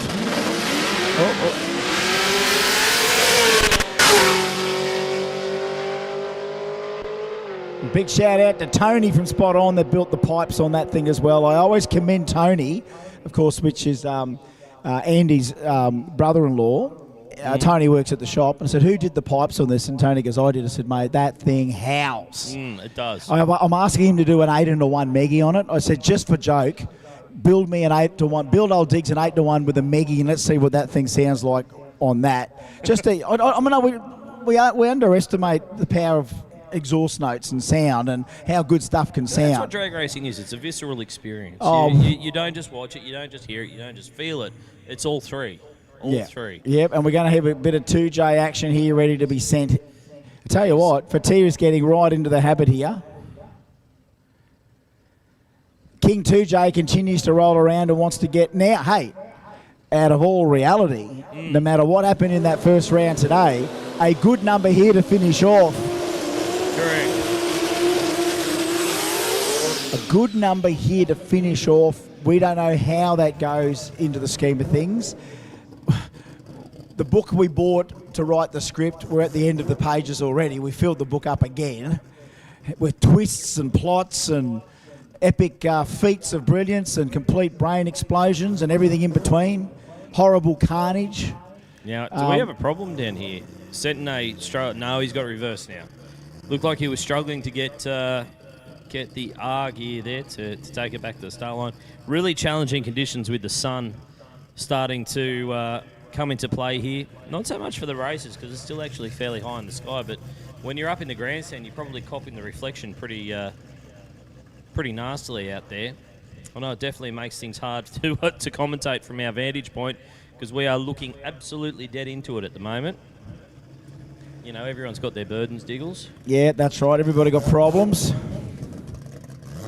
But thank God the sun is shining, mate. Sometimes when you wake up and it's completely grey, much better than the alternative. And you're just looking for the damn thing because that's all you want to see. But I believe down in Victoria, for anyone down in Victoria that's watching today, I believe you guys are a little bit soggy down there. I actually saw a tornado warning. Is that right? For Victoria, yeah. Geez, that's funny things you see in Victoria. You see tornado, bushfire and beef Wellington warnings down there. It's a very funny place. Yeah, 100%. Used to be underworld crime, but that's all been cleaned up, and now you just got to worry about tornadoes, bushfires and beef Wellingtons. Global warming. Yeah, and global warming down there, that's right. And 4 seasons in one day and all the other stuff. And that other thing, what's it called? AFL.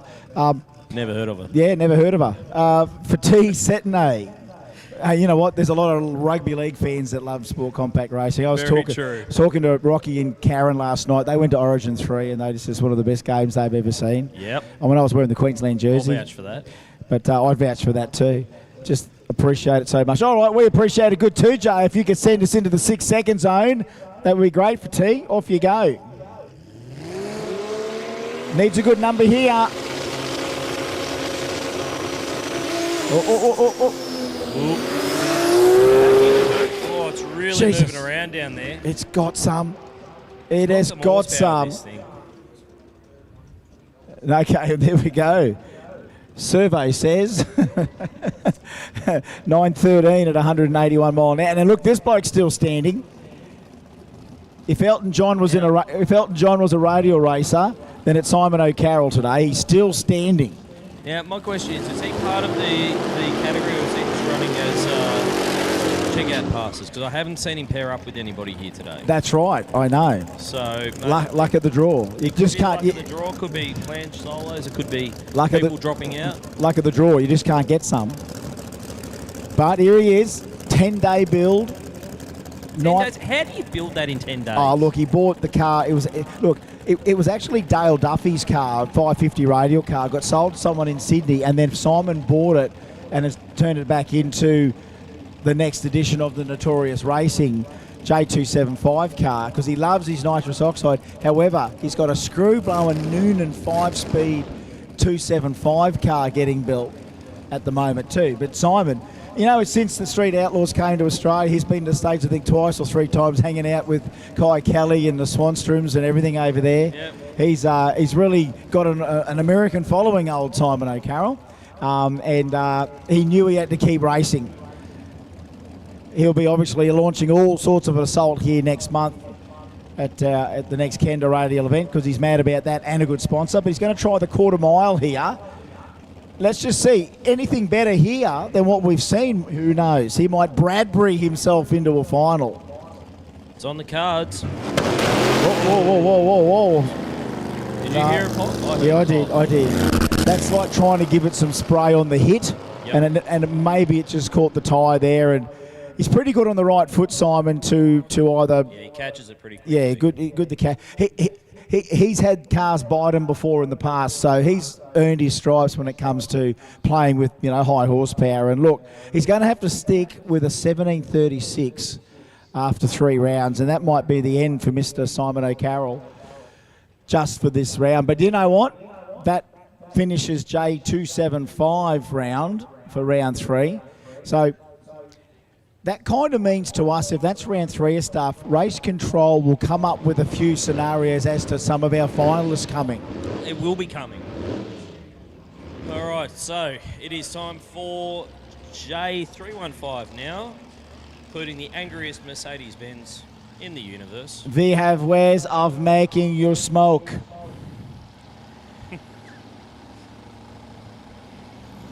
Was ist das? Eine Kinder, eine blauen Screw-blauen Steine, eine big Blocken Mercedes. Das.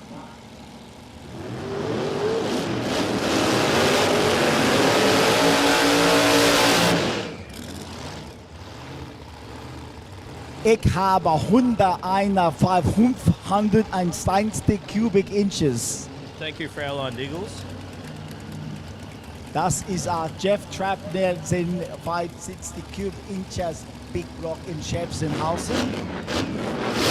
In der Stack und Injection. Ein da unter kleiner mechanical injection. I don't speak German, so you're all on your own. Neither do I. Really? Big shout out to my boss Barney Lindner. Guten Abend. All right, so we got the big screw-blown Merc, 540 cube, big block, taking on Jeff Trapnell in the Trapnell Race Engines. Chevy injector stacks out the top, nitrous on board. Get it, boy. Going to try and chase him down here. He might just get there. I think he's going to. He does. Oh, yes. Drives around the outside, 927, 176 miles per hour. Gets the W for Guy Hall. I think that's 3 wins from 3, if I'm not mistaken. Take a screw blow and Benzigo around the outside. Yeah, oh, Kate puts on the skid. Hold the phone. Ladies and gentlemen, what do you think for best burnout? Put your hands up if you think we've got a new leader. Oh, hands up who thinks it's still the RX-8. Oh, I think there's a few for the EH. Yeah, okay. Not convincing either way. Okay, he's pointing to the EH. Yeah, the Romanian judge is really distracted right now. I don't know. I think he gave points for the engine. So let's just see. Let's just see, right? Okay. So that was some length, some good smoke. The other one was a bit slower, big revs. Well, let's just see. Style points have to go to the EH though. Like, yes, the style of the thing. Yeah, it's a good sword. It looks so good. This dropped, slammed tube EH skidding itself into the sunshine here on a Sunday afternoon at a Jamboree. It truly goes to show, no matter who you swing for, you're always welcome here at a Jamboree. You don't have to be a Super, you don't have to be an RX-7. If you want to be Chrome Bumper Australian in history and put a high-tech or high horsepower twist on it, put a 315 underneath it. Reese, Junior, take Dad's EH to school for his son. He goes to Bump City by himself, but let it eat. Let's just let the EH leak.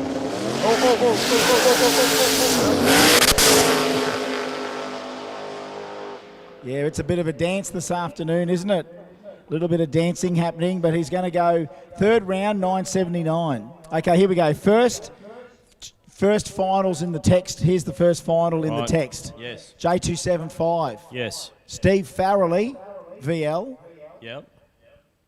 Danny Lansdowne, VL. Right. VL Wagon against VL Sedan. VL on VL. VL Wags on the Barrador. That's the first final come through from Race Control, it seems. J275 is Danny Lansdowne and Steve Farrelly. Looks like they Race Control's already figured that one out for us. Well, there's some more German action coming your way, Diggers. Did you want to... Can I count them? 1, 2, 3, wir und wir. There we go. Und wir. I never... Oh, okay. Well, we'll hand over to Klaus and Heimlich over here. All right, off you go.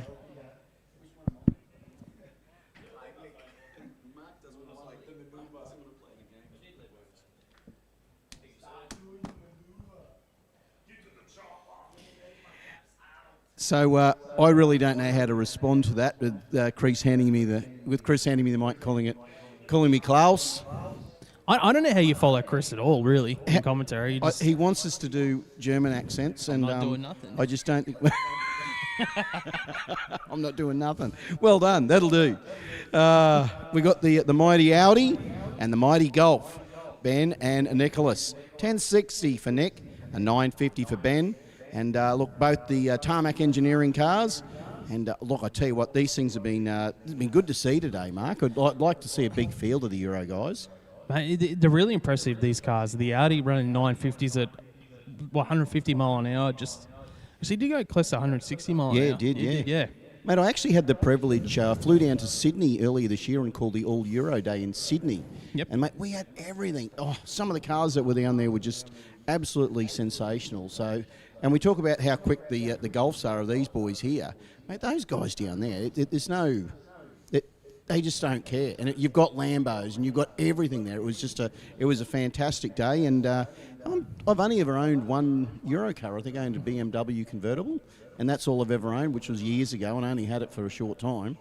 But mate, convertible, mate. The wind in your hair. Oh, mate, it's a hairdresser's car. Yeah, and I'm not even a hairdresser. Okay, moving forward. The closest you get to owning a modified car on the street. So there you go. So Ben and Nick, 1060 will be chased down by the 950 of the Audi RS3 to the Golf. Well, the Audi's already in stage. Ben Conroy. He didn't muck around, did he?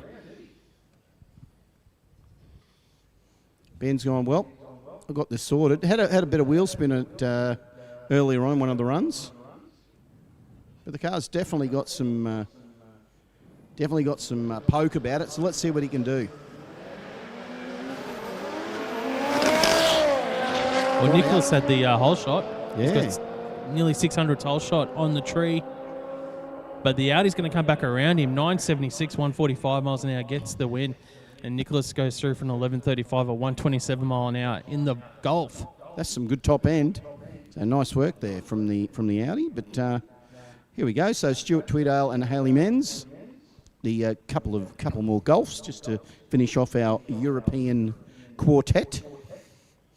So well, after 13, this pass, I've got a couple of the finalists that I can announce as well. Nice. So we'll go through this run. Yeah, so 1390 for Menz and an 1120 for Tweedale.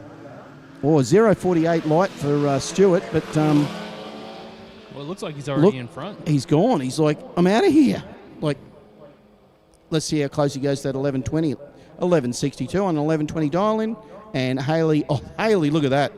Pity about the light because it was a 1391 on a 1390, but with a 1.9 light, which is sad. But that is that's well done for her for that dial in. So, Mark, tell us a little bit about who All right, we've we've got finalists for J275, Denny Lansdowne and Steve Farrelly. Yep. So they are our finalists for J275. That's Denny Lansdowne and Steve Farrelly.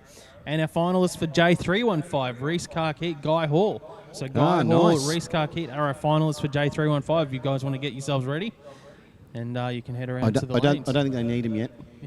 No, I don't think they need him yet. I think they just wanted to let everyone know. I will let you guys So know. you will let you guys know when you need to come round. We need all motor, modified compact, street 289, modified 10.5 to the lanes, please. So all motor, modified compact, street 289, and modified 10.5 to the lanes, please. So that means we are moving. It looks like we're moving into street compact. A street compact. This will be round, quite possibly round 4, I do believe. Yeah, round 4 of 6. So a big field this weekend in street compact. Well, here's a couple of here's a tough pairing. We've got Ben Davis in the Commodore. He's been super consistent all day in that Commodore with the 1097 dial in. But Mr. Tuner Racing, Michael Osborne in the Hilux, 1015. So this one's anyone's game. Osborne versus Davis. Both have been good on the tree. Both have been consistent. Flip of the coin, really. Yeah, this is tough.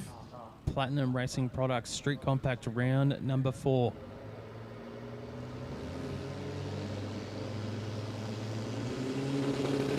Oh, nudges it in. Here we go. Oh, gets out with a 082 and a 087 for Osborne. There is nothing in it on the tree, Mark. Who's going to have it? Between them on the tree across the finish line. It is going to be Michael Osborne. A 10.18 on a 10.15 defeats an 11.10 on a 10.97 from Ben Davis. 900ths win margin for Michael Osborne. He goes through to the next round of Street Compact. Wow, what a tough race. That was a good race. Well done to Michael Osborne. Ben Davis, you've had a good day, my man. But Michael Osborne, that was in the Tuner Racing Hilux. That was some good work.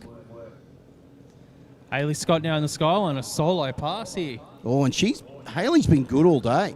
It's just been like cutting a swathe through the field. So a 10.38 for the Scott Speed Skyline.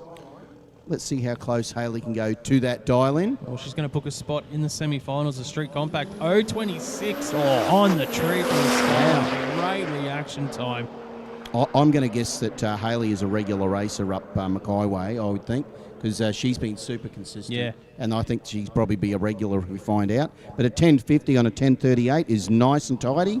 But yeah, I'd like to know a little bit more because I think Hayley might be a regular racer. She, yeah, great line. Tyler just said, because she looks super consistent and very impressive.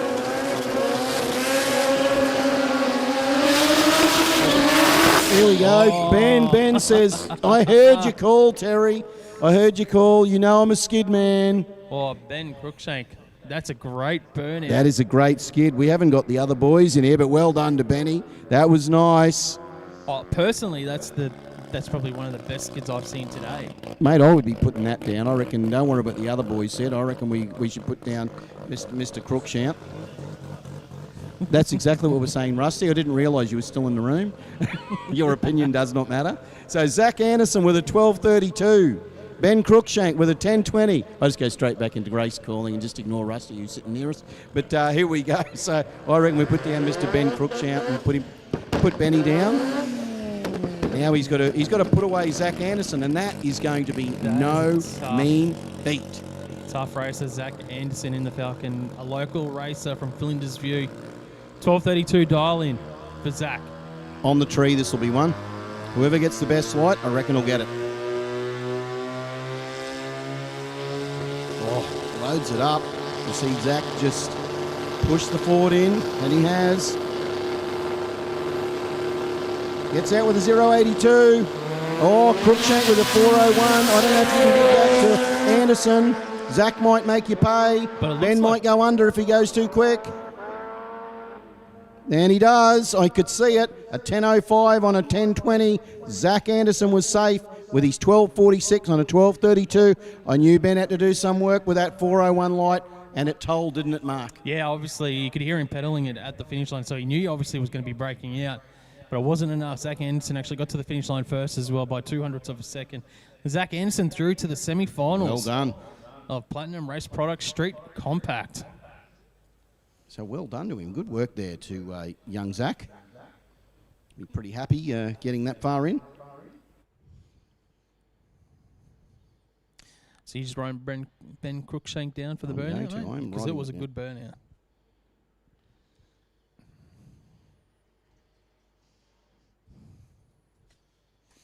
I just got a message from Dave Reed at Drag Photos. And what's I've got a feeling it's going to be a photo. It's well. Oh, he's got photos of all the burnouts. Oh, is he going to tell us who he thinks? Well, There's some good burnouts there, Dave, from Drag Photos. And but it's like the wheel stand comp. It's like as if Chris was here, it'd be the height hang haul. I reckon. I've got to be honest. I reckon. I know it's not a rotary powered car, Brent Coles, but I reckon that one might be the best. I think in that RX-8 so far because that was impressive. It was very impressive. I did have Brent Coles written down as solid, well. Yeah. Look, let's talk about it. Solid, consistent smoke. Long. In a power skid. Yep. With an LS in an RX-8. Yeah. It kind of sounds like, like he's in the running. But you know that we've still got a lot more racing to go. There's going to be a lot of guys and girls who are going to say, well, hang on a second, it's not over yet, Terry. Ben had some RPM in his, though, as well. That he did? Yeah. But I have seen him on the skid pan, mate. That guy is brutal with that car. And, yes, so nice to see that. We might have to go to a judge's call with the commentary mate, team. All four of us. Definitely not going to be you and I making a decision. We are not in that pay grade. We just go, look, hang on, no, look, this is our opinion, and we just walk out of the room. We just give them a little note. A little note and then walk away. Yeah. That's exactly it. And they go, did those two just flip us off? No, they've gone. They said they don't want anything to do with this judging. So we're still waiting to see what next category is just about to come around. A few of the guys were called. Mark, who did we need to call? I'll make another quick call for all those brackets.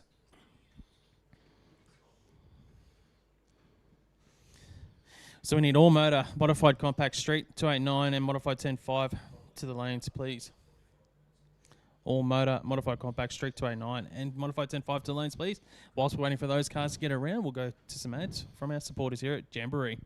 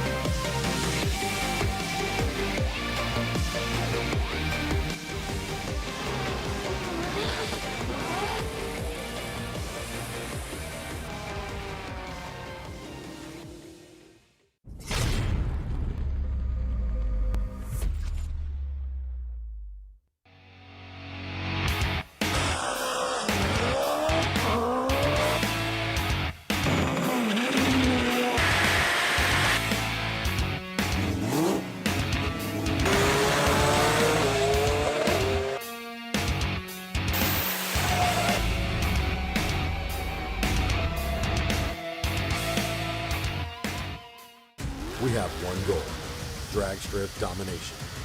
Quicker ETs, number one qualifiers, final round victories.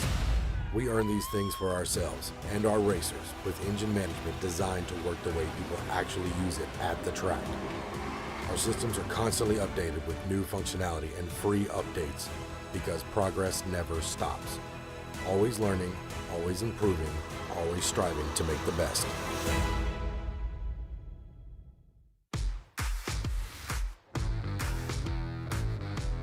Designing and building a drag strip is extremely challenging.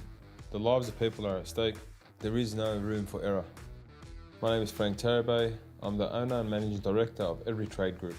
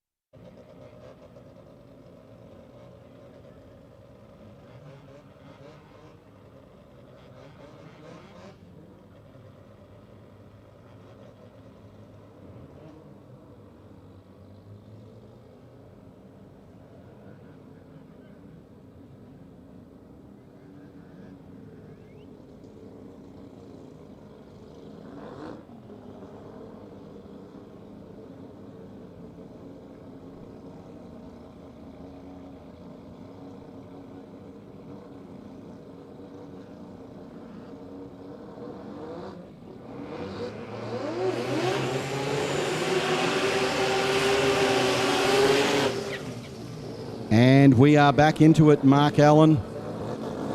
Carl Herbert, Al Afcal. Yeah, we're moving into Street 289. Round number 3.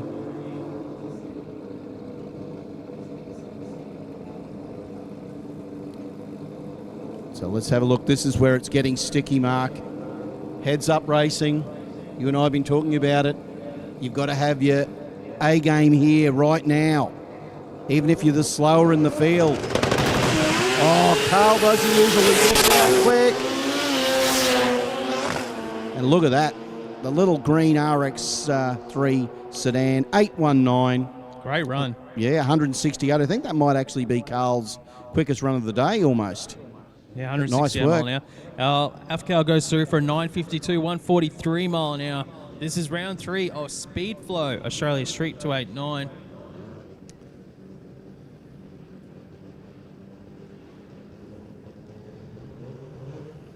So we've got our pairing, so we're just seeing whether some of them have survived the day, Mark. It is a bit like that, isn't it? It's like it is. It's been a bit of a battle this weekend. It's been like Survivor. It's like how many people are left. It's like the Squid Game almost. The Squid Game. The Squid Game. Would that be a fair description? I never actually watched that. So. Oh, mate, it was entertaining. Eric Sleegar up against Mohammed Salameh.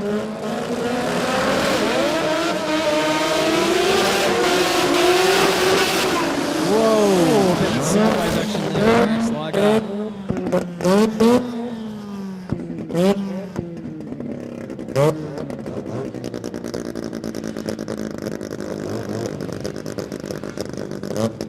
That was a good burnout. It was a good burnout. Yeah, I don't know. It wasn't as good as Holsey in that RX-8. Yeah. It was a good skid though. Not losing it. All right, Mohammed Salameh in the lane beside. Our number 1 qualifier, Mohammed, for Hertzfield Towing, the Mazda.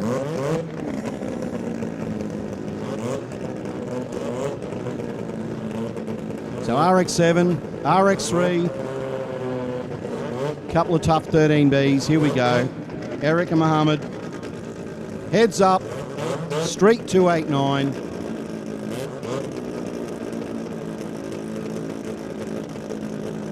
There's no mucking about here.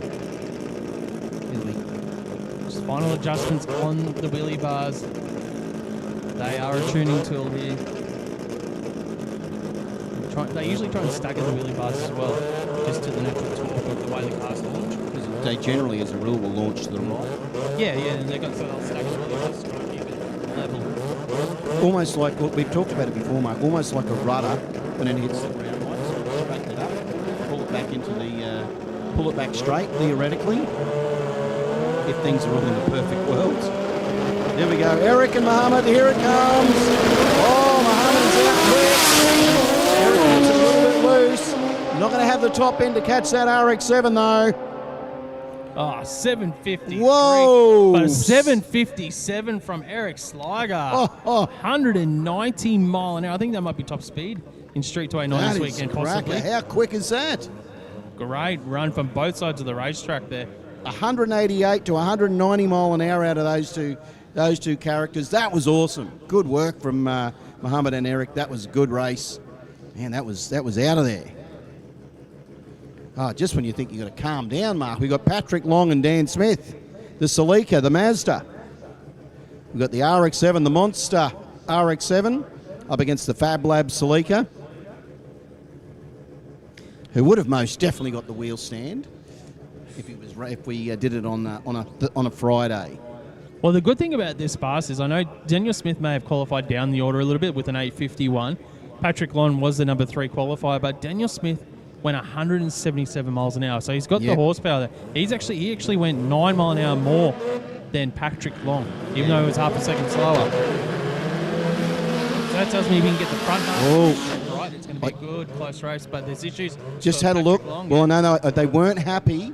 You could see the crew. They all waved. They weren't happy with Patrick's burnout, so they quickly pushed him back, and they're making him do it right.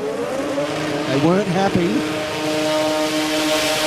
And you've got to be happy with that, because they were not happy with that burnout. It didn't light up. The boys weren't happy. They sent Patrick back into the burnout box, and he has done the right thing, and there it is. Mate, if they're not warm now, Mark, they never will be. After that, that was a brutal skid. So Dan Smith of the Celica, Patrick Long in the Mazda RX-7. Heads up, Street 289.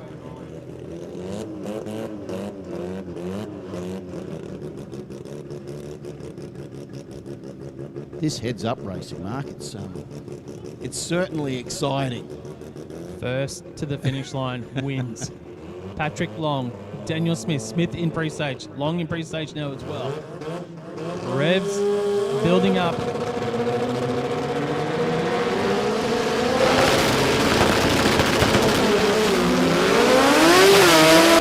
Oh, the RX-7's getting loose. Here comes the Celica, but it's not going to be enough because it looks like Pat has got it straightened up, and he gets the win with a 794. Not that it matters. He's first to the line. Patrick Long in the Monster Performance RX-7 will get the win.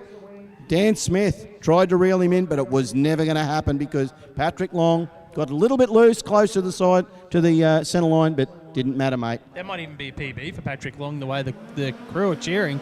183. Big speed, yeah. 183 mile an hour, so well done to the Monster Performance crew. Well done. That was exciting. Huge speed from Patrick Long. He had to drive it too. That was not a clean pass. No, not at all. he Yeah, had to drive that thing, Mark, didn't he? He earned it. He earned it big time.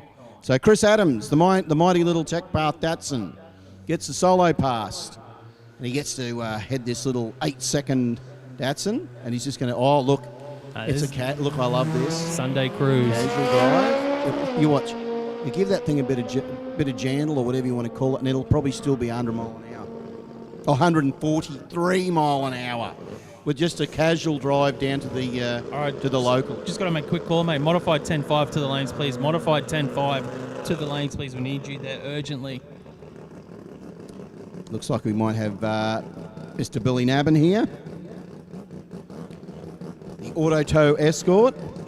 Now, every time this thing gets out of the line, goes kind of right, straightens it up. It's pretty tough. So Bill fires those big bags up from the 13B Turbo. We get to see, well, what's the launch on this thing? Bill is one of these guys where he says, look, you've given me one lane, but I like to pretend that there's some cones in the middle of them. And this car does launch a little bit right. He had it sideways earlier on. The thing just was on a mission.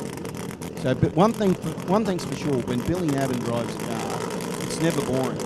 Not at all, mate. This weekend it's getting quicker for him.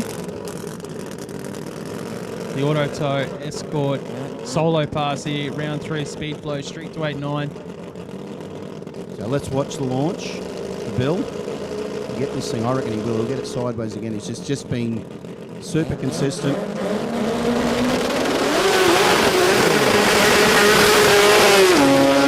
Spun, picked the wheels up.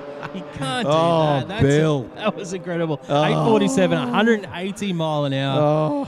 That was fun to watch. That was just fun to watch. Billy Nabin, the hook is never boring. That's it. Let's have that. Spinning Billy Nabin, grips, picks never the front boring. wheels up. 180 mile an hour and sideways to the first half of the track with 140 mile an hour to half track sideways. No, really. That was awesome. That was so cool.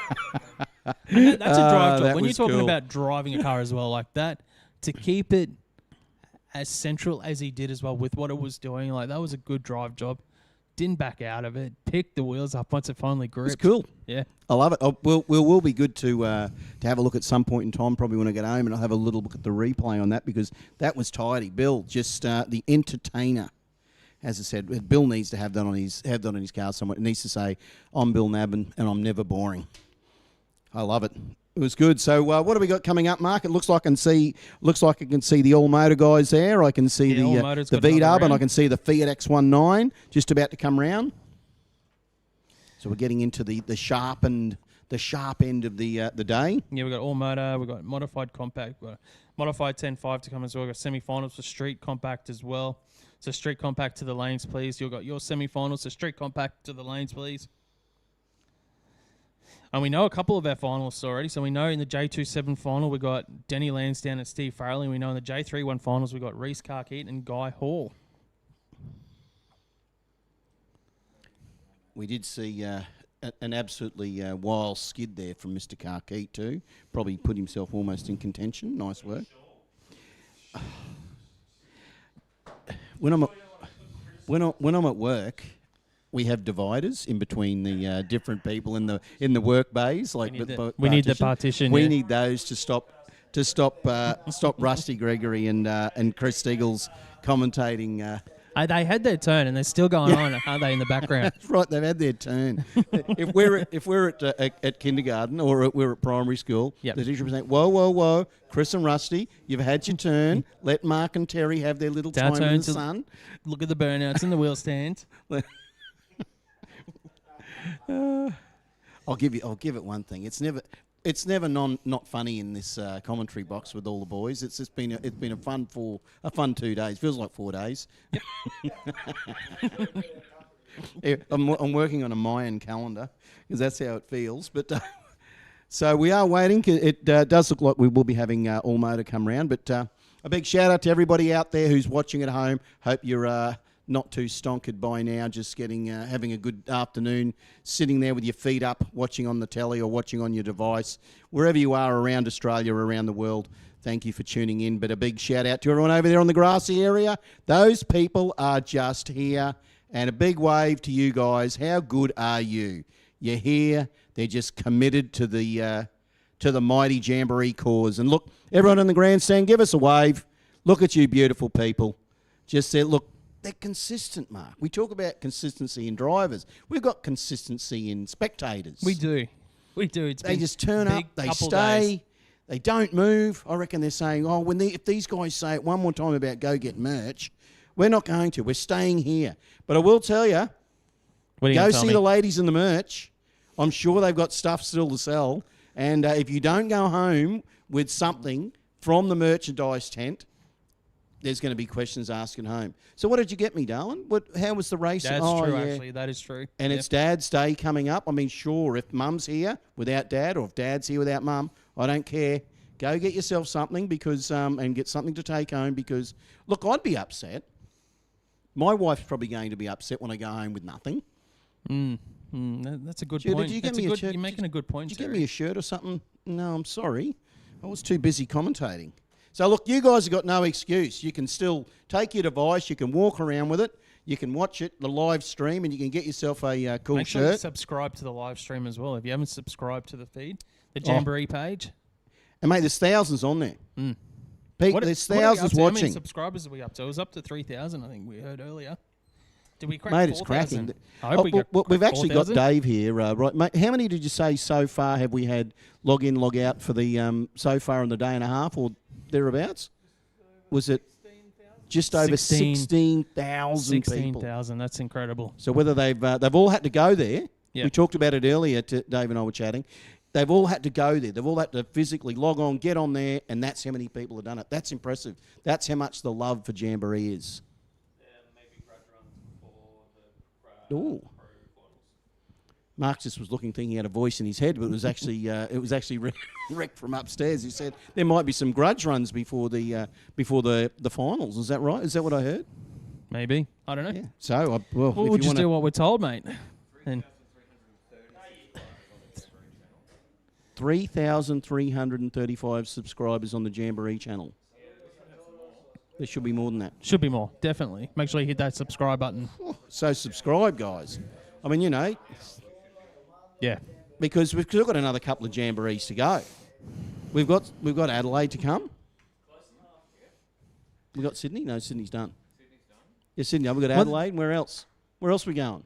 Adelaide, that's it, mate. That's it. Adelaide, beautiful Adelaide. Radelaide, as they call it. Well, that's one thing we really haven't spoken about this weekend is the Jamboree Championship as well. You crown the champion at the end of the season. Or they do that down in Adelaide, do they? Yeah, they do that in Adelaide. Yeah, I got the. Why does Adelaide get all the fun? I actually printed off the Seriously, points. we've got a 2-day event here. Why does Adelaide get all the fun? So Joe Gauchi's actually leading the championship, but he didn't come this weekend, so it's No. a real chance. Like Jason Studley was second, and he went 0 from 2 in the first 2 rounds of He's racing, 0 yeah. from 2. So when we look at the others, so Jay Sadek, he's not here. Alex, well, I tell you what, how far down do you have to go before we find some guys that are actually here today racing? Simon I know Simon he's Iono, here. yep. He's in there. So you do have that championship, and the winner of that, I think, is they win the. We got the paperwork here. But they win something. They win. I think. Win a night out with Chris Stiggles. A night out with dinner. I with don't want to Chris say Stiggles. what's on my mind, because if I get it wrong, I don't want to be They'll go, wrong. hey, why didn't I get a why didn't I get a gold Rolex? I think last season why it didn't was, I get a gold Rolex? I think last season was 5,000 for the winner of the nice. championship. So. Well, we'll find out. We'll let you. Yeah. Even if we don't find out, you can But look it anyway, up. that's the championship points for us. So for the Mate, Jamboree. nice work. When you look at them, there's look, Craig Wesson's there. Yep. He's in there. So some of these guys who are in the mix. Well, that'll be interesting when they tally those points up and see who decides to take the trek to Adelaide to see if they can keep those points rolling along. So it looks like we might have a little bit of prep. So we might go to a. He's just going to do a drag, I think. Yeah, so we might go to pay a few bills there, Mark. We might go to give a bit of love to our beautiful sponsors.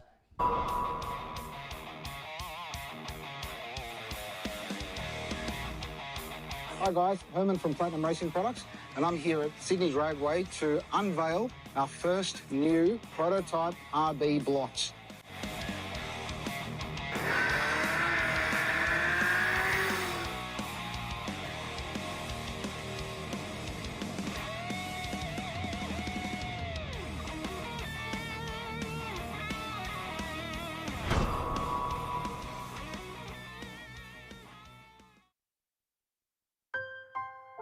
We've always had a few cars. They're all special. The T-Bird, Oh, that's mine. the Combi for when we want to get away, the XR8. It's going to be a classic. They're all insured with Shannons, We've also got Shannons Home and Contents cover. which helps protect our automotive collectibles, tools and memorabilia in the home and garage. If you're motoring enthusiasts like us, it's got to be Shannons. Shannons, insurance for motoring enthusiasts. Call 13 46 46 for a quote. Performance tuners and racers trust Bosch technology for their high-performance engines. Precision, reliability and performance. Bosch fuel injectors give you peace of mind, knowing your engine is getting the best fuel delivery. Race after race, year after year. Optimised spray formation for improved combustion, smoother power delivery and better throttle response. Bosch fuel injectors will put you ahead of the competition. Search Bosch Motorsport Australia. There's good, there's better, and then there's Bosch. Yeah, first ever Jambo, first ever drag show.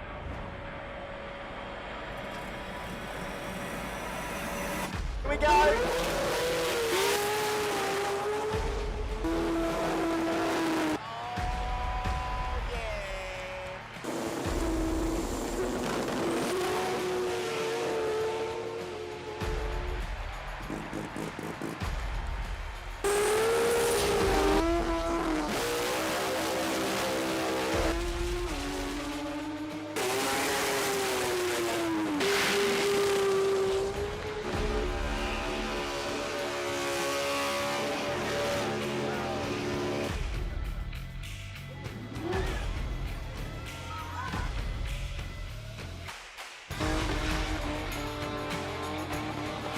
You know how to put on a show here at Jambo, do we not?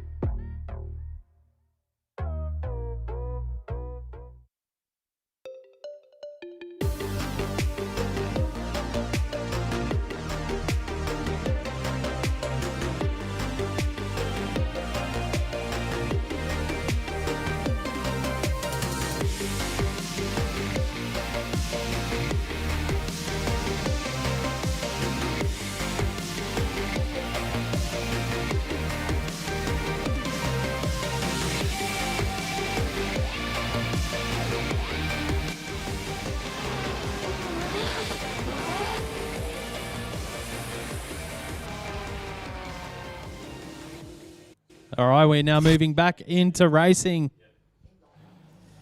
We are just about to go into some very quick cars. We got Noor Jamas and Guy King.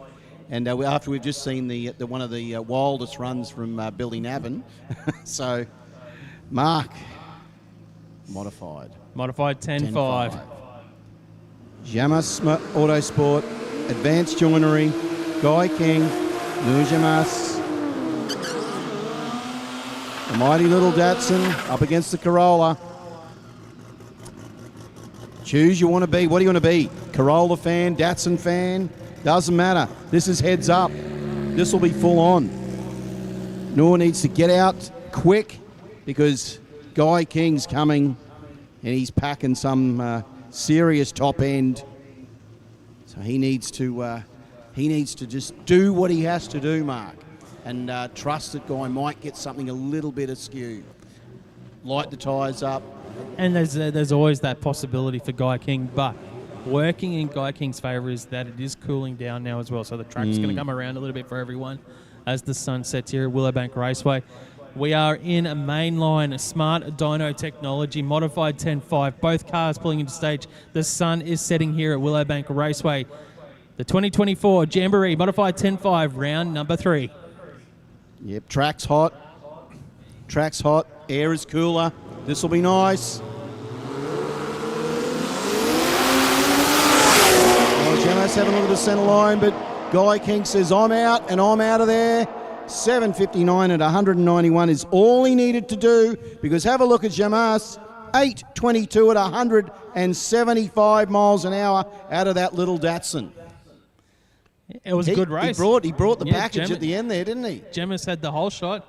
Guy King needed the horsepower to go around him. 191 miles an hour gets the win. That was close. It was close as it can get. But Guy King in that mighty little Corolla, 191 in the top end, 175 in the top end for Jamas. That was a good run, good drag race. Okay, looks like we've got a solo pass here now for Joshua Moore. I don't think Josh has lost a round of racing yet today. No, he's been 2 from 2. I'll tell you what, he was one of the racers, though, Mark, who has been testing during the week. Yep. And it shows. The guy has got Josh has got a good grab of this track. And he's using it to his advantage, to the mighty Barra utility. So I'm just wondering if Josh will do a full pass here, if he's going to be 3 from 3. Yeah, why would knowing that he'll be into the final modified 10-5, like unofficially, if he has a solo pass anyway. It looks like he does, so he's moving forward. I thought it might have been the CQ rotary. So he might just go straight on the stage, and that's what he's going to do. So we called it here, Terry. Yeah, look at that. So if you're going to be 3 from 3, knowing that you're going to make the final, not officially just yet. Why would you? Why would you risk it for the biscuit just now? So he's accepted the green, gets the win, and we might see Josh in the final for modified 10-5. He's saying no. So nice work there from Josh. That was very clever. That is a racer who wants to win. That is someone who's been here, who's been putting time in this track already before this meeting, who is saying, look, this is serious to me. I want one of those J's. I want to take one home. Well, sometimes you've got to look at the situation, like, what do I get out of this situation? I'm going to be in the final. Yep.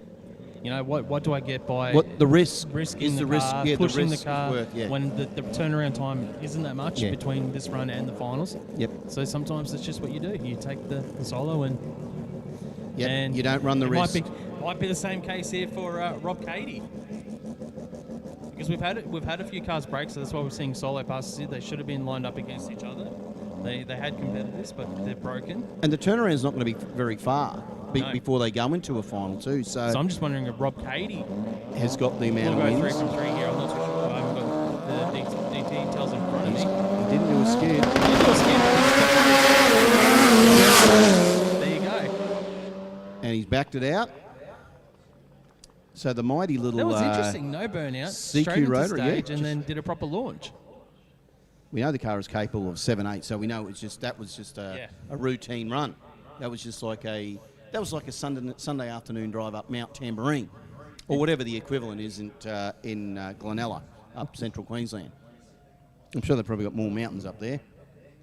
probably more attractive mountains up there as well. So that should bring a close to round 3 of Mainline Smart Dyno Technology Modified 10.5.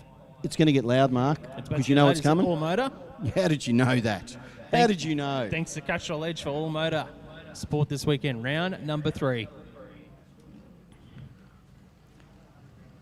So here it is. We can see Trent Bianco already here, lined up. The Mighty Beatles, all in the house.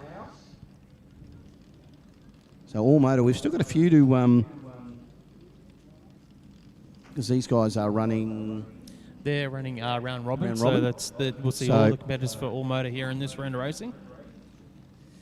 And then the 2 finals will be the 2 drivers with 3 wins or the most wins. And if there's a count back, if there's a tiebreaker, so you get more than 2 drivers with 3 wins, I'll go back to closest to dial-in. We might be having a sunbreak here, possibly. Ooh, not too sure. We're all having a look down the track. Very. That would be my guess, is the sunbreak, because the sun is setting here at Willowbank Raceway. Looking down that track very mysteriously as our officials. The drivers just yet, though. So it is still a little bit high up there.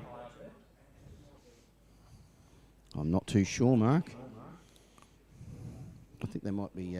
We're not getting any information on our screen, so there might be maybe something else. I'll just do a. I'll let you know. I know who the Street 289 finalists will be. Chris Adams and Mohammed Salami. Right, nice. Street 289 Euro finalists are Stuart Twydale and Haley Menz. Yep. Yeah. There you go. So we know those finalists. We know those finalists, so that's Chris good. Adams and Mohammed Salami in Street 289, and Euro Stuart Twydale and Haley Menz. Yeah, I'll tell you what, Mohammed, he has been super consistent. So those 2 boys in the final, it's been impressive. It'll be good to see. It'll be a good race, yeah. As we wait, we're not too sure what is going on, but we haven't had any official word yet here in the commentary box. Just said that they can start the skid. So there we go. All right. So they're in the water box. They can do their deed.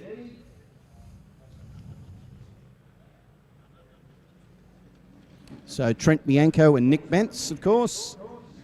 11.55 for Nick. Trent Bianco at 10.80. So the Fiat X19.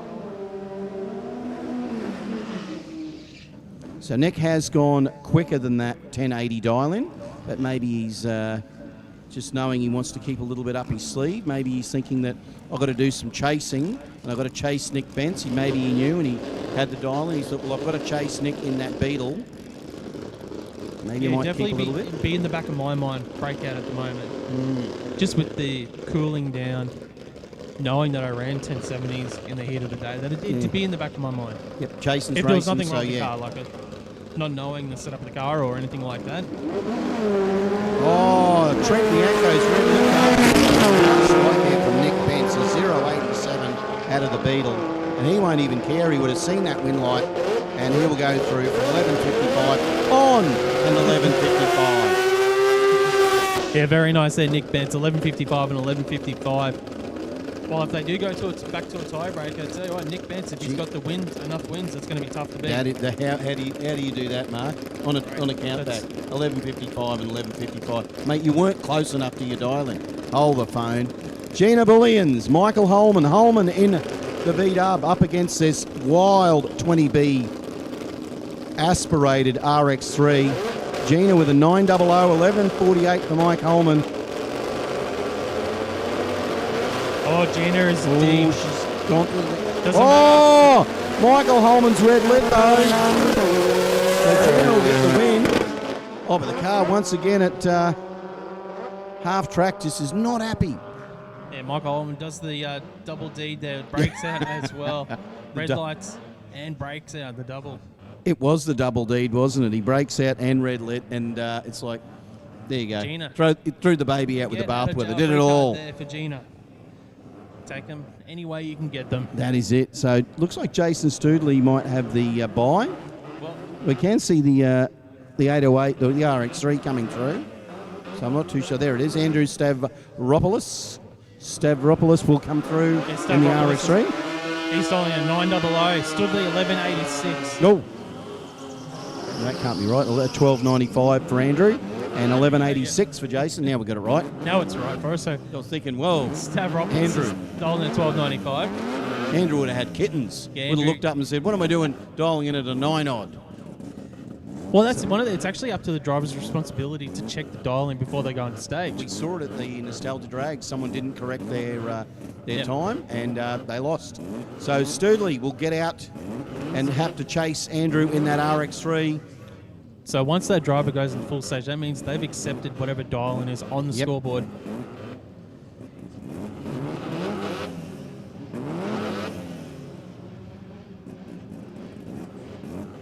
We can hear him now. He's in. Andrew's in.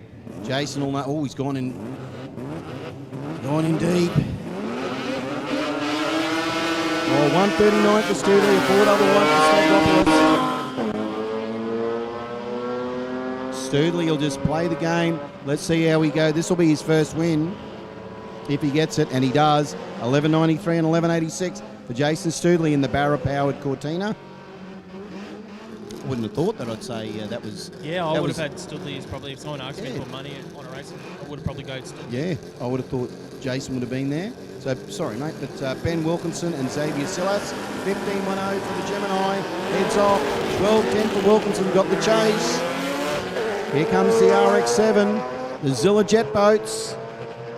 At half track, Silas was still in front at half track at 1,000-foot Wilkinson. Was he on the brakes? He's on the brakes. He's on the brakes. Win. That he is, a 12.22 at a 12.10. Ben Wilkinson in the RX-7 will get the win over the Little Gemini.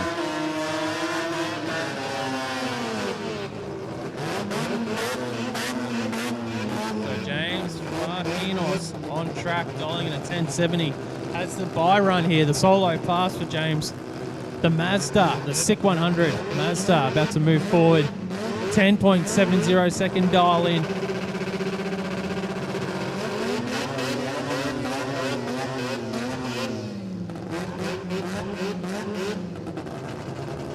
Well, the light's gone green, and James is still sitting there. And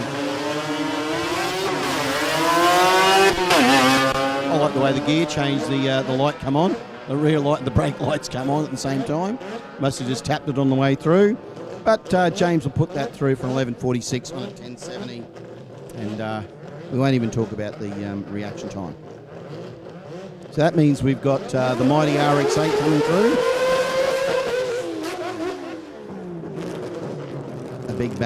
Big bang and a pop for Craig Wassoon. We looked at Craig in those points there, right, he was about here somewhere, wasn't he? Yeah, he was in the there in the mix. points. I saw him before as well when you...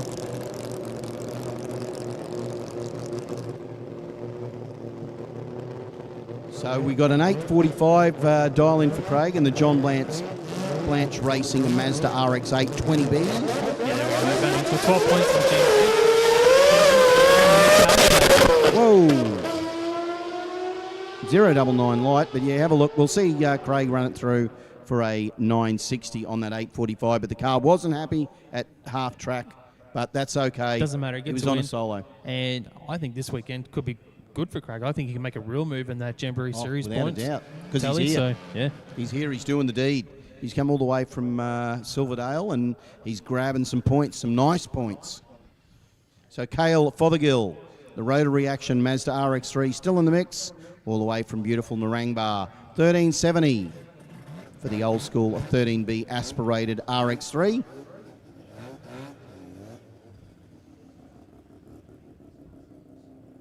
So Cale says, I just need to go right on that dial in. Let's be honest, Mark. That's what you need to do. Lots of solo Whoa! passes Pops here. the front wheel Pops up. was up 4.52 on the tree, but might have just...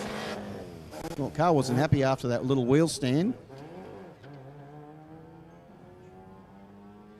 And away she goes.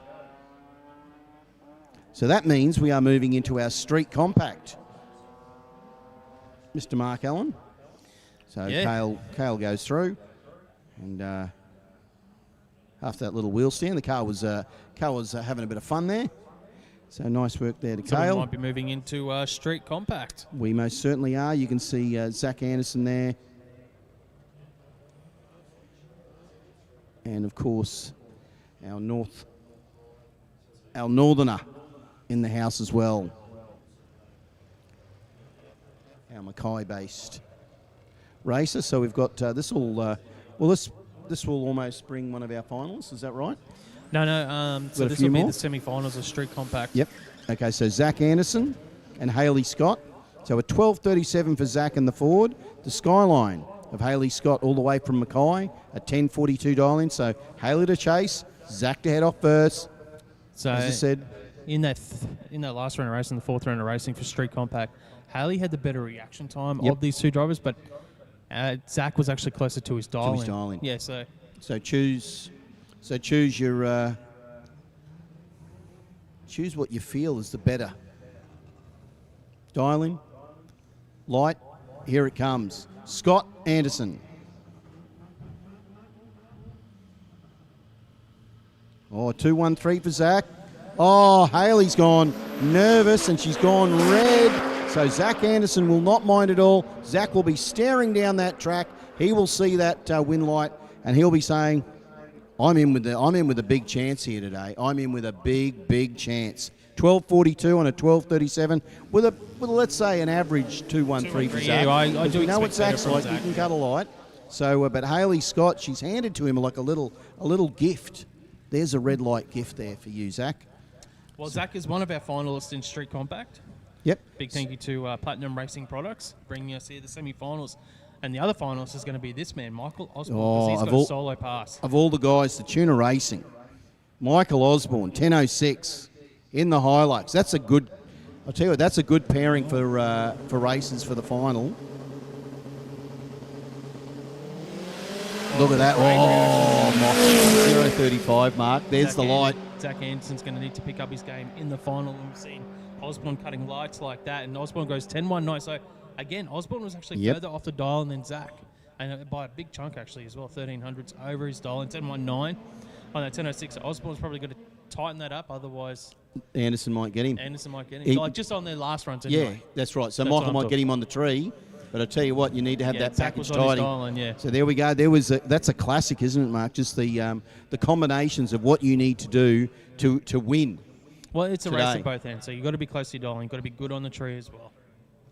And there's a little bit of a tailwind now as well, just looking at the flags. So it looks like there's a bit of a breeze blowing down track.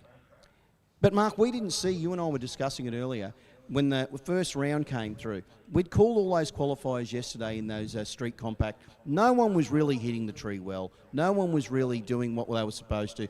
First up this morning, you and I were sitting here going, who has turned up? Have they put different drivers in these vehicles? Because everyone was on the money. It was chalk and cheese from yesterday today. Mate, it was the quality of racing from those Street Compact guys just went up 10 levels when they turned up this morning to race. It was impressive. We also have an award for the best light of the day.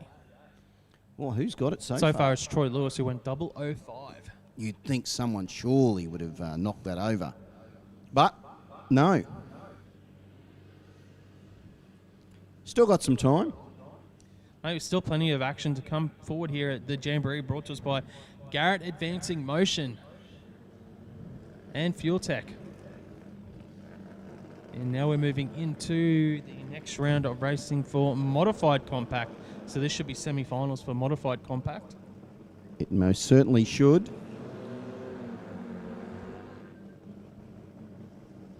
We got the all-motor finalists, which will be Nick Bentz and Ben Wilkinson.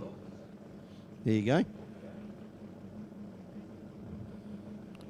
So Martin Whelan, Ross Pulafito, the RX3, the Ford Falcon, the Gatto Repairs, Black Track Ford, the Promaz RX3, the Victorian versus the New South Welshman. Martin and Ross, 850 for Whelan and 868 for Pulafito. So not much in it, Mark. Not much at all. 0.18 of a second between the two drivers. Who will go through to the final of Modified Compact? Will it be Martin Whelan? Will it be Ross Pulafito here in the Promaz Mazda RX3? Reaction time advantage, big time to Ross, 453 to Whelan's 473. The Mazda, has it got the legs? It's in front. It goes too quick.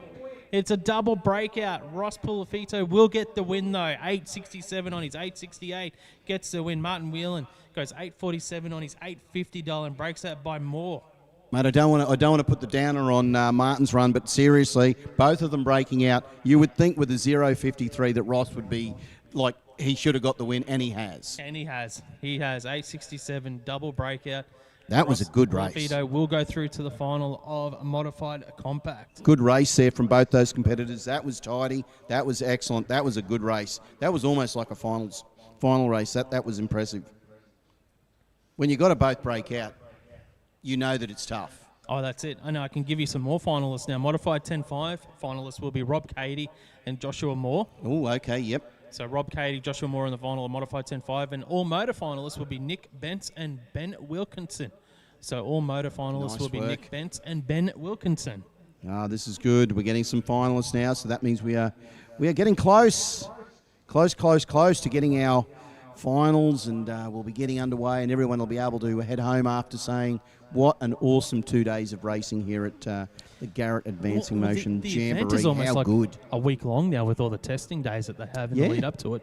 Yeah, some of the races have probably been camped out and probably eating bacon and sausages every day. I think I've seen photos of some of the teams setting up on Monday. Well, that's keen. Last week, so that is literally almost a week for them. Well, I guess it will be by the time, because I'm sure they're probably not packing up tonight. Well, I would think if you're coming from interstate, Mark, there's probably a good idea if you come here a couple of days early before you do testing. You probably want to head down if you've got kids. Maybe you have a sneaky little bit of time off school and take them down to the things down the coast and everything. So, oh yeah, a lot of teams do that. Yeah. So I think it's probably a good time. You probably might use it as a holiday. And what a holiday to have! Jamboree is the festival, and that's the holiday you want to be at. So as we wait for our next crew to come forward, everyone's just checking out this beautiful sunset.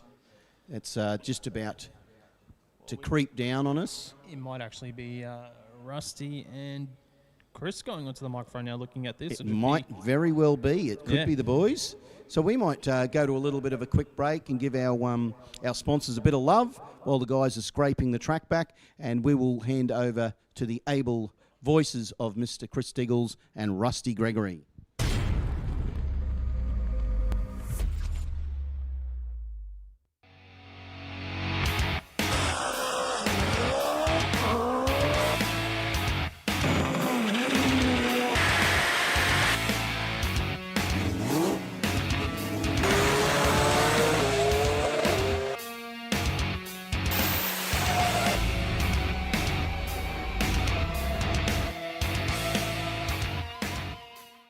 We have one goal, drag strip domination.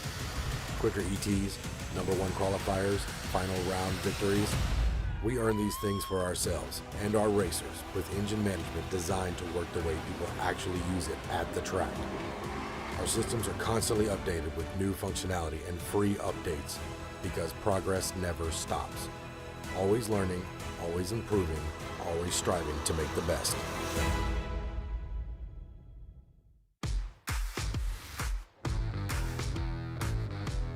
Designing and building a drag strip is extremely challenging. The lives of people are at stake. There is no room for error. My name is Frank Tarabay. I'm the owner and managing director of Every Trade Group.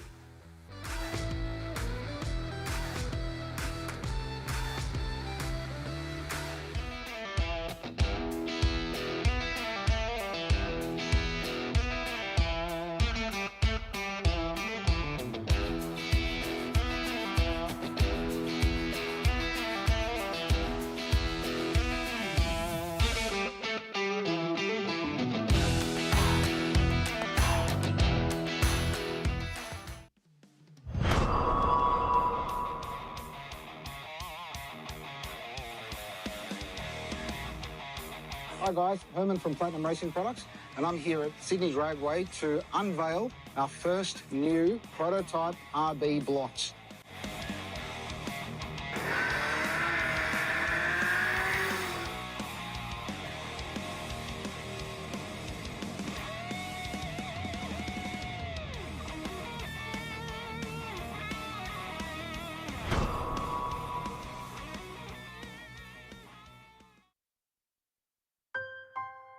We've always had a few cars.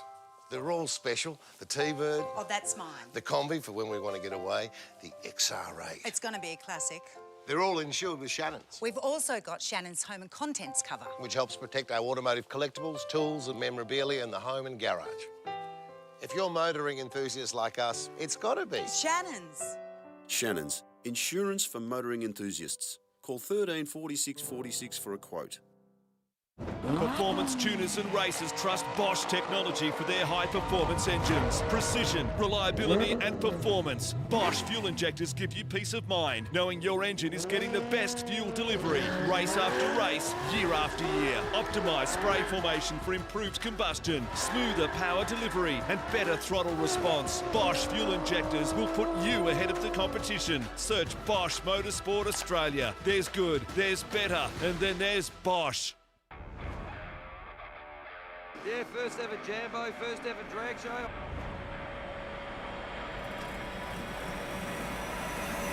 Here we go.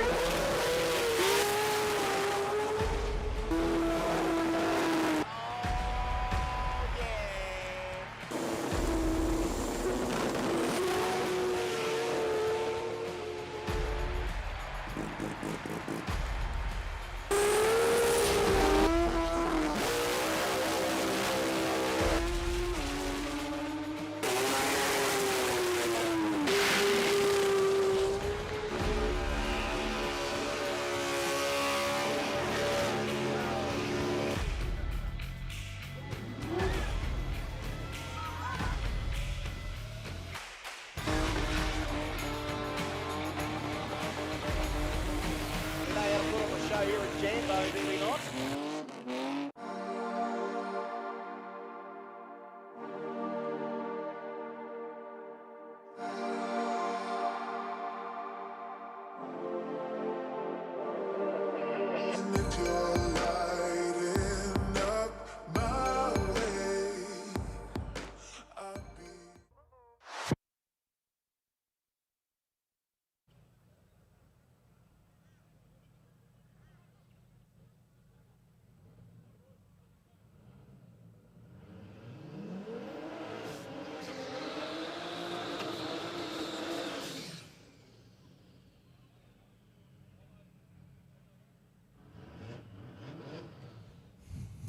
Okay, moving back into a modified compact. No, it's not. It is modified compact. Nathan Peters on track, solo pass here. So obviously we're just waiting for Nathan to get around to the lanes here.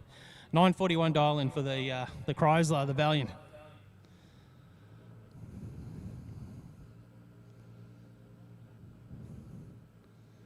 $9:41 dial-in by run here. The sun has almost set on the 2024 Brisbane Jamboree. Nathan Peters interstage bumps in, full tree. Gets out of the 264 reaction time. Nathan Peters takes it through, runs a 9:44 and he's 9:41 dial-in. Great run for Nathan Peters. So he will be in the final of a modified compact, I believe. And it looks like we're going now back into a little bit of track prep here, getting ready for our final rounds of racing. So we still have one more round of racing to go for the big boys, Pro Compact, Pro Turbo, Factory Stream, Pro Mod. So we've got those, and then we've got all our finalists as well for all of our other brackets.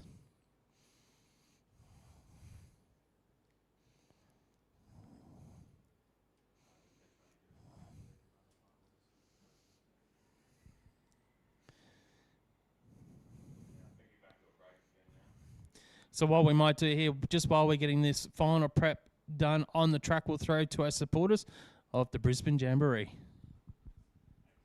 Got to do it. I'm down here at the Jamboree Babe stage and tomorrow the Bikini stage. Well, let's see if we can get slightly invasive and go for a little bit of behind the scenes. Oh, we're about 10 minutes away from starting, so backstage passes, right? See, it looks like everything's in order here. We've got two of our judges. Are we missing one judge? We've got to get one more judge here. Do you want to be a judge? Hey? Still a little bit. Is he still coming? Yeah. So, Leanne, we've been doing this for a while. Yeah. It takes a lot to organise. It's like herding cats, isn't it? It's chaos. and you've got about 10 minutes to do it after the factory extreme runs, and then you're on the start line, everyone's all over the place. So you got to get here, 10 minutes, forms, judges, DJ, it all happens.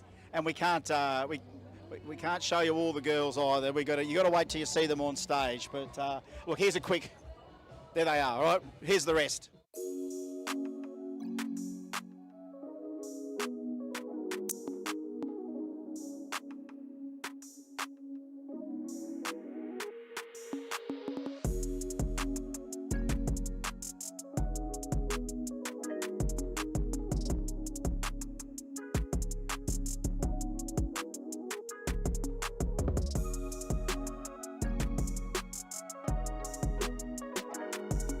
It's the toughest job in the world, but someone had to do it, and if someone else wants the job, you should apply, because I can't do this forever.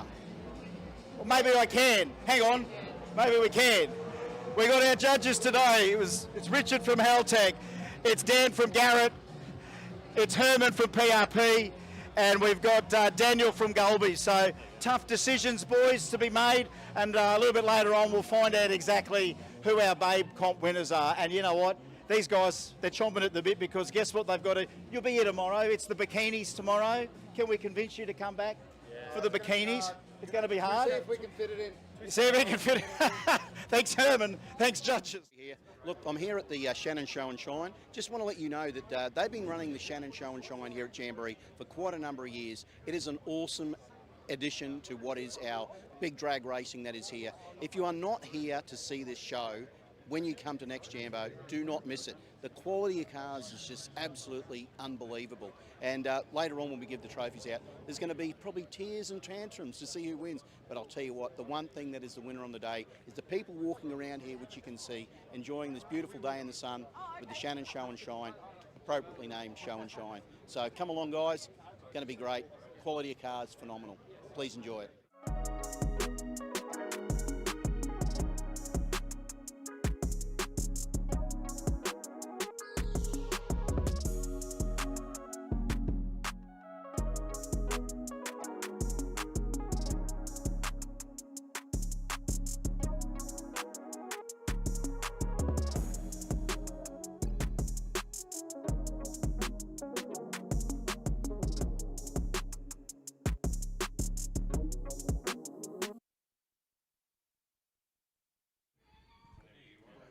Oh, beautiful, beautiful sunset.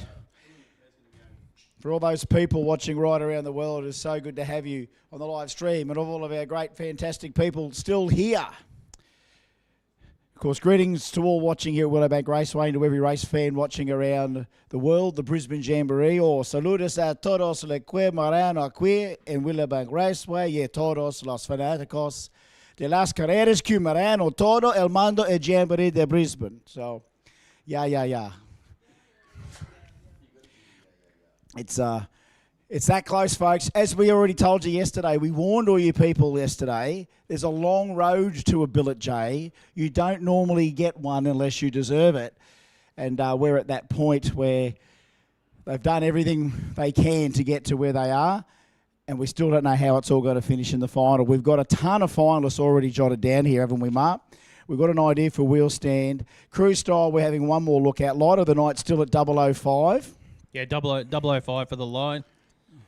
And all of our finalists determined there, which we've got. And if I do borrow a few more bits of A4 paper, we'll do some more jotting when we need to. But we've just about got them all there. Go through what you've got there, Mark. So I think we've got a J275 final. Tell me who was in there. Danny Lansdowne, Steve Farrelly in J275. They're our finalists for that. So that's Danny Lansdowne. That's a good race. That's going to be a great race. And Steve Farrelly, that's right. Okay. Yep. What's the next one? J315, Reese Carkeet and Guy Hall. All right. So Reese Carkeet. Of course, Turbo LS. Not bad for his first event in the car. And who was that one? Guy Hall. Guy Hall. Big race. Whipple Supercharged Mercedes Y, Australia. All right. Okay. Next one. All right. Euro finalists is Stuart Twydale and Hayley Menz. So Stuart. Oh, yes. So Twydale. Yep. And what was the other one? Hayley Menz. Hayley. So we've got a lady in the final. All right. Hayley Menz. Yep. Street 289 finalist is Chris Adams. Oh, wow. Chris Adams. Yep. And Mohammed Salemi. and Moe. All right. Oh, I tell you what, I don't know about that one. Modified 10.5. Modified We've got 10.5. Rob Cady. Oh yes, that's right. We've got this North Queensland battle. And Joshua Moore. Yeah, that's going to be a corker. It's going to be a corker. All motor. You're running out of room, mate. No, All we'll be motor. right. We'll be right. Yep. Nick Bentz. Oh yes, Nick Bentz. And Ben Wilkinson. That one again, Bennett Wilson, was it? Ben Wilkinson. Oh, Ben Wilkinson. Oh, Yep. yeah, Ben Wilkinson. Yeah. That sounds good. That's all the finalists that we've got so far. Well, here's some more paper over here. We'll have a few more. So we're obviously going to have a Pro Turbo. We're going to have a Pro, a Pro Compact. We're going to have a Factory Extreme, and we're going to have a Pro Mod, pretty much, aren't we? That's what we'll need for the rest of them. So some good matchups already. That's how long it takes to get to a billet J. This is the long road. Going through all of these matchups, I can't pick anyone standing right out there. Remember, we've still got a couple of those runs which will be on a dial your own handicap basis, so there's still lights to cut. There's a little bit of outrunning to happen on the Pro Tree categories as well. And who knows, as we've seen already, a million staging scenarios and things go right or wrong. We've seen whole shots already. We've seen number one qualifiers get taken down. Favourites in the other categories lose. It's been a real bag today. We've got it just about in the books. The wheel stand, the light of the night. The crew style is the hardest one. I'm still really agonising for the crew style ones, and I just got to have a look at who might come out of the finals here. Whether we've got one last clue as to maybe we can give the crew style to another one of our amazing. What are we looking for in crew style?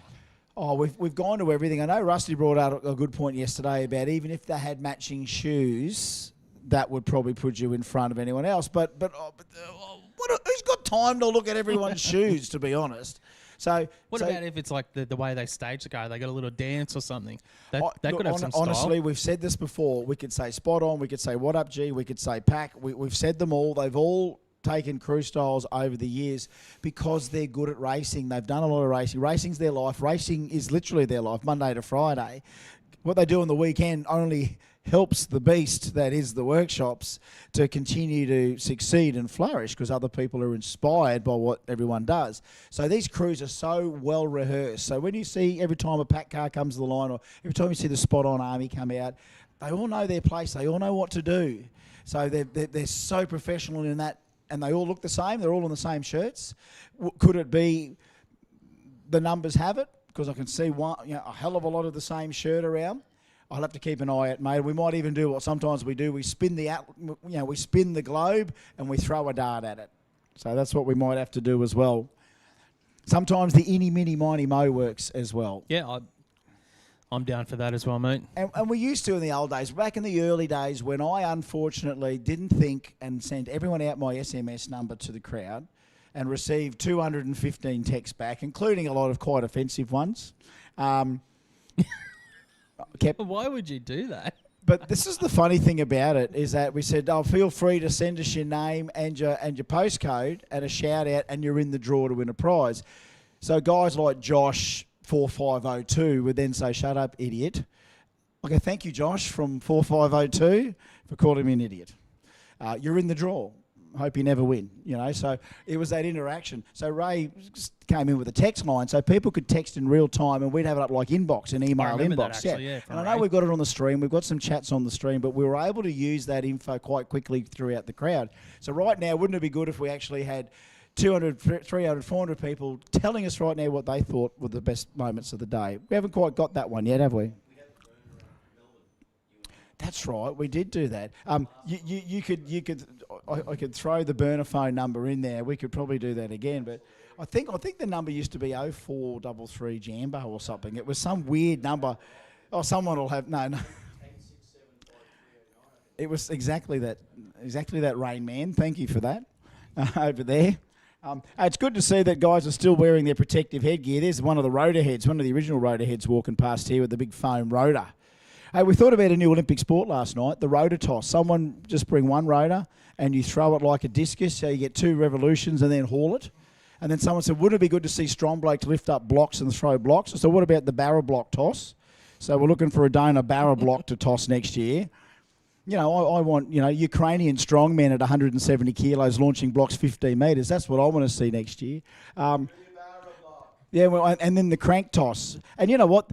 A couple of years ago, and I know he might be watching on the stream, Mark Arblaster, of course, contributor for Street Machine. Arby did an event called the Riverina Rev Fest at Wagga Showground. Had a burnout pad there, had a dyno there. We had really big car show there. And he had all these little games like engine block putt-putt. And you had cylinder blocks and you had to chip the golf balls into the cylinder balls. So that was fun. And then they had a crank toss. So they had women and kids cranks and then a 351 Clevo crank. You could come and hoik this thing as far as you could. The piston toss, so connecting rod and piston. Underarm, how far could you throw a con rod and piston? And I thought, we used to have rocker cover races at Jambo. And that one sort of went away in the translation. So I just wonder if we had and I know we've got some land out the back here. Honestly, we could build a little Camelot out here and let the games begin. Game Master Terry, over to you. Hear ye, hear ye. Who is the first tosser of thy rotor? Medieval times. That could be it. Maybe. I just never know where anything is going to go with you, Diggles. I know, neither do I. Look, but fear not, Marketh. I love it. Fear not, it's Marketh, good. for we will be throwing thy rotors in 12 months. Grudge runs to lane 7. So listen, there's a little window of opportunity for competitors. Attention in the pits. This is news. We won't tell you too much more because we won't be grudging all night until we get to the finals. There is a lane 7 grudge lane. So anyone wants to make another run, Brent Coles, if you want to make another run in the RX-8 lane 7. We just wanted to see your burnout style. We think you might be onto something, but would you folks want another big skid from one of those cars before the finals? Put your hands up if you want. Could you guys handle one more big burnout out there? Put your hands up. Could you handle one more big? You got another big burnout in you? Righto. So here we are, Sunday night. No one's going home just yet. Beautiful afternoon. Look at this beautiful sunset. God bless Australia. God bless Queensland. God bless Jamboree. This great nation of ours. Could be worse. We could be living somewhere else in the world, like the United States or Paris. And I'm glad that we're living here because we've got the horsepower in spades. And we are spraying that thing ready for all the finals. Do they have drag strips in Paris? No. No? No. It is unnecessary. Funny you should say that. I tell a lie. Again, back to one of my favourite. I know you'll know because one of my favourite YouTubers is Mark One Kieran, and one day we'll get that bloke to Australia because he goes to Santa Pod all the time. He goes to Malta. He went to Tierp Arena in Sweden 2 weeks ago, and there's a drag strip. It's kind of at a circuit track in Paris, and it's unreal because it's quite a primitive drag strip. And it's funny that down the end you see them going up the return road because it's 8th mile. Actually, I tell a lie, it's quarter mile. You see them coming up the braking area. There's a circuit track in the background and they're all running Renaults around there in the background. So we've got drag racing and circuit racing happening in the one venue. Are you now questioning whether or not any of that information is true? No. I was just Googling if there was a drag strip in Paris. Look, and you know what? With Mark One Kieran, he'll use all the European names for everything, so I won't know those names. But I do remember he has put something up, and we were in France, and there was some wild stuff there. Yeah, it's insane. That's right. It's insane. There were. And some of them weren't slow. And one thing about European drag racing, they do love a lot of American iron. There's a lot of American iron over there, but there's a lot of oddball stuff as well. And, we've got quick V-dub Golfs over there, and they've got Audis and things like that. But then there's a lot of American muscle and full tube car there as well. So I'll find it again on Mark One Kieran and have to shoot you the link. But I do watch a lot of drag racing in my spare time. I know, that's why I was like, if someone's going to know where there's I was going to do a wild world. I was going to do a wild world of sports. We're going to do a wild world of sports one day where we'll sit there and I'll just sit at the desk and we'll throw. Just throw some darts. Is there one in France, Italy? Yeah, well, area? we let's get our correspondent on the ground live. And you know what? That's the one thing I notice and I love about this sport is that no matter which part of the world you're in, there always seems to be a Christmas tree.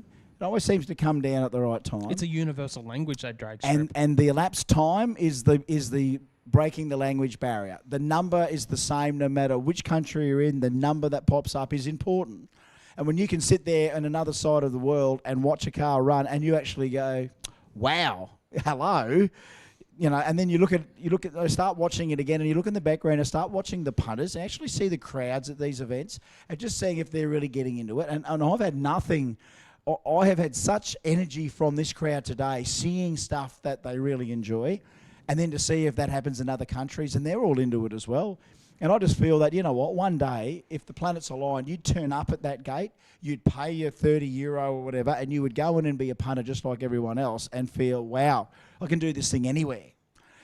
You can be a part of this community anywhere in the world for the people that do drag race. So it's always going to be a sport that you'll never get away from, I'll never get away from. The people out of here are kind of hooked. Anytime we look for holidays, I'm like, is there a racetrack nearby? Yeah, absolutely. What's on the calendar at this racetrack? Mate, nearly every town in Australia that's got a drag strip, I've seriously had that little part of your brain go, I think I'm coming out here to live. I can start a new life out here. I just realised that I don't know much about Europe and drag strips outside of Centre Pod, and I know Sweden's got one. Yep. And so they got Mantorp Park and Tierp Arena, right? So there's the two over in Europe that are outside Centre Pod. Yep. So they're dedicated strips, and the quality of cars pretty incredible. And the depth is there. The racing's good. 2 weeks ago at their championships over there, they have a class called Pro Street, and it's a 760 index class. And they had 24 cars in there, and then they have I think a Real Street class, an 860 class. So they run a bit of fixed index stuff, and the field was very tight. And then there's traditional sort of super gas, and then competition. They run a comp class and the occasional alcohol funny car or dragster. So really, in a couple of fuelers as well. So, you know, it's not like you turn up and it's, you know, there's acres of it, but what's there is pure quality. And, you know, everyone that's a fan of it will watch as much as they want. And I'm sure that hopefully people all over the world get a bit of a kick out of what we do here down under. And you know what? The ones that haven't even seen it yet, we'll give them a kick eventually, and they'll see exactly what we do down here. It's like, wow, you Aussies do this a lot, huh? And the answer is we don't do it a lot, but we've got enough of it that when we turn up at jamborees, you see it. You see that showcase of what the industry is doing, what people are doing with not only their time, but their money and their concentration of, well, you know what, this is a serious toy I got here. Let's let it loose. So what about Puerto Rico then? How many tracks do they have? They have one, or is I it think more? they got Salinas, and then there's another one there which was it's a real back blocks, basically disappear into the palm trees sort of breaking area thing, 8th mile. But now Salinas is kind of the one that. Yep. So Pal Febru, he's always there. Pal Febru TV, so he's always at Test and Tunes and things like that. And again, per head of population, there's quite a lot of cars in Puerto Rico that can race in various forms, either everything from pro mods down to street cars. Lots of juniors are coming on, so that's a bit of a late take up there in Puerto Rico, is that there's more kids actually in junior dragsters. They run the Banshees, which are those sort of quad bike things with the two-stroke engines. They're Honestly, I'm not a bike guy, but I'd almost ride one of those things just because they've got 4 wheels, you know. Worn that one out. The microphone was getting hot. I think I'm on my 3rd microphone for the weekend just because we burn them up. So that part of it, you know, knowing that you could just go and fly to the other side of the world, turn up at that gate and just know, I'm glad I'm at a drag strip and here I am, I'll fit right in. And if they find out from Australia, well, you automatically sort of get inherited into the family and welcome, and, you know, you're someone that's travelled a long way. Last year, of course, we went to Europe and we made it to Santa Pod, but the days were so short back then that, like, you know, it's dark at 5, easy. So we turn up at Santa Pod. You would not believe that this drag strip exists, right? Because we're driving down country roads, no signs. Is it here? Where is it?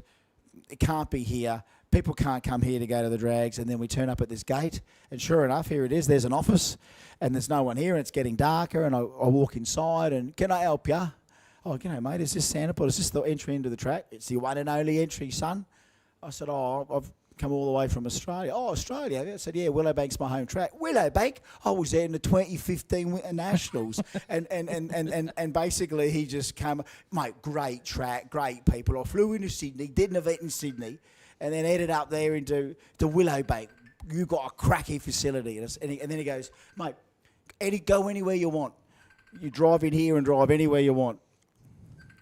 Disco D needs me. Disco, this is hard to do live, mate. This is hard to do live. Yeah, Disco, text me and I'll see if I can get the communication. You might be asking who the finalists are in J275. He might be asking that. It's Danny Lansdowne and Steve Farrelly, if that's what Disco's asking, because he was in J275. But remember, round 3, Disco, I don't think, did a big one there. So whatever he had eligible might have been washed out by that third round performance. Danny peddling it, Farrelly peddling it. I think both nearly in the 7s in round 3 might have cemented that for their J275 finals. If that's what you're asking, Disco, I'm only, trying to suss it out. But, mate, the facility, 50-plus years old, an ex-WW2 landing field, and there was only one way into that venue, and it's down one sort of tiny 2-lane road, but apparently everyone comes in through there. Every team comes in there. Every spectator comes in through there. You literally drive a mile to get to the start line, but you're driving through fields to get up there. So that's where all the people must park as you come in. And then by the time you get up to the start line there, they have got permanent rides there just all undercover, like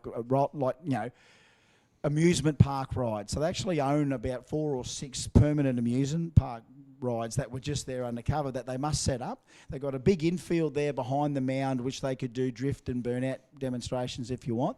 Drive around the start line to the other side, and then you can see that it will be all the pits all the way down to the finish line. But it is an old facility. It is definitely would need a big turnkey billion-dollar upgrade. But you know what I love about it? One bloke owns it. It's privately owned. I don't know the bloke's name, to be honest, but occasionally on videos you'll see the men turn up on the start line and they zoom in and out on him. It's like, mate, keep this going, mate. For a bloke that owns a drag strip, you've pretty well got British drag racing in the palm of your hand. And let me tell you, they have Run What You Brung nights or Run What You Brung events there at Santapod. So basically test and tune, we'd call it here at Willowbank. Run What You Brung. So what's that? RWYB, that's what they call it. And there's some quick stuff there. More and more people are finding that sport out, would you believe? More and more people are doing it. It's not dying. More and more people are turning up with something and having a go. So they are a little bit behind. As much as old Mother England, you would think, would be leading the way. I suppose from the Spitfire onwards, they were cleverer than us. But then our Aussies got smarter after the war from there. And if anything, the Aussies have proven themselves that we can out-factory the factory. We can outdo anyone. We can outdo the Americans. We can outdo the British. We can outdo the Japanese. We are Australian. The only people that can outdo us live on another planet, put it that way. Is this all the finals? Beautiful riding, by the way. Is that your riding? Well, I'm going to read them out the way it looks written. J275, Daddy Lands, so well written, Steve Farrelly. J315, Reese Carkeet, Guy Hall. Stuart Twydale and Hayley Menz. Chris Adams, Mohammed Salami. Robert Cady, Joshua Moore. Nick Bentz, Ben Wilkinson. Street Compact, Zachary Anderson, Michael Osborne. Modified Compact, Ross Pulafito and Nathan Peters. What is this? Round 3. This determines finals. Pro Compact brought to us by McKern and Associates. Mark Allen filling in for Rusty Gregory, who is flying to the airport right now. Yeah, I think this might be the first session I've called this week in a Pro Compact.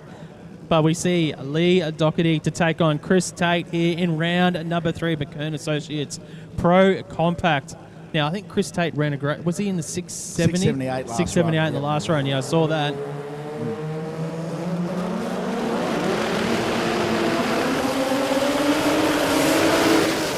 It's his position to falter on here now, Tatey. I ducked past there. I had someone ring me and said, Chris, move your van. My van was in the way. So that's why I missed out here. And I go past, and here's Tatey sitting in the driver's seat. Here's Daniel Swanee down there sort of checking clutch air gap and stuff like that. I said, how's everything going, Tatey? And he goes, oh, no, softened everything up. He took some fuel out of it, so it was really, really rich. So what he's done is he's actually knocked a bit of fuel out of it, and he said it's all come around. It's making a bit more power. I don't know whether that means they're hopping it up, but I'll tell you right now, I'm not his crew chief, but I'd say, mate, whatever you've just stumbled on the last day and a half, you don't need to swing any harder right now. You can get yourself a bill at J, because I don't think we've even awarded Tatey anything in Pro Compact. He's never quite been there at the end of the day to clean them all up. Such an immaculate car. Chris Tate. Lee Doherty on screen there. You can see the wheelie bars getting adjusted. Moving forward now, Chris Tate. Thank Final you. adjustments. Thank you, running Terry. into the 6-second zone. Comments from the super coach over here.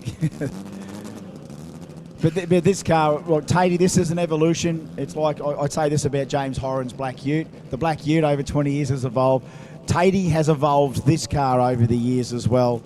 And he is the RZ king for a reason. He's the quickest 3RZ in the world, the quickest Toyota 4-cylinder in the world, up against one of our quickest 13B auto sedans in the world. Lee Doherty, watch out here, mate. Tatey's got the clutch. He's got to bump that in with his clutch leg. Lee's got to light the wick here as he goes in the bump. Tatey won't be too far behind him. Oh, we've got to give him a race. Tatey won't shift. Tatey can't shift. He hasn't shifted. He's got a gear. He's got a gear and he's going to get the win. Is he? Oh, no. What? Wow. 9:59. 9:59 to a 10:85. I thought it was closer. Yeah, than no. that. Look, it just played big tricks on us there. I don't know. If we've got half a moment, if we're going to go for a quick look out on the track, I might just want to see a replay of that just to see. Especially that long shot, because Tatey got off it. I think he noticed Lee lost momentum, and then he had to either get gears or do something to get back out there. I don't know. It just visually from Yeah, here, no, it looked close. It looked Tatey by all yeah, money. but it's saying that Doherty got there by 1.2 seconds. Well, look at his closing speed, 146. Yeah, well, Doherty's Tatey there only 82. Yeah. There you go. That's the tail of the tape right there. All right, Tatey's missed out on that one, but I don't know. Has he done enough in round 3? If that's 2 from 3 and a 10:85, and that's Lee, maybe. Well, Doherty was even quicker to 3:30. Yeah. Look Yeah, at no, that. it was on a good number. Identical to half track to the 0. Quicker on the 60 than Tatey as well. 115 to a 116. 564. Look at that. Look That's at, what I was saying, look at no, that at the 8. identical. 564 with a 0, identical to the 8.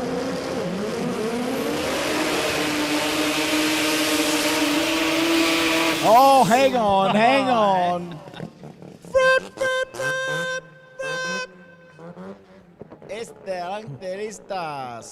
I thought it was impressive. Terry's over there saying not enough smoke. No. He might have to do a bigger one in the final if he gets there, eh? Let's just see. Peter Rayham Peter. on track for pack performance. Big burnout. Solo pass. All right, so he can let this thing eat. He knows he can't idle it down the track, and I don't think he's going to idle it down the track. I think Father has given him the reins here to say, well, do you want to go a bit faster today, son? You might need it for lane choice, you know what I mean? So let's see. Never underestimate your opposition.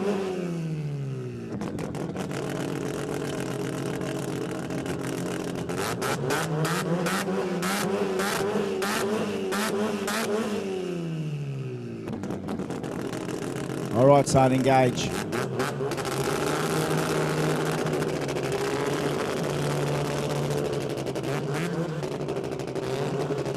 Born to do this kid. Pete, this is all yours. So whether that's 3 from 3, I don't know. I haven't kept count. But he's going to give himself a fair representation here in round 3. Maybe he can get to the final. It's all got to work well.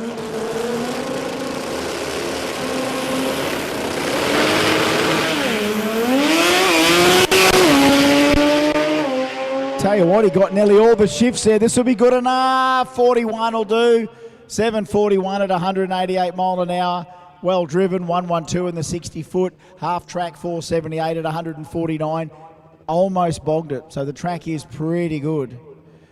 Just not, could have done with a couple of more PSI on the line there. Really come out of the hole, but it just that little bog, but it didn't kill it. It was all right. Yeah, 112 the 60 foot is still solid. Like, that's a solid 60 foot. You heard that. You heard it sort of catch. You know, just for that moment when you can slow down a moment and just hear that back of your head. It just caught. Like, you know what I mean? It just grabbed the track. Is that the front clip coming off? Drama. Sometimes I'll have to spray the starcher rotor up the, that Wins product, Newline starcher rotor. It looked like it moved backwards, though. Sometimes you need that right down the gut of the turbo to get the thing to fire up sometimes, especially on the rotors. Who told me this famous old story a couple of weeks ago about, it might have been might have been Craig Dyson driving Graham Pry's R100. It had no compression after the last run. They clutched it down the return road. So they said, you're in the final, this thing won't start, it's got no compression. Pouring orange juice down the intake to give it some compression, so the pulp would give it compression, and the thing spat smoke out for about 3 minutes on the line. I think he won the race and everything. Oh, I got a sack. Running on orange juice. Even that's something else. You never hear a story until someone tells you years later. Sam Kiprios and Simon Ionu. An important run for both. An important run for both. This is where Kip might just might have enough. You don't know. Simon's thing's wild. We know it's 6.6 second capacity. We know the thing has done it already. Simon's just got to give it its head a little bit here and do a bit of wrestling. If all the signals are right that this thing's going to stay straight, we'll get that 6 second potential back. Kip will just give us that 30 right now if we need it. Well, that's it. I'll just say Kiprios' strength is consistency. We know that car will get down the track 9 out of 10 times, running in the low 7s. So Simon with the horsepower, though, he can run into the 6s. The starlet there moving forward of Sam Kiprios. Tell you what, geez, I love McKern Pro Compact. I mean, it just... You don't know where the threat's coming from until the very end, and I still can tell you right now it's El Chebo, but who might El Chebo have to race in the final?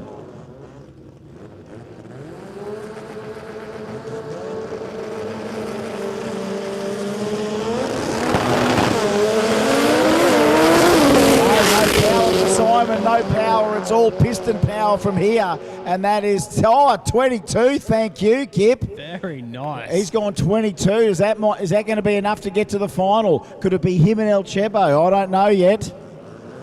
We got What Up G here. We got Chris Hall here. Doddsy hasn't done too much wrong. He might play the percentage here too. So what's this ET-wise so far? 722.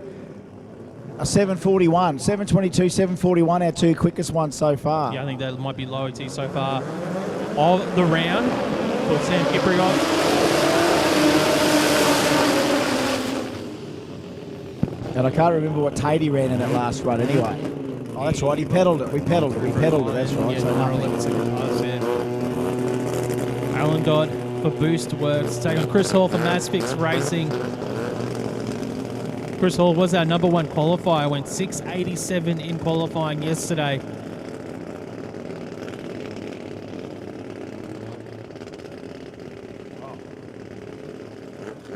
Oh, okay. Yeah, good idea. Thank you, Terry. Well spotted. That's locked that up for us. That'll do.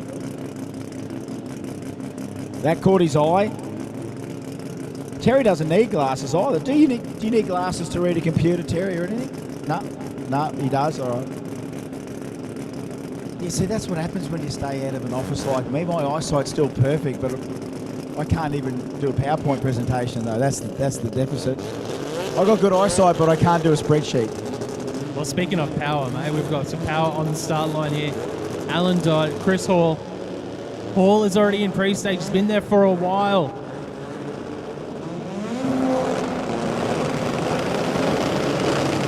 Oh, no!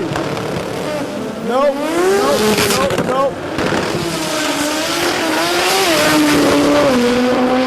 Okay, that just happened. We've got to hand that to What Up G and a 47. Let's keep an eye on what the 47 might do there. We saw 41 and a 22 and a 747 for What Up G in round 3.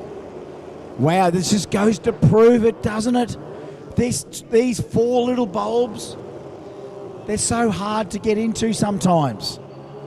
Aren't they so hard to get into sometimes? You missed the Phantom Amber before, mate. We had someone launch. Yeah, Phantom Amber. I saw that getting in people's heads. It's late. Some people have been here 4 or 5 days. Fatigue's kicking in.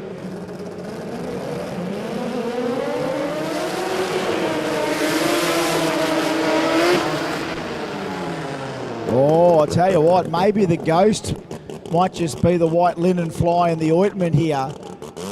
Because Jürgen Piscopo, I think he got a win last round. And one here would be nice, but it's not going to be for free because Tony the Ghost Grigic, another one with Gremlins if ironed out. gives us the 6-second potential. I just wish they could all hit their straps every run. We see dribs and drabs of it, and it's like, come on, mate, just next run do the same thing, you know, get some repeatability. And as we said, these things are not easy to, these things are beasts. But as I said, these two have got clutch cans in them again, so you want your life to be hard. It doesn't get any harder than trying to keep these things together. All right, here we go. Which ones are going to be the Ghost or Piscopo? How good are these shots on overtaking lane It's here? good, Tony isn't it? Gregic here, the Makita Australia. We could be anywhere in the world, but here we are in RX8. Brisbane, our Yep. home track. The new lighting here at Willowbank Oh, isn't it Raceway is good? doing wonders. Look at that sunset right now down there. Good old. This is Australia. All right. Out on the starting line we sit, and the methanol we breathe. We watch the roaders crack under 2 steps. It all works well. And it's Jambo here in Australia. Go, Kim. Let's go. Come on, kids.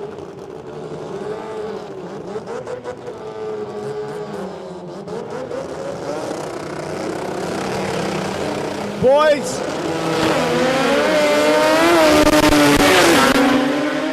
Hey, the Ghost is back. The Ghost is back. 7:43, only 129 mile an hour. A 7:77 for Jürgen. Left on the tree. 106 there for Tony. Half track 4:51. It was all back there for him, but then early click. So whatever his part will play in the future, it may be done, but he's robbed Jürgen of a win there in round 3. Well, I think Gregic with that half track increments 451, that's knocking on the door of a 690 right there.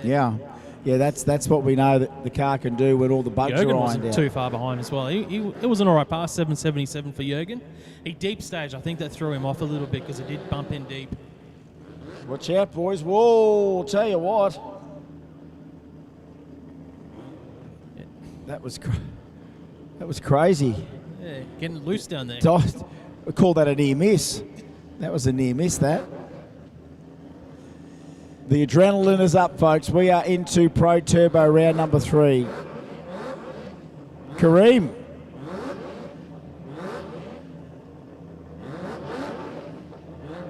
Yeah, Pro Turbo brought to us by Bullet Engineering. Oh, Kareem gets one in there. Put your hands together. Kareem Amraz is starting to acquaint himself, I see, with the RX3. Kareem, meet the RX3. RX3, feel his wrath. And he's starting. You got to be scared of him. You got to be scared of him first. That's what you got to be. You cannot treat these things lightly. It's all about respect. Yeah, I remember watching DJ Carl Cox, even with his first radial Capri, before he ran a 6. That man was so nervous in that car because it's the first time he's probably had, 2,000 of the tyres anywhere. So Coxie treated that thing so gently to the point now that, he built all his confidence up in the car, and now once you're over that, you can actually concentrate on racing with that. Because I think it's not your average race car. That's the right way to go about it, learning these cars. You want to take it step by step. Okay, Kareem Emraz, Eddie Howich for Enviro Waste Services. Eddie was our number 1 qualifier. 6.46 seconds here in Pro Turbo.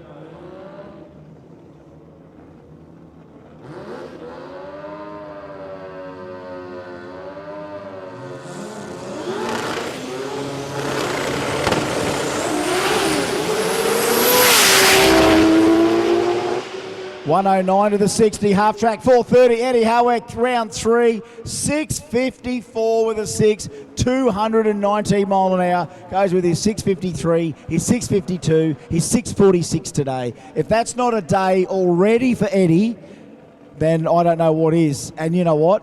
That man's got to be in a final somewhere because that's just ridiculous. Kareem, though, 1064, got actually out-reacted Eddie. The RX3 started to misbehave a bit, but I just get locked on the front of that RX7, when that goes down the track. It's poetry in motion. It's almost got the most perfect, relatable 330-foot setup in that, and then it's gone. Mind you, Oh, put your hands together, the squirrel. What do you reckon, Terry? Good smoke, but not enough length there. Yep, okay, there we go. That's right. You see, we're starting to do the checks and the cross checks. You notice that? Don't forget Grudge Lane, lane 7. Grudge Lane, lane 7. It's only 6:05 on a Sunday. It is a school night, but I don't care. Coles's burnout was pretty good. It was decent, yeah. Yeah.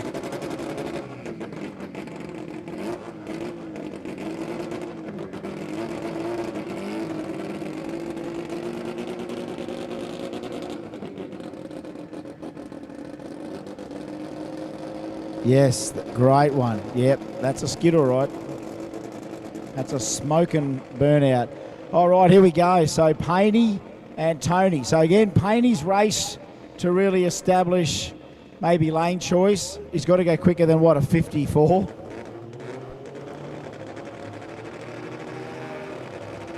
Tony will put the beams on.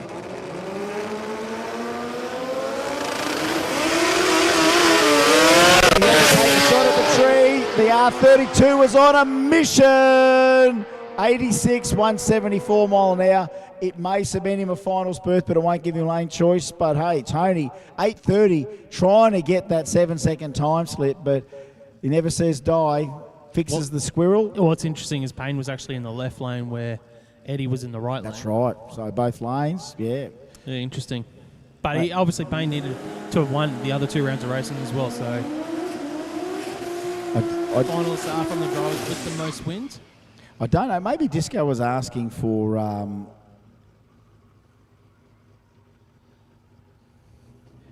Now we've got I'm getting all these other questions here. In the Super, coming forward here, Pro Turbo, a solo pass here in round number 3.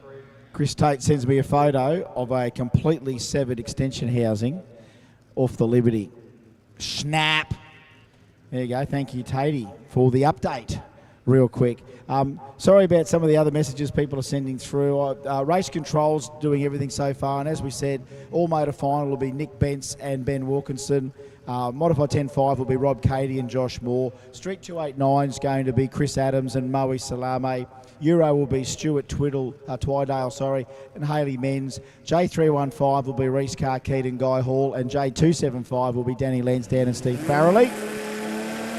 So I think Junior's night's over unless he wants to go to lane 7. Send it anyway, son. Send it. Jeez, he's not mucking around. 762, 195 mile an hour. Just another quality car, Jared Blair. I mean, we've got him everywhere. These guys just build these things, bring them out, and let them rip. And then back to your live citizens, basically. Put the thing away. Well, that's it, mate. Plot your next event. Drag racing on the weekend, you feel like a superstar, live stream, big crowd you're racing in front of, and then back in the office on a Monday. It is a stark reality for a lot of the hard-working folk that have these vehicles as recreational vehicles. It looks like motorsport out there, but it's really recreation.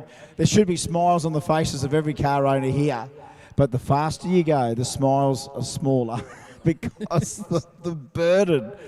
And look, I tried to put a bit of light on Rod Harvey last night, obviously, with what happened with his engine. He nuked the engine during that staging debacle that we had. But I was able, and again, it cost so much money, and I said, well, you had to go and buy a 5-second race car. 5-second race cars are no toys, and he knows it. Everyone that's ever had, maybe dreams of ever having a 5-second race car, that's just what 5-second race cars feel like. About this much absolute ecstasy and this much pain. And unfortunately, we're still all addicted enough to want to do it again. That's why you and I race and die your own, mate. That's why I'm happy to stay in all motor, yeah. So, but I just hope that Nat and Rod regroup and they come out and they smash the dreams they're hoping to do. Okay, here we go. Battery Extreme.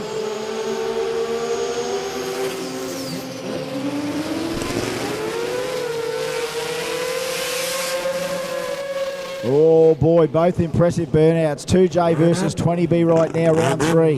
Factory Extreme brought to us by Precision Turbo and Engine. Zoran Gadjic, of course, in his corner, Gas Racing, and Mr. Eric Brzezinski on the start line. Hold Lars, he's a bit, I don't know whether it's jet lag or whatever, but the bloke's absolutely shattered. The bloke's just been trying to get Zoran into the fives with this car, and this may be our second to last chance. If he wins the race, he might be a chance for the final, but this might be his last gasp here tonight. Well, he's still got the bend in October. 6-0 so far this weekend for Zoran Gadjic. When you're talking conditions, this is probably the best right now weather we've had all weekend for making horsepower going a little bit quicker. So naturally, they should go quicker, but obviously finding the tune-up, setup, getting it off the start line. But if Zoran goes, I'd say 399, 398 at half track, anything quicker than that, watch out. Oh, yeah. Folks, you've already got your price of admission paid for already, but we're going to give you Factory Extreme Round 3 again right now. Whoever's going to be in the final, you know there's not going to be a lot of turnaround time. That's the other problem we get to this time of the day. We've got nearly all our finalists ready to go in the staging lanes, but we've got these guys that have to have turned around and go in the finals very, very soon indeed. Botha's been really strong this weekend as well. Yes, he has. Really impressive.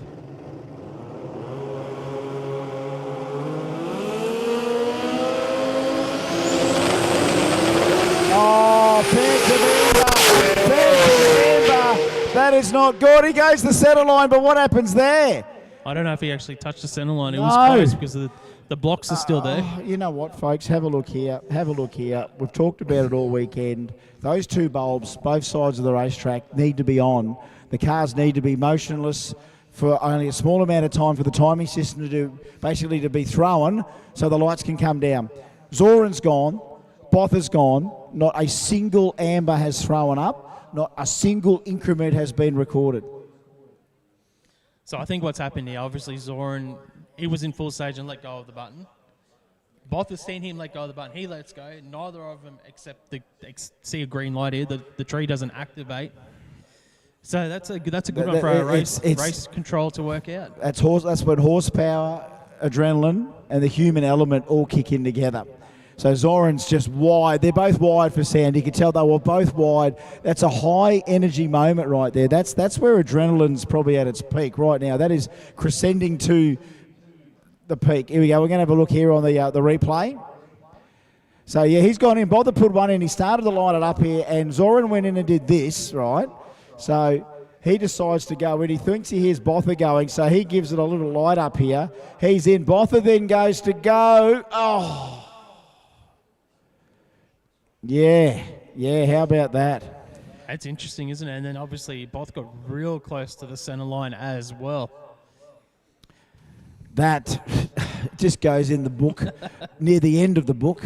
You know, when we write the Jambo story every year, that's like nearly the third last page of today. Oh, and that happens in round 3 of Factory Extreme. And there's a lot of people that wanted to know what happens. I'm guessing this race might have some bearing on who can potentially make the final. We can't give one to Zoran. We can't give one to Botha because technically no one staged. And look, we'll use previous test cases, and I remember the one last year we're doing a Kenda in Sydney when it was basically two cars.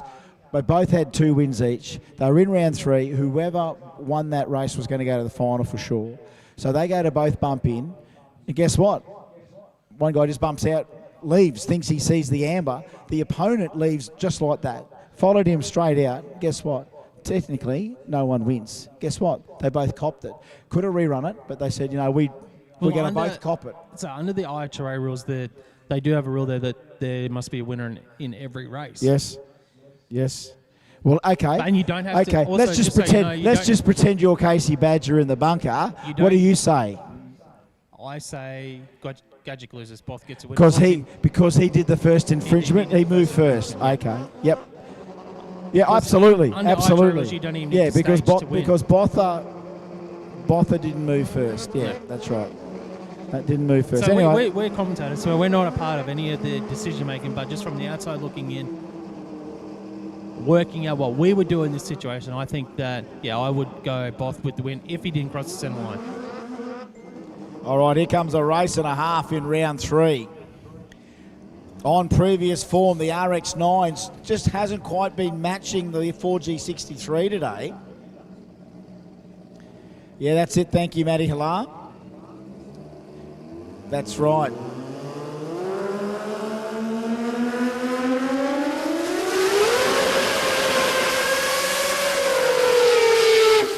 Lovely.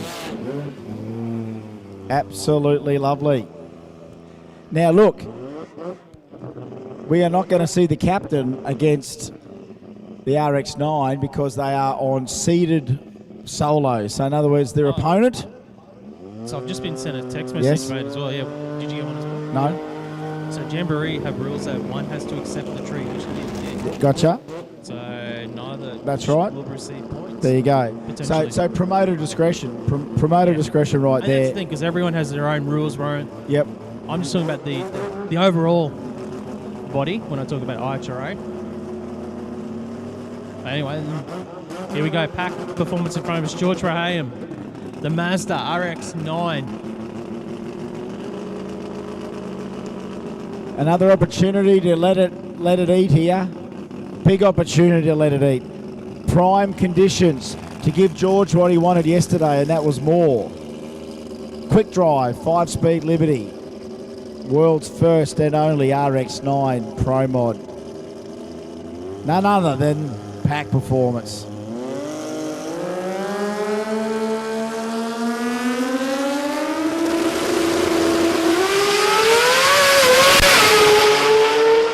Here comes a good one, ladies and gentlemen, out the back door, 642, 197 mile an hour, and it looks good. With the 413 shoots at out half early. track, 413 at half track, 100 to the 60, a nice number, straight down Broadway, and good driving, Georgie. I think that would have been a low 630 without the shoots out early there. Only 197 mile an hour across the finish line there for George Raham. Okay, so he'll go through round 3 with a win in round 3 and a 642. The Zoran Botha things kind of just fizzled that. So who's left other than the captain and the RX-9 might end up having to race each other in the final. But he's going to give it a run here, Cole. Perfect conditions right now for the 4-cylinder. The temperature's died off a little bit. This car has been on a string. And folks, it's an honour. I mean, the man owns and runs the biggest sport compact, festival in Australia, and one of the biggest ones in the world, obviously. But yet, he still knows he's got to bring this thing out because people appreciate this car. Now, it's pretty hard as a promoter to not only put on this big show and event and keep it running. He's got the right people to do that with Kelly and all the crew. But at the end of the day, the captain wants to steer it once in a while, and he owes it to the fans to make sure that this beautiful car is in front of the fans, and the numbers keep coming up because the captain ain't done with this thing. He knows what he wants out there, and that's a 5-second time slip. He's in a very elite company. Would you believe the top 5 4-cylinders in the world are nearly 5 different countries as well? That's incredible. Yeah, Canada and Brazil and I think the United States and Australia, yeah. So we've got Billet Honda K-Series, we've got Ecotech, we've got C20 Opel, we've got Billet 4G63, we've got 4-cylinder Billet Volvo in there as well. It's an international bundle of world's quickest 4-bangers. I said, Colin, a dream Jambo one year would be the top 10 quickest 4-bangers in the world racing each other. In conditions like this, you can imagine that we could smash some numbers. What did he go, 609 in the heat of the day? 09, he's gone as quick as a 6 flat. He's gone 6 flat. That was was that the Winter Nationals? Yes, I think so, yeah. So here he goes. He's going to let it, the car's so quiet. Colin. Let it sing. The car's so quiet, we're going to just let it eat. We're going to let it eat. All right.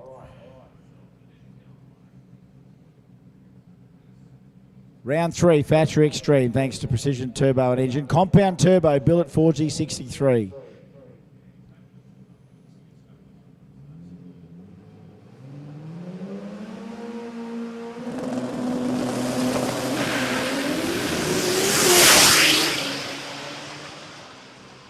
Go get him, son! Oh, It 6:22. It went away. It did go away. 4:02 to half track. 4:02 to half track. I was watching it. When I saw the 4:02, I'm like, come on, boys, bring it home.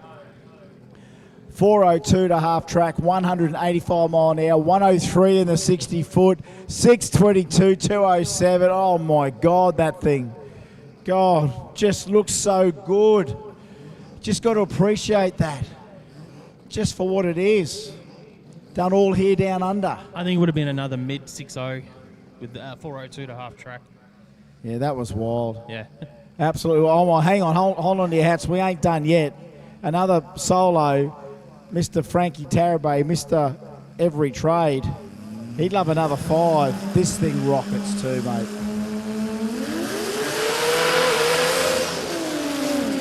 This thing rockets as well. I've been super impressed with, well, not just for today, but for a long time, just how well Frankie can handle all sorts of automobiles. He's run 5s in the other Scion. He's got Turbo Pro Mod as well. And this car, this is the ex-Lizzie Musi King Kong Pro Mod. So it started with, I think, a 959 Pat Musi. It then went to a Puerto Rican team, I think, Mastermind, and they were in a 2J in it, into the 5s. So Frankie told me probably nearly 2 years ago that he had this car as a roller sitting at home, and they pulled the finger out the last few months.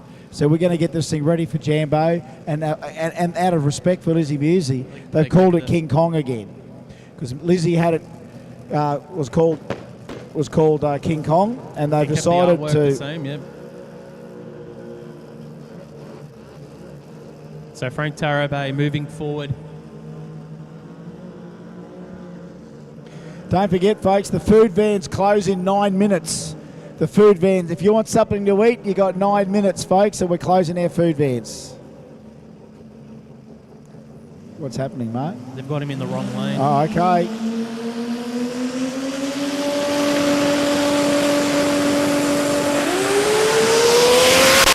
Oh, baby. Quick. This is good. Whoa, 596, 237 for Frankie, 982 in the 60, half track, 393 at 189, and 596 at 237. Well, you know, the captain was very similar with the terminal speed at half track. He was only... He was 185, yeah, half a tenth off what Frankie did, but that 982.60, that thing was on a march. It's got to be featured in the final if all the planets align, surely. Wow, folks, that's for you people that are staying. Let me tell you, a lot of people may have given up and it was too hot and the day was too big. For you people to stay, all of these runs are for you. You deserve every last run you see here. We've still got more cars here in Factory Extreme coming forward. Jerry Keel now in the Mazda RX-7 to move forward. And he'll be taking on Rob Tarabay. Of course, this is Precision Turbo and Engine Factory Extreme round 3. Jerry Keel. Looks like a fair few of them have rocked back for round 3. I can still see Sammy. That'll be up against Rob Tarabay. Got Rob in this pass, actually. So yeah, it's actually supposed to be Rob there starting up. Here he is. Got that going. Here we go. All right. He's going to bring that beautiful Lexus in. That's another dark threat. When everything works well on that car, it's a sight to behold as well.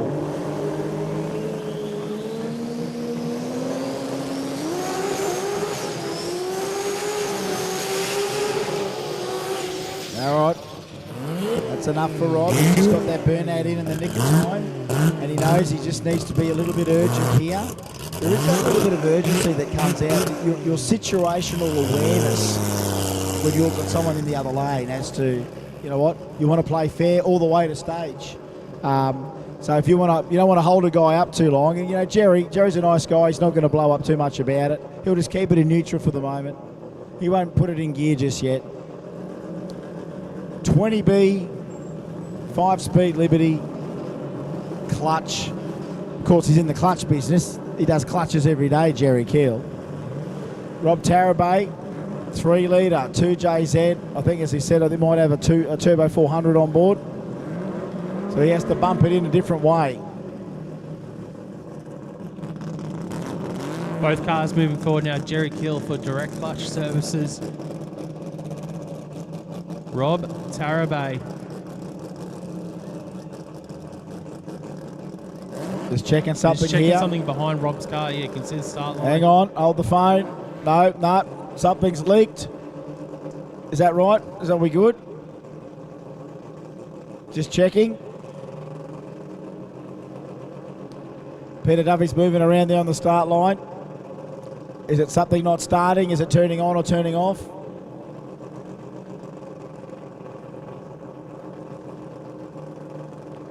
We've got a paired pass. Looks like everything is A-OK here.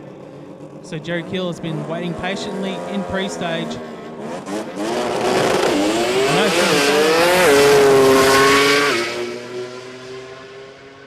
Well done. There we go. A 722 or 179, but whether we had a leakage or a problem, the thing wouldn't start. I mean, you can only give cars so much time there to get in there, and obviously there was something going on that just wouldn't let it get in there. Yeah, well, it looked like they said it was okay, and they had given the signal for it to be a paired pass. But obviously not. So Jerry Kill gets the win here in round 3 of Factory Extreme in the Mazda for direct clutch. This throws a whole bunch of variables out there as well. You just don't know who's going to be tagged on the end here. Has Frankie done enough in that last run? So far from memory, he's scorched a couple of good runs down and might be in that final, but we've still got Sammy, and Archie out there. It's a real open race event, isn't it, for the pro classes? And just like we've said in the past, you don't know who's going to be there at the end. It's that battle of attrition. Still got a few clutch cars in here. We've still got a few converter cars in here.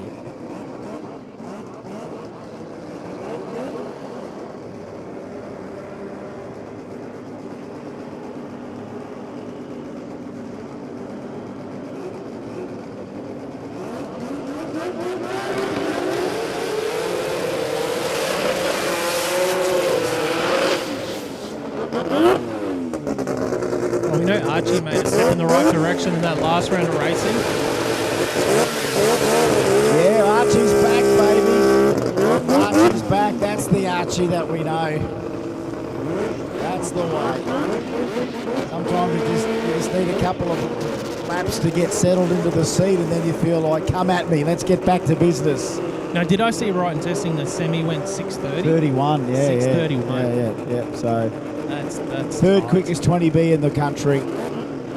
Behind Jay Sadek and of course George, Rocky and Rodney.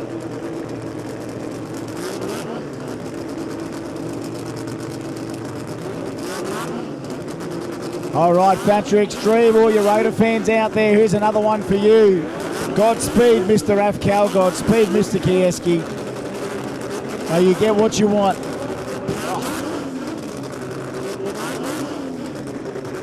I don't mind a bit of that. They need that air blower, like we've seen one of the other teams using yesterday, to blow the air out of the smoke out of the cockpit. Isn't it funny to know that we've got these cars in southeast Queensland? You know what I mean? Like, we don't have to go anywhere to get these cars. They're literally our local import cars of this quality, sitting in our garages. All right, careful, Sammy. Sammy straight to full stage.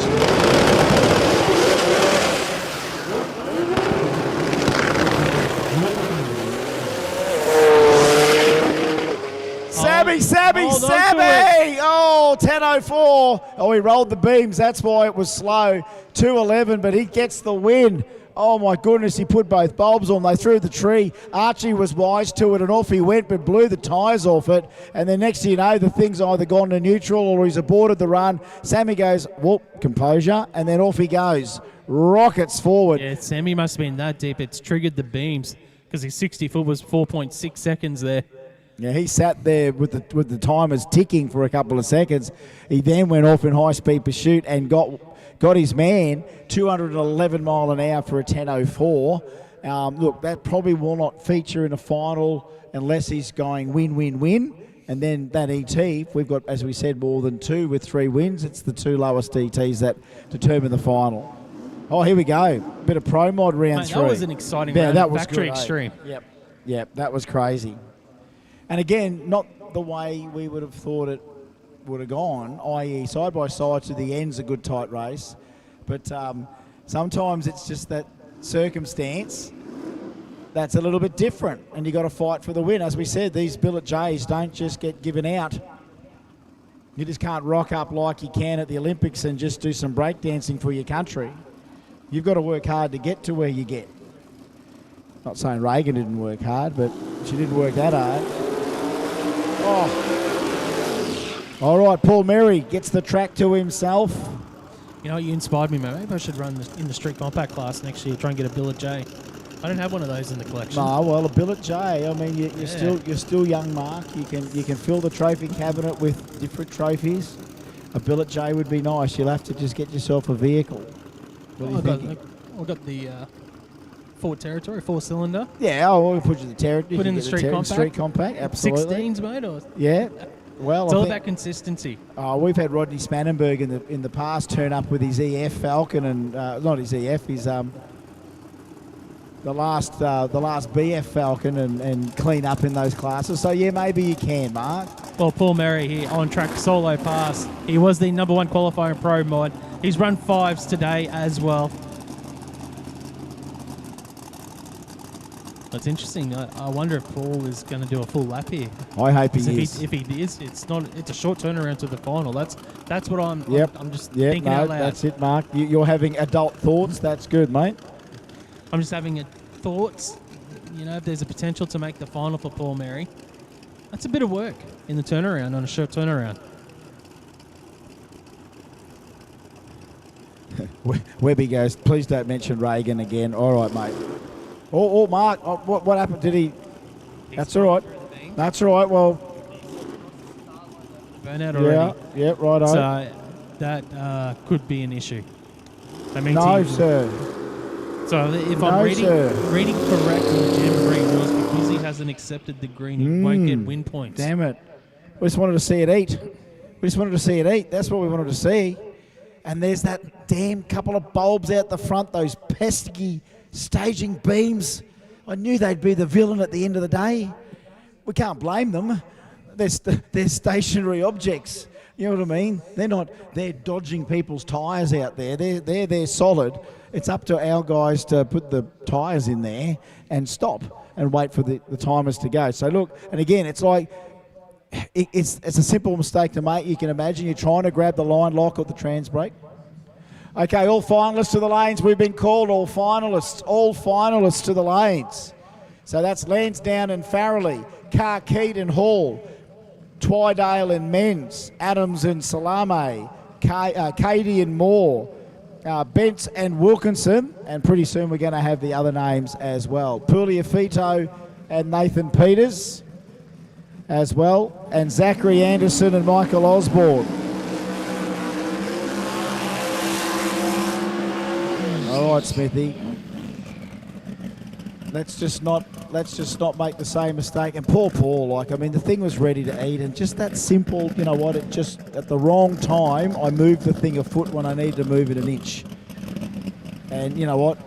The grudge lanes are there though, Paul, if you want to hot lap it back. I'm sure if you we don't know, you could make it could be in the final, you're right. But again, not accepting that win in round 3, I think could really harm your chances. So Stephen Smith on track in the Mustang. These guys have struggled with tyre shake this week and really struggling to get it off the start line nice and smooth. They've got all the horsepower in the world. Like, this is the horsepower there to run 5s. There's no doubt about it.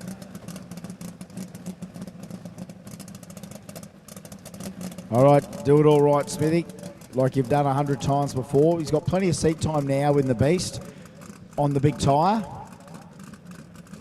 He just wants it all to go well. He wants to just let this Proline 481X eat a little here.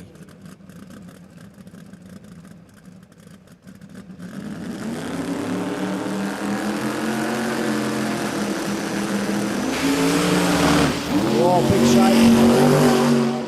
Big shake, and he's not going to leg it all the way out the back door right now. He'll just save the bacon and go through for a 950 at only 97 mile an hour. 033 on the light, so Smithy left hard but rattled the big bags a little bit out, and no 5-second run for him on that occasion.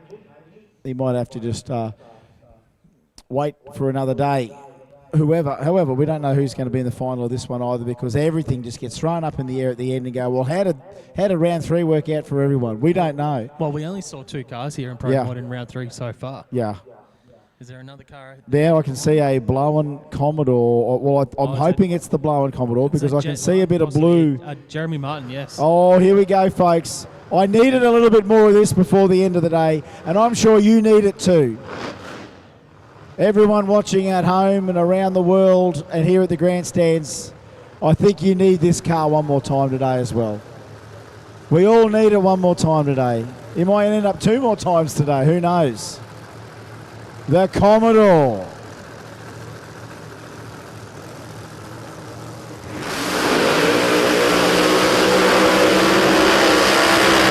Yes, sir.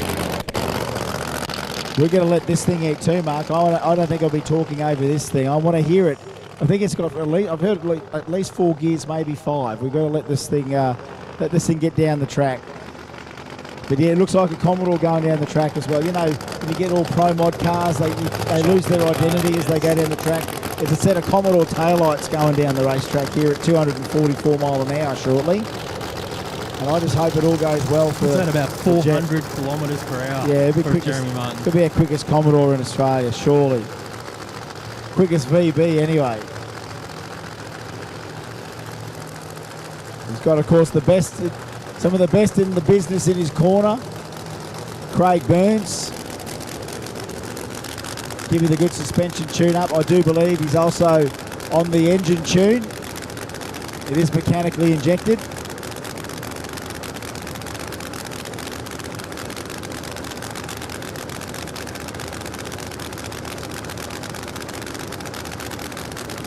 Wheelie bar set right now.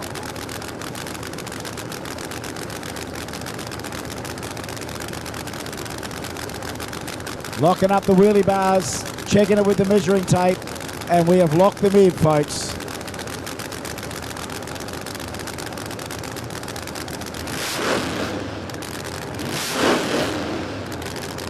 I mean, this thing was a beast when it had its 481X in it, but sometimes you've got to be blowing to be knowing. And I don't debate his decision to go to this thing.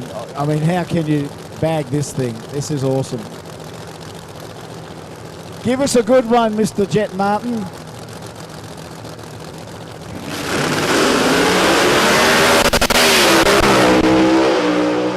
Yes, sir! 601, 241 mile an hour. Nice power stand, by the way. That was incredible. The nice power stand there. Yeah, the power stand as it came out, and the Commodore at the wheels in the air. Speaking of wheels in the air, this has been why the guys decided to come out in lane 7. Guess what? Disco Dean's out here. Disco Dean wants some wheel stand Jambo glory, I would say. So let's see what Disco Dean does here. This is a, this is only, I mean, he's not doing a big burnout looking for an ET, but I wonder whether or not he's thinking that he can get some height, some hang and some haul. We do have a few notes written down for some of our contestants for today, and the one that we have pretty well nearly locked in has got all of that. Yeah. But Disco, you know what, it doesn't hurt to have one more look at it. We do talk about it being in racing, but you know what? We're still kind of still in racing. This is a test run. We also said to the other people. But we also said to the other people, feel free to come out and see if you can claim some of the other awards. That's what I love about it. It's like, you know what? If you haven't won anything, try to win something. All right, Disco. I don't know what you're up to, son. No, Gareth. I thought he was going for the big wheelie. 817, ho. Hey, 817. I mean, it wasn't a big skid, but on 817, I did think he was kind of going to give us to the moon, Alice, which I would have loved. But no, Disco in the grudge run has peeled off a nice 817. Great run from him. All right, we got numbers on the board. It looks like we're ready to determine some finals here. What do you think? I don't know. We've got dial. Well, actually, no, we've still got dials on the windows, but yeah, it's only when they come up on the screen with a dial in on the screen will they be obviously finalists. So we've got Grudgy still coming out of the lanes, and why not? One more go before we wrap up for finals. All finalists to the lanes, please. We still haven't had any word about any of these other finals yet. Like, you know, we've just had Factory Extreme, Pro Compact, Pro Turbo, and Pro Mod, but we haven't got any info as to No, we who haven't the got any finalists info are. on those finalists yet. So And- I was just and looking honestly- at the messages. And honestly, right now, it'll be hard to thrash on it. But put it this way: if you don't think you're in the final, you won't be towing back real fast to turn it around. If you think you're in the final, you'll be already on it. So a lot of the racers know as well. They know the rules. They know they generally know if they're in the final or not. But it's always nice to hear that official word. We're just checking down the deep end. Obviously, we had anytime you send a Barra-powered Mark 1 escort down, you better check afterwards just to make sure everything's okay. And I think that's okay. These guys had fun. They've had fun all weekend. And when do you see an RX-5 ever? They need to keep bringing these cars out forever, because kids in future generations, they won't know what these cars are. An RX-5, yeah, that's right. And of course, what we've got, Series 2 RX-70 before. 10-second dial-ins were on the window. So that's what we got in garages right around the country.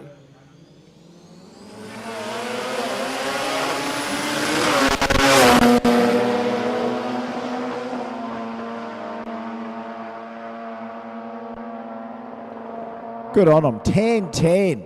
146. 146 mile an hour. 10-10, 146, just did it so well. And remember back in the day, Terry would even reminisce to even back when you could buy Series 1 and Series 2 RX-7s for like, what, $5? Yeah, back in the day. Impossible to get now for any decent money. These are highly appreciating vehicles that are out of the realms of any kids like us. I mean, they were a couple of $100 cars back in the day, some of them. And now they're never going to be able to get these things for a couple of $100, maybe 10, maybe 15, 20, 30, 40, 50 grand, and then modify it.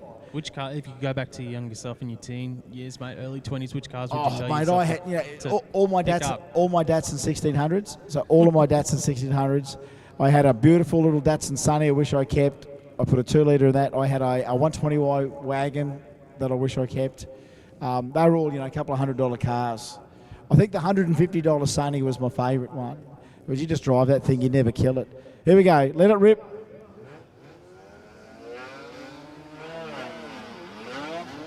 Oh boy. Oh, he's got him. I thought he lost all of them then. All right, we're going to let the big Luxo barge go. Here we go.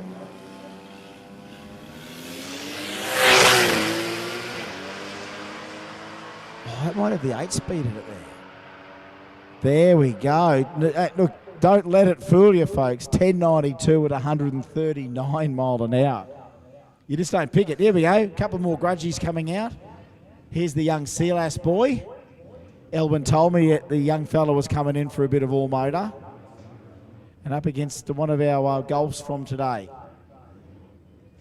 Great little all motor car. And again, people have got to keep bringing their Geminis out. All the Gemini guys all over the country. That's a car I reckon a lot of people wish they still had, were the Geminis. Oh, yeah. Yeah.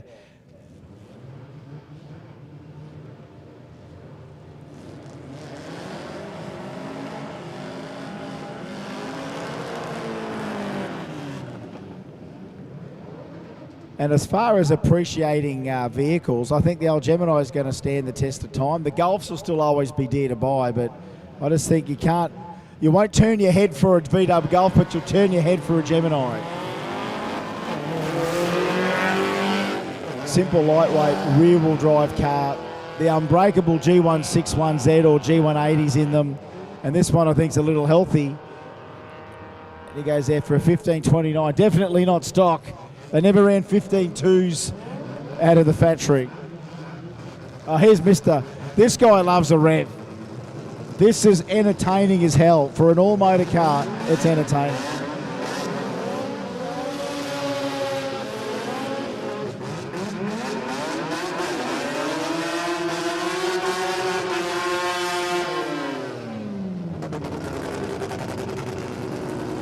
This is a ton of fun right here. This guy might have had the most fun this weekend.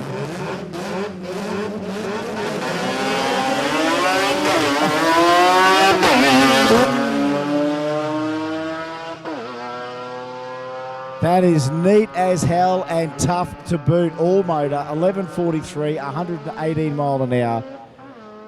If you couldn't have fun driving that thing, then I don't know what you need for entertainment, because gear jamming is my jam still. Jambo's always been a gear jamming sort of culture, and I still love the guys that can row through the gearbox like that. And revs, RPM is king. So the Grudgies were sneaking a few out here. Here's another one that's coming out for a run. Obviously didn't feature in that Street 289 final, but is going to come out here now and have a go. Is that Patrick Long? I think that's Patrick Long, yep. So, again, one of those cars that it's like, hang on to your hats. You know you're going to get a show right here. These things have been wild. That's what Jamboree's basically based its whole reputation on. You're coming out for a spectacular day of action where the vehicles are unpredictable. Really unpredictable. Dangerous car driven by dangerous people sometimes. And at the end of the day, billet J's for the ones that are the most disciplined and most dominant. And sometimes you get a little bit of luck thrown in there at the end, because you can Bradbury any time. In any Australian sport, there's a Bradbury clause that sometimes keeps coming up. So let's just see if any more Bradbury comes from here. Sometimes it's better to be lucky than good. Yeah, all that's Gary Phillips used to say that all the time. He used to say, I'd rather be the target than the arrow, which I didn't get. But again, you know, Clapper went through a lot of tyre shake over the years. So I sometimes think that if you've driven through tyre shake all your life, you get a little bit of that sort of HIA going on there as well, you know. We'll be doing that after tyre shake. We'll have someone down there tapping Clapper on the head going, no, he's out for a 11-minute inspection. Make sure he hasn't rattled himself. But yeah, he'd rather be lucky than good, and so many times the luck has to run out at some stage, and you've just got to be good. You don't hide in drag racing. There's nowhere to hide. The stage is right out there in the middle. Those two truth boards down there tell the tale of the tape, and this little lie detector test up the front here called the staging beams, that doesn't tell any lies right there at all. It's like who's ready and who's not. Who's in someone else's head and who's not, who's living in someone else's head rent-free and who's not. Because only the best ones can dominate that front half and that staging part and be cool at it and proficient. And the ones that win the billet J's are the ones that are the best at it. A big shout to everyone watching on the stream. I've still got people messaging in from all over the country. People are loving it. And you know what? Thank you, Jamboree. Thank you, Overtaking Lane, because you know what? There ain't nothing better than putting up your big 76-incher HD TV at home and watching Jambo on the big screen. I know a lot of people are doing that right now. Who was watching on 140-inch? In the cinema room. So someone was watching from their 146-inch cinema room. Now that's a Jamboree experience right there. What are you guys broadcasting in high def as well, Overtaking Lane? HD. I mean, the TVs, like even my TV's pretty decent HD TV, so it looks fantastic there to be able to watch this event live and free right around the world. And I know not everyone can be here, and actually should be a big shout out to the Sedex, because they had to go overseas for a wedding, or wherever the wedding was. That's why we haven't seen Jay or Sam, but 5th of October in Adelaide, they'll be there. But big shout out to the Sedex and all the relatives that can't be here because of the wedding. We do miss you, miss the action of Jay. Who puts a wedding on a race weekend? Well, I don't know, Mark. Sometimes it just depends on how distant the relative is. Oh, you don't have anything on this date, and then you go, oh, yeah, let us know a bit closer to the event, and then they go, are you coming? Yeah, we booked our flights. When's the event? When's the date? Oh, no, that's Jambo. It was too late. You're already coming. So, yeah, and it must hurt them to not be able to come. But, look, I hope they managed to get a bit of a watch on the live stream. Big shout-out to all our people everywhere today. Chris Honor, in between, he's up North Queensland before watching live stream. He went out and he caught, he did some fishing today. Look at the fish he caught today. Big snappers and trouts and everything like that. So, fish on at Chris Honor's house by the look of that. Some fresh fillets getting cooked up.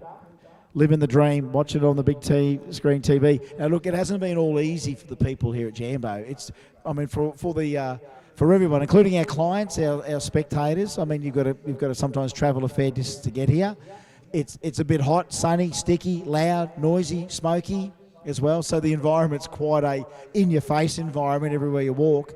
But then when you do manage to take in and appreciate just how much investment and personal pride and effort goes into every vehicle, every effort made here by anyone that's part of Jambo, you know what they're here to do.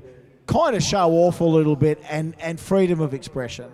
And we thank those people that have made the effort to come out and be a part of this. All the people that are still here on the in the grandstand and on the mount. So how many of you guys have got to go to work tomorrow? Hands up who's going to work tomorrow. Hands up. Who's chucking a sickie tomorrow? Hands up who's having a sickie tomorrow. I've got my hand up. Okay. Are you gonna can you have one? As long as they're not watching the live stream, I won't be in trouble. My boss is watching the live stream. So, no, I'll go to work. So I've got to play footy tomorrow night. So has anyone got any 3-day-old KFC that hasn't been in the fridge? I wouldn't mind eating it right now because I think by tomorrow I ain't coming into work. Throw myself a food poisoning bomb just so I can't. I got to put 5. I think we've got to put 5 splitties in tomorrow, so I've got to go. So just wake me up before you go. All right, who's got what down there? Lane 7. What have we got lurking here? Patrick Long was just about to go somewhere, and they go, oh, Patrick, the drag strip's over here, mate. So here we go. He's going to have a crack. They got it started. Yeah, they want to give it one more go here. I think sometimes this turns into a PB hunt. This is like, you know what? The conditions don't get any more primed than now. All finalists to the lanes, please. All finalists to the lanes, please. All finalists to the lanes. Still haven't got our... we still haven't got our other finalists called yet. No, we haven't actually. Do you know what Pat's PB would be around? Is it in the high 7s?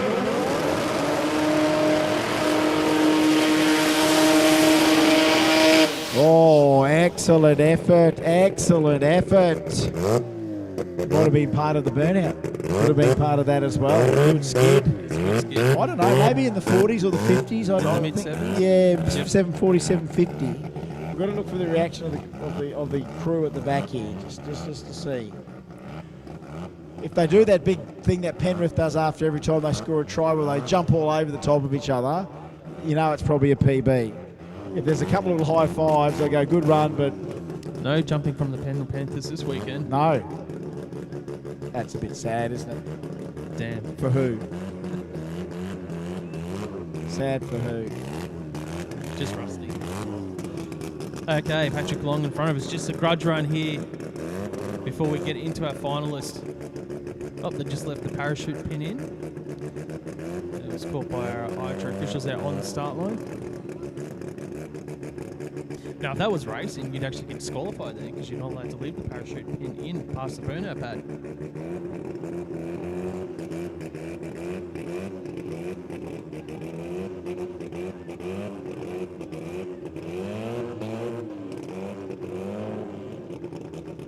All right, where is he?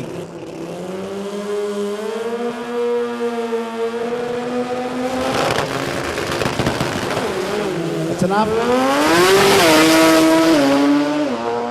No, it did not come out in pure anger, but it's still enough to motor down the end. 807, 181 mile an hour, but it still goes to show how good that start line is, eh? On a 28.9 tyre, to stop a 28.9 tyre dead is a decent feat. They had plenty of power on board at the beginning there as well, but it just goes to show how grippy that is. All right, well, this is... It's sort of like dead hook and then spun a little bit. This may not be a grudge. This may be one of our finalists right here, because I see maybe the Starlet. I don't know. We haven't been sending no. messages. He might have thought he's already out of contention and that this is just a grudge. But the Starlet's kind of obvious in its appearance here when we haven't called the finalists. So Kip might think he's out, so he's just going to give it a run here. All right. Yep. We've noted that the crew's got very interesting and highly detailed shirts, and that we actually do like that. It's almost like some of their tattoos match as well. So Terry did spot that. Quite the team shirt, I notice. Quite the team shirt. Again, we're spreading the love with our crew style. We're looking at keeping an eye out. Sometimes it's not quantity, it's quality. They're carrying out everything professionally on the line, and he's just going to give it another run here. Now, who went 22 on the last run? Yeah, it was a quick pass from the team. So he went 22 on the last run. I think they've gone into the 7-1s.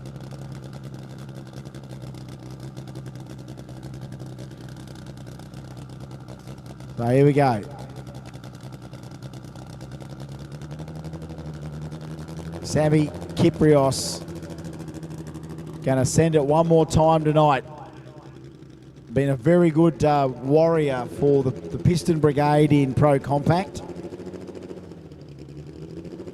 Just going to let the 3RZ eat one more time here.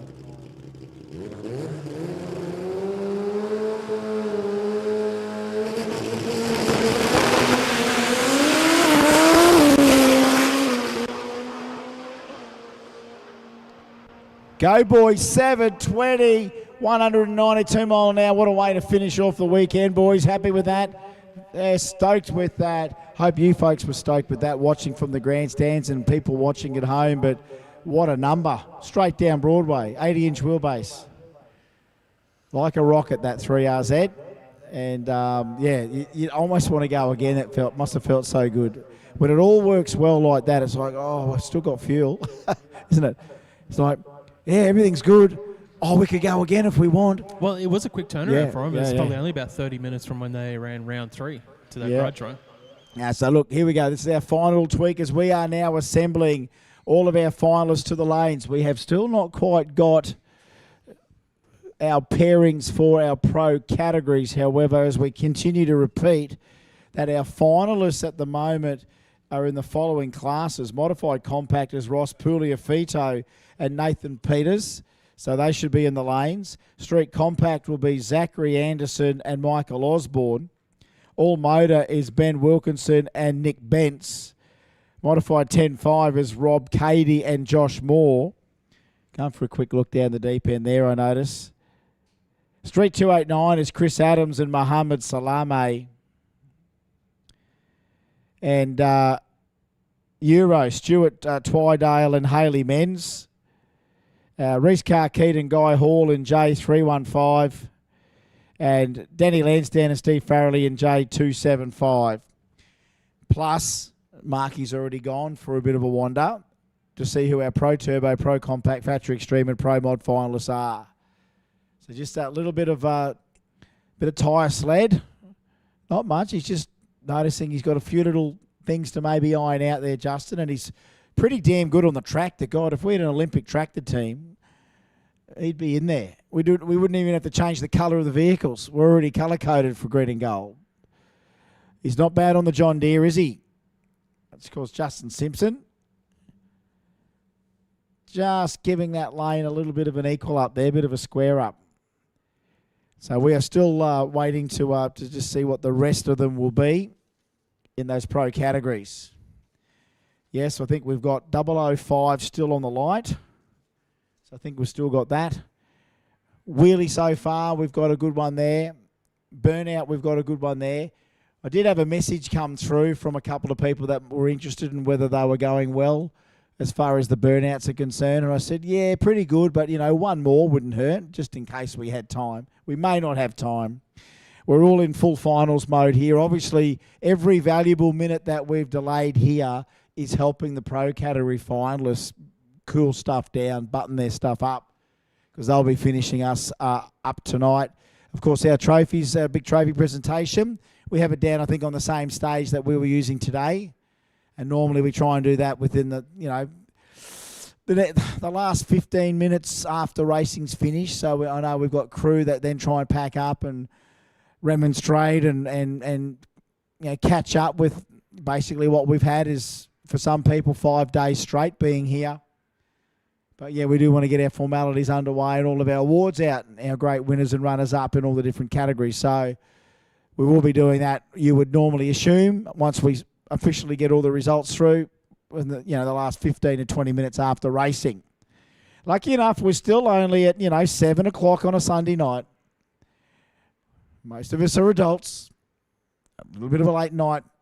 We can get there. I will be sleeping well, I can tell you that. I can't feel my legs, even though I've been sitting down for the last hour. If I get up now, I probably have to crawl to the door as I am burnt out. I know a lot of you people have been here in the trenches as well, loving every minute of it. That's why you've stayed. You got to love it to stay like this. I know you've probably got a pretty decent week home too for some of you, but it's worth it. Hey, we don't do a Jambo every week. They're big events. They're a big thing of enormous magnitude. So when the days are here, you take the big days and you do them. It's like Woodstock. Didn't they play till Tuesday at Woodstock? Didn't they? 24 hours. Yeah, they basically played themselves into Monday. We're not going to quite have to do that, but life's for living every moment of every day. So I'm glad that you folks have stayed for that because, it's not a huge inconvenience really for any of us other than, yes, if you've got stuff, hopefully there's not too many people out there going, well, I've got those clothes I hung out this morning. I'm going to get them off the line and I might have to get something to eat on the way home. And that's right. I've got to get up early because I've got to do this and I've got to do that. Anyway, that's tomorrow. You can go back to your lives tomorrow, citizens. I've got the rest of the day I'm going to give to trying to get this one finished. Oh, yeah, we've got a few people coming in with their intentions.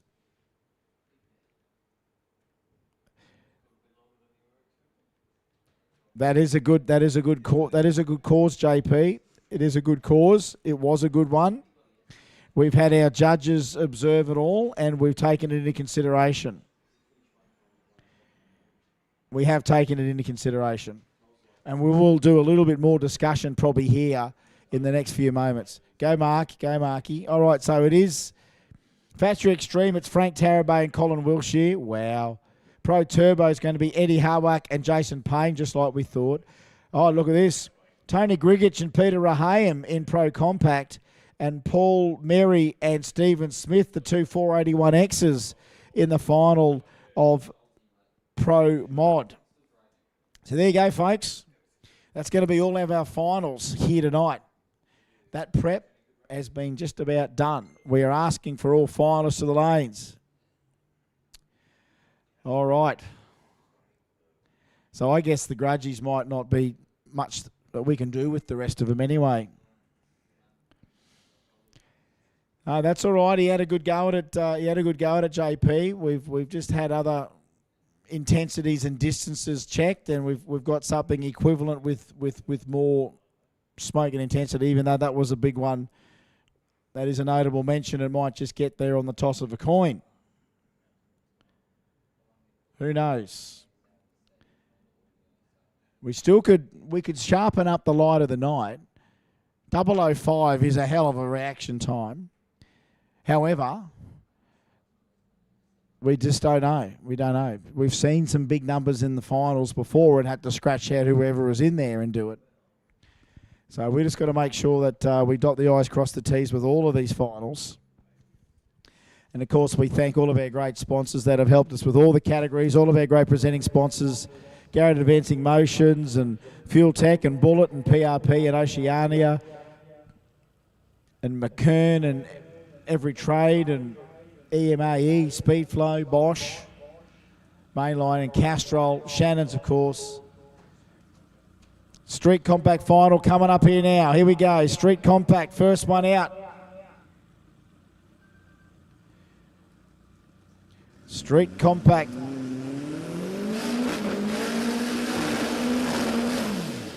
And here it is, Zach Anderson and Michael Osborne, the first final.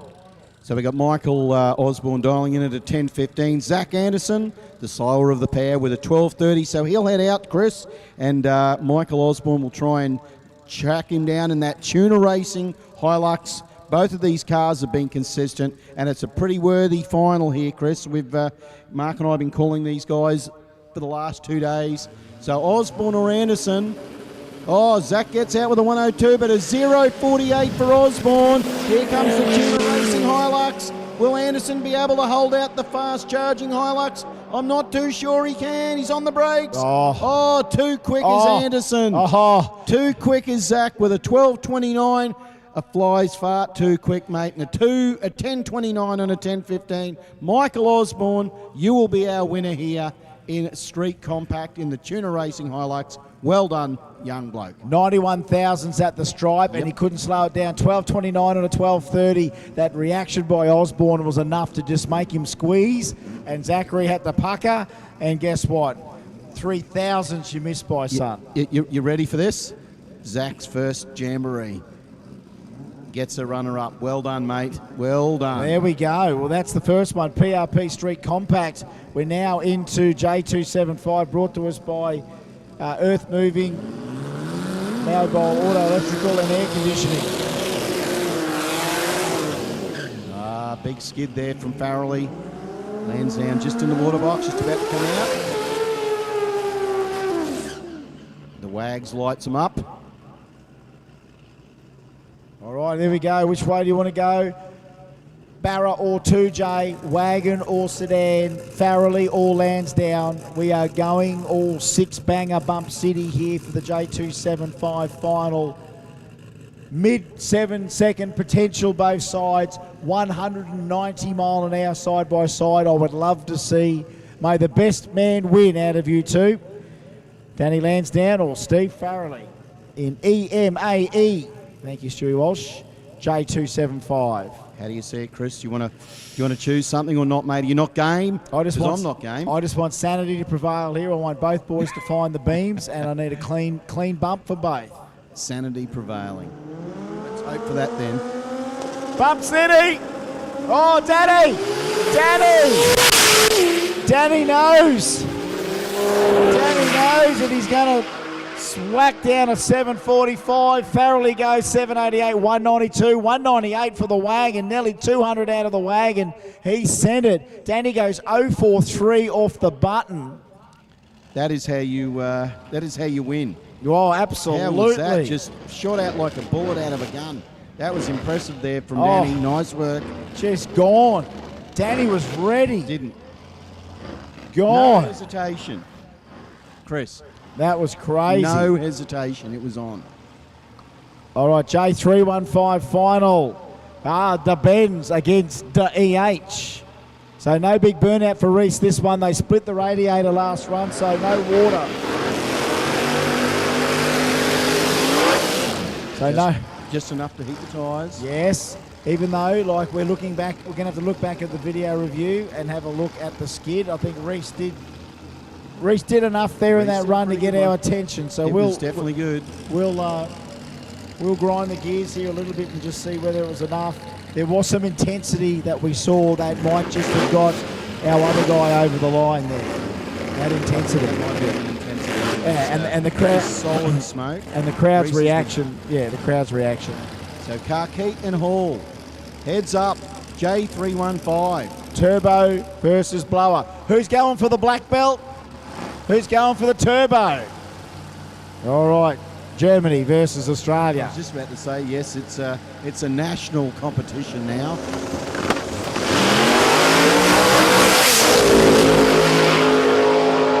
Whoa, to the finish line. Oh, it's the Benz. The Benz. He had to drive around Reese, did Guy Hall, a 7.38 to a 7.69. Well done there to Reese, but I tell you what, Guy Hall, he got it close to the centre line, but geez, I tell you what, he pulled that back in. That was impressive. That was a big run, both sides of the racetrack. 499 to 488 at half track, so the Benz was 0.11 quicker at a half track, and then brings it home 738 at 198 mile an hour. 198 mile an hour. That Mercedes was never designed to go that fast, but I tell you what, they most certainly can go that fast. It's got to be the world's fastest Mercedes-Benz 280. It's got to be. 1960s Mercedes, real steel, just like they like them. All right, that's another final done. Let's get into Street 289, brought to us by Speedflow. And Chris Adams, CA18 powered Dado 1200. He's owned this car 20 plus years. Mohammed Salame, what can you say about the Hurstville Towing boys? On point for a small tyre car. Can't take him, can't underestimate him though, Chris Adams. He can get there and do it. Well, he's been super consistent, but I tell you what, Mohammed has really just brought his A game in that Hurstville Towing Mazda, in that mighty little RX-7. So the Tech Path Dastons has got a mountain to climb, and the mountain is in the shape of a 13V turbocharged RX-7. Just hang on, mate. We're just a little bit of eyeball here, and we're just seeing that there might be a little wisp or a streak of something that's just caught the attention. A little glisten. Looking for more. Again, the mops come out. Again, it's normally coated with thinners, so whatever it picks up, it kind of picks it up real quick and evaporates it. So we are just giving a little bit of a wisp and a little bit of a check.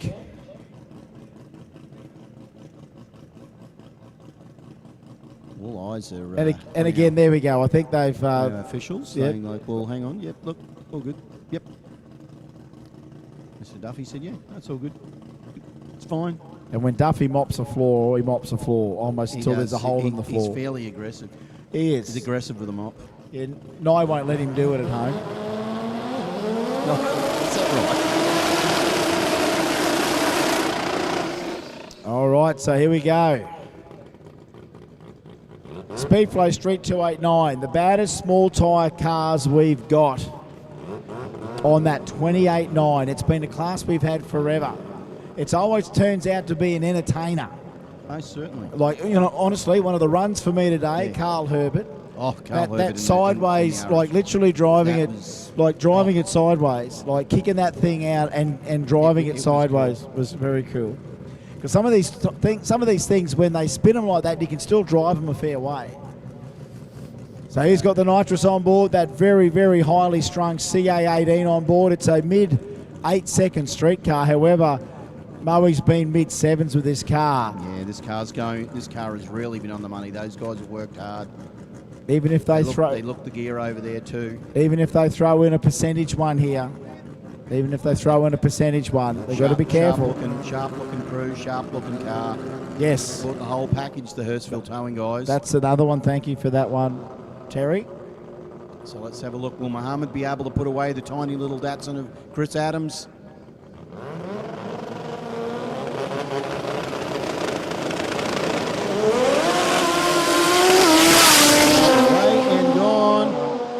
Here we go, the runs it out the deep end right now, 766, and the boys get the win. Street 289, Jambo win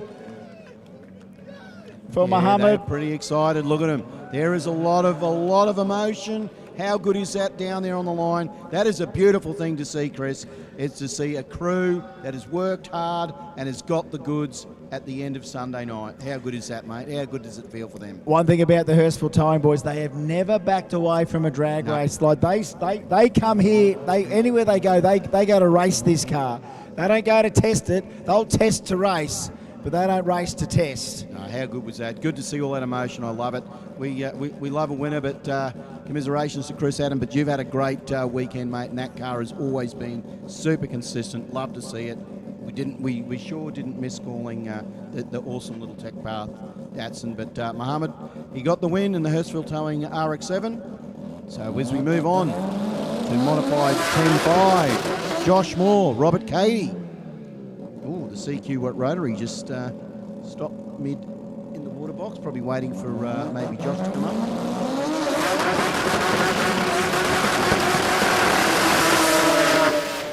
All right. Great final here. Look, modified 10.5. Great category. Again, we've got these great smaller tyre categories. This one brought with my mainline. Both North Queensland. So from Townsville, Josh Moore. From Mackay, Rob Cady. So the battle of the northern lads. How good is this? The Barra Ute, the 13V Turbo RX2. Cady, Moore. Oh, look, we're not too sure what's going on with Josh down there. Problems here. The Barra just sitting I hope there with the not. bonnet up. Barrett's here. It's sitting there with the bonnet up. That's not good. He can't even get it there under power. There we go. All right, unless... yeah, well, there we go. That's a sign. That's a sign. Oh, he's coming straight in. There's a sign here, boys. Yeah, something's obviously amiss there, Chris. So Something's a bit off. But anyway, they're going to make the final here. Josh Moore. Rob Katie's gone into stage, Josh. Katie's just got to get it in now. Would have been a good race too. They were both pretty close.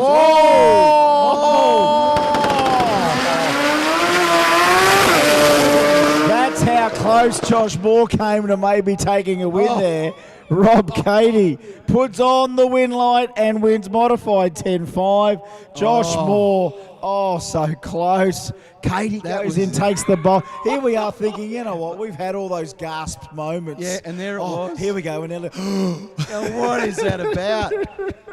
Rob's just going to nudge through. It never cut stops. a red light, and Josh is going to be saying, I've got a car that's not even running right, and I'm going to take it home. But he got the runner-up. How good was that, boys? I tell you what, you had to be there, Chris. Isn't that the way we talk about it? All weekend, Mark and I talked about you need to be there, and you need to be in that final because you never know what's going to happen. And that nearly was a boil over for the ages. But well done to Rob. He got the win. He'll be taking that beautiful Big J home to I'm having conniptions over here. You and I thought, well, this is a done thing. My No, goodness. it's not. It's never done. People say drag racing is boring. All they do is go down the track, right? And go, well, they can't wait till they even stage the thing to start with.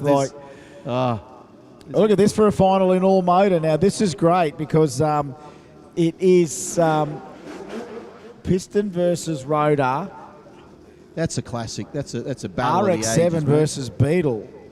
And that is good. We got to love, because this is where Jamboree's origins come from, of course, back in the VW days, and that's what we love. So we got Ben Wilkinson in the Mazda RX7, the Zilla Jet Boats RX7, Nick Bence in the VW Mag Australia Beetle, and Nick, 11:55 dial in. He will be chasing down Ben Wilkinson in the RX7 with an 11:98.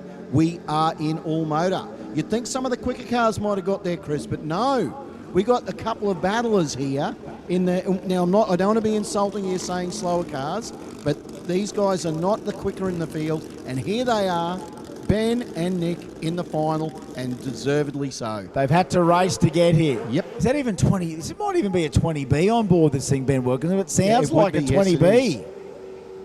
It most certainly is. Well, gets out with a 0.78 was Wilkinson. Side by side, RX7 Beetle.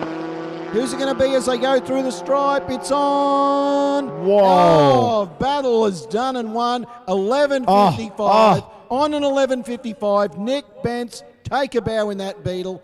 That is on the money. 12.03 on 11.98. You would think with a 0.78, that would get you a win any day of the week. 12 thousandths. Nick Bence, hey, Mark. 12 thousandths of a second. 12 10 thousandths. That's even more. That's even more. That is insane. Yeah. Sorry, mate. What a run. 0012. Wilkinson, well done. Is that 120 millionths of a second, gazillionths of a second?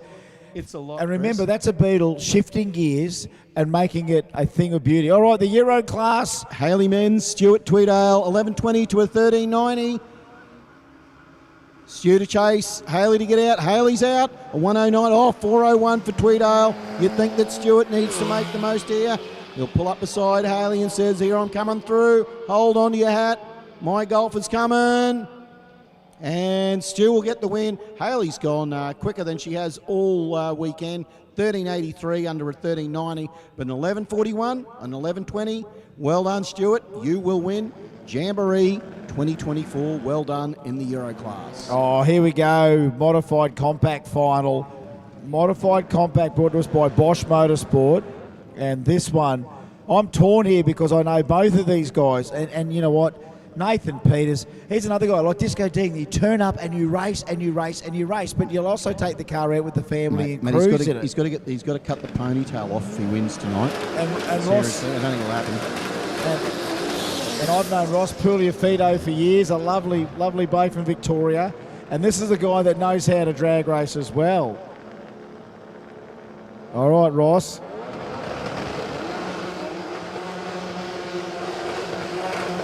Okay, here we go. 8:58 dial in for Ross. He'll be chasing down the streetcar / show car, Barra-powered VC Valiant. Well, Nathan Peters, he knows how to win a race, Nathan. He knows how to cut a light. Saw Chris, that first round this morning. Chris, Nathan already has a J already from this weekend. Is that right? In the car show. Is that right? So In the he's show already and got a shine, J. The Shannons Show N Shine, mate. He's already got a J, and deservedly so. So now it is, will he be able to take out Ross? Will Nathan be able to take out Ross and get another J, or will Ross be able to get one on his mantelpiece going home to Devon Meadows in Victoria?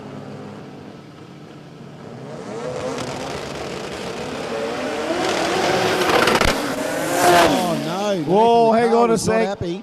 But they both gone off the boil. It's a race for the end. It looks like the RX3 maybe. Oh, Ross gets the win in a roll-off. In a roll. 13. How's this? A 13.60 on an 8.58 will take the win over Nathan Peters, who still hasn't Got through. there. It's the poor Valiant. But I hope it's all right, because Nathan uses that thing every day of the week, mate. So Yeah, it's normally it's normally Mr. Reliable. It's like a very gorgeous taxi, to be honest, with its Barra power on board. But whatever's happened there, it's not normally in character, that. So unfortunately, the Valiant will only get a small J for runner-up, but it's already got that one from the Show and Shine. And how about Ross Pugliafido? It was a valiant effort from Peters anyway. Absolutely. Barra and all. He's done a really good job. A regal performance, you would have to say. So whatever the issue is with Nathan, hopefully we're whisking him away, and obviously a quick check on the track to make sure that if there was something breakage related, that there is no resultant liquids. And if the resultant liquids are not there, then we are going to continue on rolling these finals around. And again, the texts continue to keep on coming through. And that's right, we will fill out all the result sheets for presentations. We're going to make sure we do that before we leave the room, Mark, aren't we? Yes, and Terry. We're going to, and Terry, even though Terry just left the room. We will also have to turn the lights on so we can start reading all these sheets. We've just about got everything we need in every other category. We haven't seen anything better than 005 as yet, but mate, what would be a moment that you've seen today or yesterday that you just go, well, you've been around the sport a long time and you still see epic moments? I really enjoyed that Suzuki Sierra in the yeah. street compact class. Yeah. Hanging the front wheel up, I think it's only running 11s. But the short wheelbase is just something you don't see every day. I think the boys said had a rotary in it. Yes. I really like that. I enjoyed seeing that. It made it look. It's a little bit of I shouldn't say it's a little best kept secret, but it's been at Benaraby for a while, that car, I believe. So it's actually kind of already a little bit famous up in Benaraby. Dave Casey, I think yeah, his name was. Yeah. So that thing's already, got itself a few fans up north with that car, because the little Susie, you don't normally see them. So yeah, that's a big impact car to you know what? And it's finally time for cars like that to come out of where they are and line up at a Jambo, because it's just better the experience for everyone to see them. And I'm sure he had a fat time. He had a lot of people around that car all weekend as well. A lot of people still love that little Susie. And as you know, mate, I've got one just like that. Sorry, 6 foot shorter than that one and sits 3 inches off the ground. And one day, we'll come out with that thing at All Motor. And if he's there next year, I'm even talking to a gentleman down in Victoria that's got a 13B in one straight axle that he's street registering. So he's talking about doing a Jambo with his thing in the future. He sells the grill, which is the Angry Eyes grill. Have you seen the Sierras? It's got this grill that you can change in there that gives it the sort of the frowning eyes. Okay, yeah. Yeah, so I bought one on Marketplace on Wednesday because someone tagged me in and said, would you like one of these Angry Eyes Suzuki Sierra grills? And I contacted this guy, Matteo. Thank you, Matteo. I expect that grill tomorrow. But he sent me photos of his. Beautiful car, 13B turbo, still got the leaf springs in it, just that straight axle. Apparently Samurais in the States could have a straight sort of rear-wheel drive deal. So it doesn't sit super low, but he's going to register it as a street car. But he said, I want to run a Jambo one year. and I sold a grill to Casey. So he's got one of those grills in there already. So we might have 3 of the little things here next year, mate. We might have 3 of the little things. They're coming. They've only been in Puerto Rico for 20 years. And, of course, guys tear up the hills in them and do all sorts of things. They're big in sand drags as well in Puerto Rico. So sand drag racing in Puerto Rico is huge. And those things in four-wheel drive form have got everything from, G16B GDI motors in them to Evo, 4G63, 3RZs. They've got just about every boosted combo through a transfer case and running paddle tyres over the 300-foot in dirt drags in Puerto Rico. So they are the national car of recreation, it seems. They have a big samurai fest over there as well, so literally 400 of those things all Puerto Rico'd out. The dream one day, mate, wouldn't it be good to sneak over there with one and just turn up with one and fit in and see if they recognise whether you're the Aussie or not. You asked me the question, I'll ask you the question. Go on. What stood out for you this weekend? Look, I'll tell you what, Frank Tarabay's display in the King Kong car, like just the reaction it gave the crowd when I snuck up there and watched one run there today, and just its poise, 0.9860 foot, like it did everything impressive. He left the line on time. The thing just behaved so well, and the collective gasp from the crowd and the reaction from seeing a 5-second pass from that goes to show that we've got so many more people coming to these events that haven't even grasped what we do here. That blows their mind. And I love what I got a buzz today from and the weekend is actually just watching the fans react to the cars as they're coming through, where they're actually talking to each other, they're pointing at the car, they're expressing themselves, their excitement. That's what got me to know that look, we might watch another million years of this, mate, and never get bored with it, but just to see raw enthusiasm for it still after all this time, just knows that we're on the right track. We'll keep doing this thing forever, mate. I'll keep going if you keep going. What about you, folks? You going to keep going if we all keep going? Good. If Georgie Wagner can do it until his late 80s, we'll be here for a while. I want to see Georgie Wagner and Georgie Rahayam in a race. Now, they're never going to see that. Mind you, Georgie is not too late to adapt, and he might turn up with a twin turbo. He'll go, what's this J275? Next thing you know, Georgie's on a 275 out here, That's how we got one Kudnik into radio racing. 88 years old, still racing. Yeah, 88. So you're low 10s. It's almost got to be the record for the oldest active drag racer, because I know that we have a good friend in the States that I met when she came over here, Amanda May and her husband Frank Soldridge. They got a grandpa, she calls him Paw Paw. I think he's 91, and he's got a Corvette, like a late model Corvette, and I think Paw Paw still runs at the track there. So we've got another guy I know in his 90s racing. There was a news article about 12, 18 months ago of a guy down south in circuit racing that was in his 90s and still competing. Is that right? Yeah. So some historic stuff maybe as well, the older fellas. Look, Pete's doing anything else. I'm not going to be doing lawn bowls. If I could come out here on a Wednesday and do a bit of drag racing with my, retirement village, I'll come out. Mate, I think we need to build... And you know what, we need to talk to guys like Frankie Tarabay and everything. Said, can we start designing retirement villages for petrol heads? Where kind of there's your house, there's your garage, there's your shed. Oh, but there's a drag strip right there. Right in the middle of everyone's I'm living houses. there. I'm living there. That's an idea. Drag strip acres. I'd be there. Yeah, just throw a super into it and yeah. That's where we retire. Well, just roll in over there when you want to go for a run. That is an idea. Yeah, look, honestly, and it was interesting. I was talking to, of course, Andy Kasos the other week and Janie as well. I said, this is a drag strip. This is you could call it anything else. It's a sporting, to me, treat it like a sporting field. What happens out here? The sport of drag racing. What happens on a footy field? The sport of football and rugby league. So we should use this place like a footy field. We should be playing footy every day on this track. We would somehow be able to organise in some way people to experience the sport on a daily basis here. I'm thinking high schools down here, age 16 and up. Like, why aren't we... Well, they do that in the States they have that high school and college, classes, college drag racing leagues and stuff like that. Like, honestly, every other sport in the world has programs to get people into its sport. Play footy. And I'm in my 40s. And the same with that. Yeah. So would you come out on a Wednesday night in a drag racing team like you would in touch football or indoor cricket. No one's ever thought about that, but imagine racing as a team. Imagine 4 of you in a team getting judged on everything from wins to average reaction times, and then someone at the end of that, maybe a team, pocketing $500 for their effort. Turn it into that. It's an idea, mate. So You're an ideas man. Now that this venue is fully fresh and that this track is ready to go, we've got to treat this thing like it's a footy field, and we've got to get the kids playing on it every day pretty much. That would be neat. I'll be your tour guide. I'd come here and work here and go, welcome everyone for Tuesday's lesson. Who wants to go drag racing today? Me, let's go. And, I don't know, put them all on the bus and bump it in on the bus. Go bump city with a 40-seat bus. Get them into it. Got to learn the lingo first.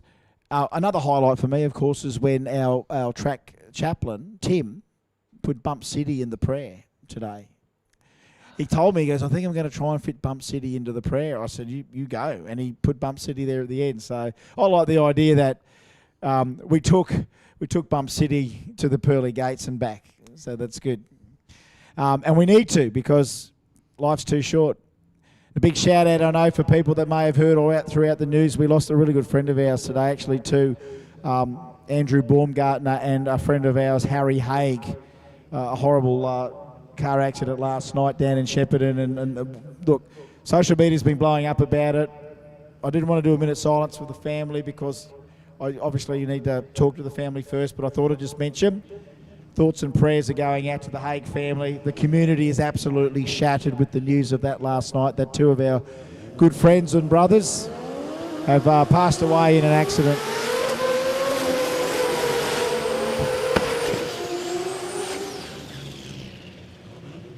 Yes, the air of the world, Dully. I tell you what. Okay, in the Pro Finals, this is the first one. Pro Turbo is Eddie Howack and Jason Payne. Just the way we thought it was going to happen. Just the way these guys came out swinging in qualifying yesterday, matching nearly each other to the 3rd decimal. And I thought, well, you know what? We looked at the rest of the field. We saw what was around, and we thought maybe that's going to be the final. May the best man win. And you know what? These guys have been great competitors. These things are sorted. They are locked and loaded. We're 3.2 litres of RB30 in the skyline. I think we're very similar with 2J for Eddie Howack. So here's the final of Pro Turbo. And we do get to go to that beautiful city again with a couple of 6 bangers. Let's do it. Jason Payne moving forward. Well, both drivers are in the lanes that they had in round 3 of racing.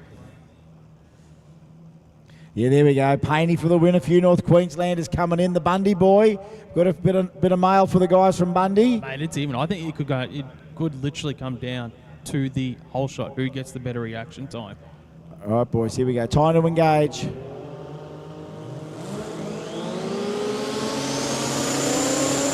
Bump City! Oh, Eddie on the lead. Eddie Howard absolutely sends it to a 52 with a 1. He's run 252 with the 1s today. 652 with a 1 twice today. Gates Paney on the line, 108 in the 60, half track 428 at 174, did everything right, finishes off with a Billet J, 652 with a 1, 220 mile an hour, while Jason Payne, something just went amiss, there was a pop or something. I remember something in the burnout did the same thing, so don't know what happened to the skyline. A worthy runner-up, great final, gentlemen, but yeah, obviously everything has to click to be a dream run. They did it in qualifying yesterday, couldn't repeat it there. Eddie, great pass from Eddie there. 041 on the tree as well. He was sharp on the tree. He had the whole shot and took it all the way to the finish line for a win. Jason Payne, he was right beside him to the 60-foot. That's when he encountered the issues that Chris was just touching on there. He was 110 to the 60-foot, a little bit down, but he was only 200s behind there. What a race there in Pro Turbo. Eddie Howack is your winner.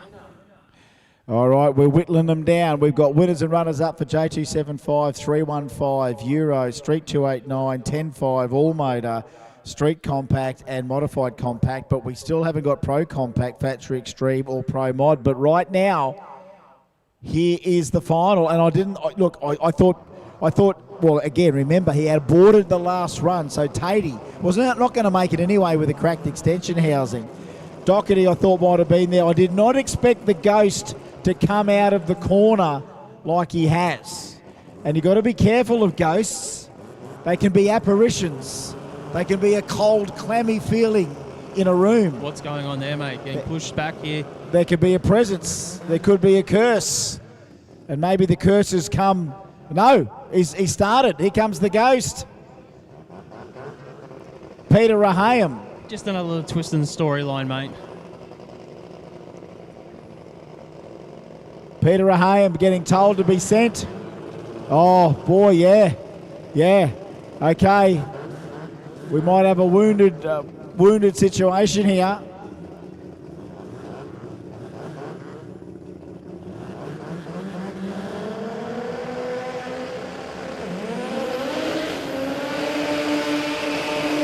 We'll just see if he actually goes through the burnout procedure, Tony Grgic.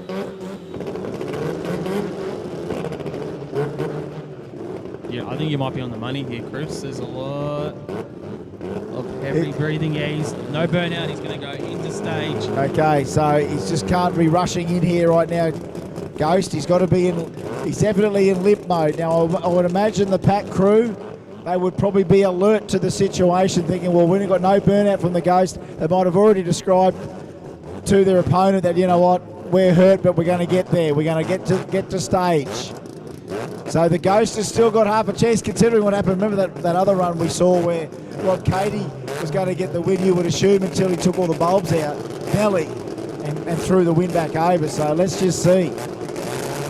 Okay, here we go. McKern and Associates Pro Compact Final. It's one of those situations where if you are wounded, you don't want your competitor to know. You try and wait until after they do the burnout. It's a bit hard. Get straight in stage before they can tell their driver there could be issues. He's in full stage, Grgic. Rahayam now, he's got to get 7 seconds to get in. He's in. Peter Rahayam in Pro Compact is your winner. 7:61 for Pack Racing, 186 miles an hour. Pro Compact winner, Peter Rahayam. What an event for the team there. Tony Grgic will be your runner-up. Issues for the Makita Australia RX-8. Yeah, well done. There we go. First time ever entered in Pro Compact. The kid, I think he said 22 years old, 23 years old. So he hasn't just dived in at age 18. He's cut his teeth.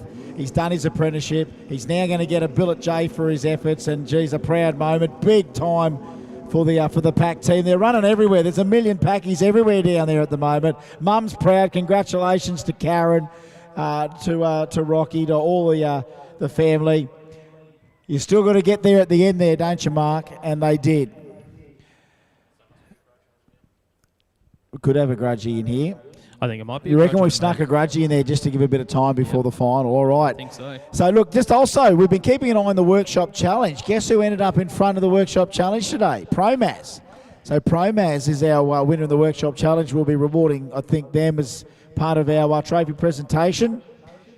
But the Workshop Challenge, so the amount of vehicles in competition, the amount of wins, Promaz got there. All right, all this smoke's driving me crazy. Here's another one. Hang on a sec. Plenty in there. Plenty in there. Sammy is ready for a match race. Before we see Paul Merry and Steve Smith and Frank Tarabay and Cole Wilshire. So they decided to slot in one more grudgie. Lee's ready. Or Sammy, what's Sammy up to? It might be a solo pass. Might be a solo. I thought Sammy would have just gone and let it loose beside him. All right, not too long before we wrap it all up here tonight.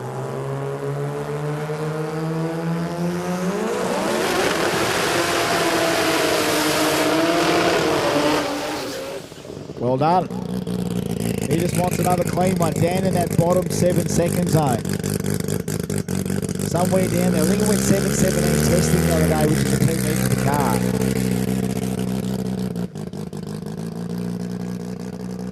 Well, these are going to be really good definitely cooled down. The track should still have a bit of heat in it from the day. Only got a few finals left now for the 2024 Brisbane Jamboree. Just goes to prove we've got a lot of... Put their hands together for the pack crew as they go racing down in front there. Happy that Pete Rahaim's got the first Pro Compact win of his career. To see people are watching. We still got people watching? Yeah, no, That's good. Mateo, the guy that I bought the grill off, just said thanks for the shout out. Oh, there you go. Yeah, so the Angry Eyes Suzuki grill. I knew you wanted to tune in, Mateo. I told you should. And hopefully he can bring his little Sierra up for a Jambo in the future. All right, Lee, one more time. Just wants to put it in the trailer, nice and warm, with a couple of PBs. Sammy's here now. Sammy, your timing is impeccable, son. Got a million crew here on the line standing there. Okay, Lee, here we go. Light her up. All yours.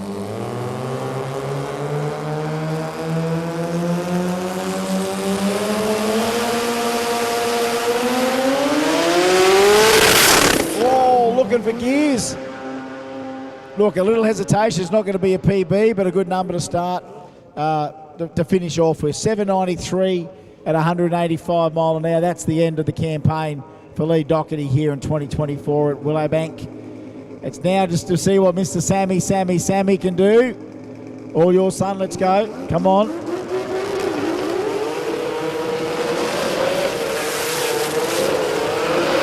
There we go, one more time, folks. We'll claim him as a Queenslander too, because he's living up here, Queensland Property Group. So he moved up to New South Wales a little while ago, so we're claiming him. He's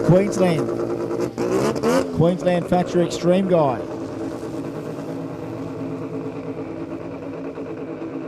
There we go, the grill was... I should ask Dave how he mounted the grill. Yeah, I don't know, I won't be able to check by now. He's probably on the road back up to Gladdy, I think, where he was. Okay, orders in readiness one more time. Sammy's not doing this for himself. He's doing it for you, fans. Of course he's doing a bit for himself. He loves to steer. He's on a streak now. Run quicker than he's ever run before. He just wants another 6:30 maybe. He needs to go quicker than a 6:27 to be the second quickest in Australia. He needs to go quicker than a 6:26 to be the quickest outright.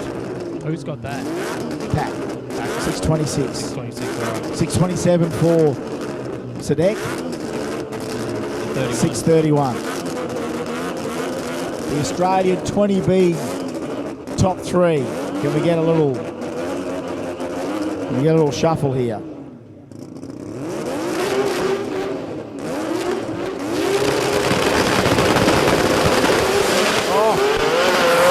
Oh boy, it started to chew the clutch out of a little bit. We saw plenty of sparks out from underneath. It also jumped up on the tyre pretty hard, and that attempt is gone. He gets a little gold star for having a crack at it, though. He's going to give it one more go. The pure intention there was to PB it.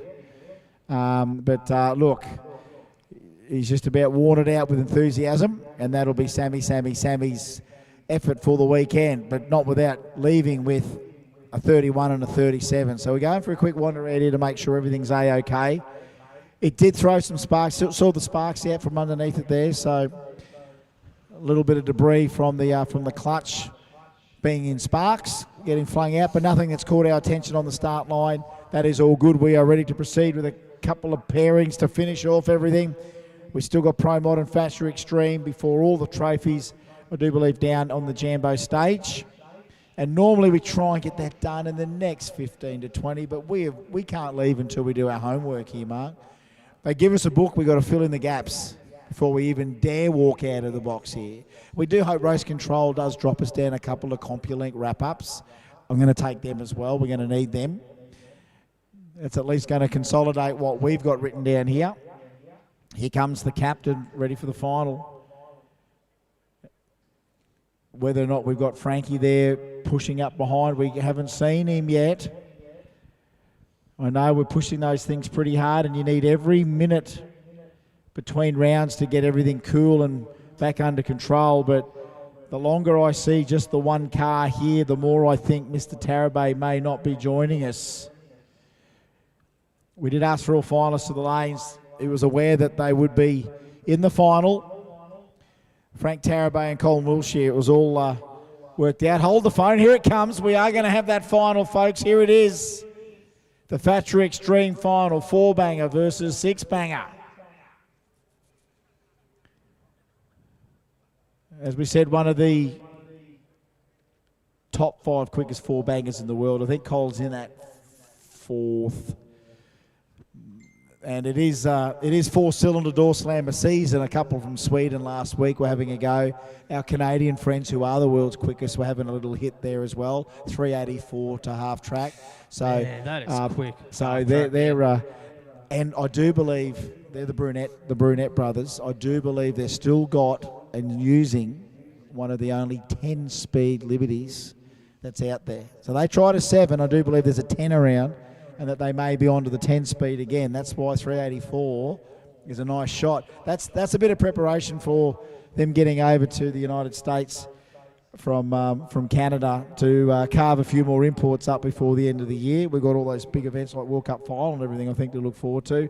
And that's when the Brunette brothers come out of the ice-packed shed near Napierville Raceway and take that Ecotech-powered beast to the States.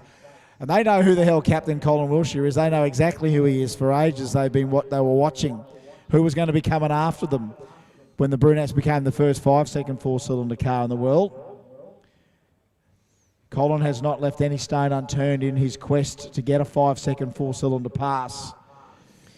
The conditions might lend itself to be all there for him if he wants, if you want to be so bold as to try.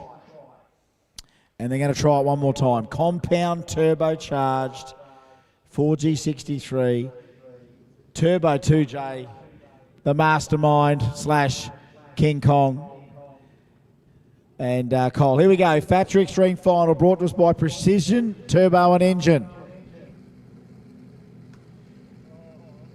Let's go. Hasn't that come a long way since Cletus has made it famous? I'm a little bit sick of the Americans. They've gone too far into everything. Hey, let's go. Where are we going, mate? Where are we going? Let's go down under. That's where we should be going. How swoopy. What a reward. What a reward, folks. Look what we got here. These are world-class things. These are world-class things. So I think it's all in the front half for Colin Wilshire. So if we're talking about that 5-second pass, I think they need this to 60-foot around 101 or quicker. Half track needs to be around 398 or quicker. Yes. Then watch out. Watch out.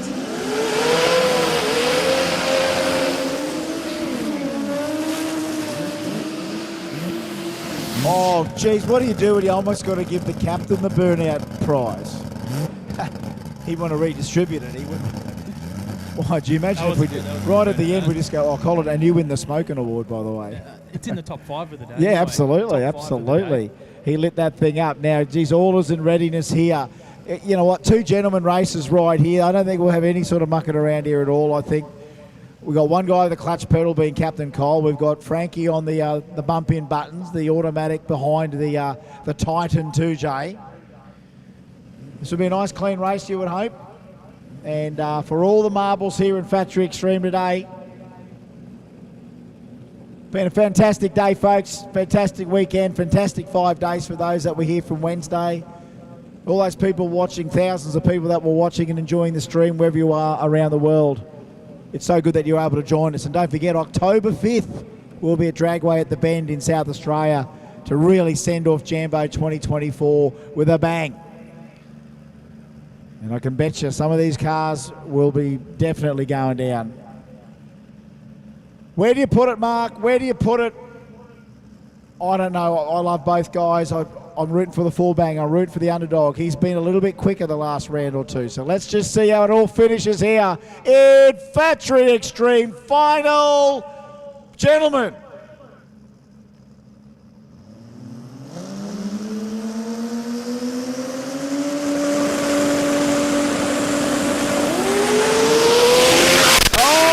He nails the captain to the Christmas tree. Frank Tarabay, 596, 617.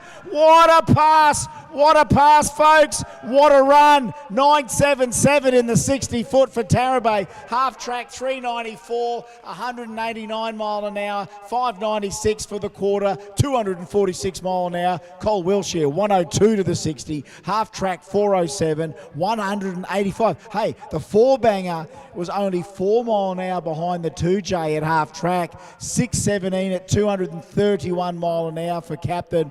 Great bunch of time slips for the guys this weekend and a great clean drag race, but Colin will look at the GoPro out of this and see Mr. Tarabay out on the captain. Like, the man, he can race. We already said that before a million times. Both gentlemen, clean start, clean race, and yeah, Frankie just went 977 in the 60 all the way to the finish line, folks. That's the stuff that you deserve to see at the end of an event like this, because the quality doesn't drop off here at all. The cream rises to the top. One more to come. It is 481Xs both sides of the racetrack. One more trip to Bump City before we wrap it all up and do trophies tonight. Who takes it? Who takes Pro Mod tonight? It's going to be a turbo. Will it be Paul Mary or will it be Stephen Smith? Now remember, Paul didn't quite stage properly last run, so... He got pushed into the water box as well. Oh no, really? Yes. So just keep an eye on Paul Mary. Oh, they got that little noise about them, the 481Xs. They just got a little nice RPM sound to it. All right, so Paulie, 481X on board for the Nova as well. Now, if they do have issues here, I think Paul does have issues. He might be just bringing the car into stage. Now, we did see Smith have issues staging this car over the weekend. Yes. So he has to be really careful bumping into stage. All right, Paul's got the Nova fired up. No burnout here, so here's another little thing. We had a couple of little ones sneak up wounded here, didn't we? Drama, just that little extra. What happens now in the next couple of inches of staging? You can almost taste it, Smithy. But right now he knows a cool head is needed. It's all up to the drivers now. The crew have walked away. Pro Mod final. There won't be much Bump City here then. I just thought they were both ready to go, but I don't think Paulie's going to bump the wounded soldier in. Here we go. All right, Pro Mod final.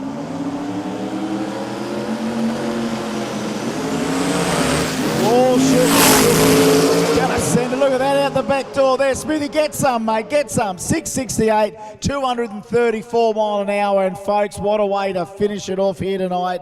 The Pro Mod final, the win there to Steve Smith. Runner up to Paul Mary. Obviously an issue there with the car. Not ready to perform in the final, either the turnaround or something they found. Sometimes if you can get the thing running, at least get it to the line and front for the final. Folks, if you are heading home, be safe. Thank you very much for all of your attention throughout the weekend. Some of you have been here for the day, some of you have been here for many days, but I'm sure glad that you all came and had a good time.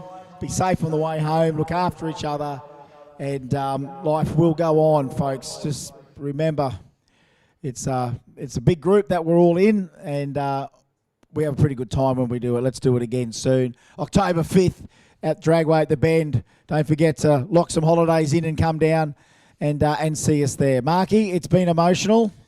It's been a good weekend, mate. Absolutely. It's been a good weekend. We've got a bit of work now. We've got homework. Homework to do for all of our awards. So make sure you head down to trophy presentations in about, 20 minutes? Let's say 15 to 20. 15, 20 minutes. I know that we just need to tabulate everything. Thank you, Terry Dale. Thank you, Rusty Gregory. Thank you, Overtaking Lane. Thank you, Willowbank.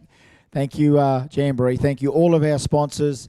And thank you to all the fans that keep coming back to Jambos. And you're going to go tell 100 of your friends about it, because it looks like a lot of them all turned up.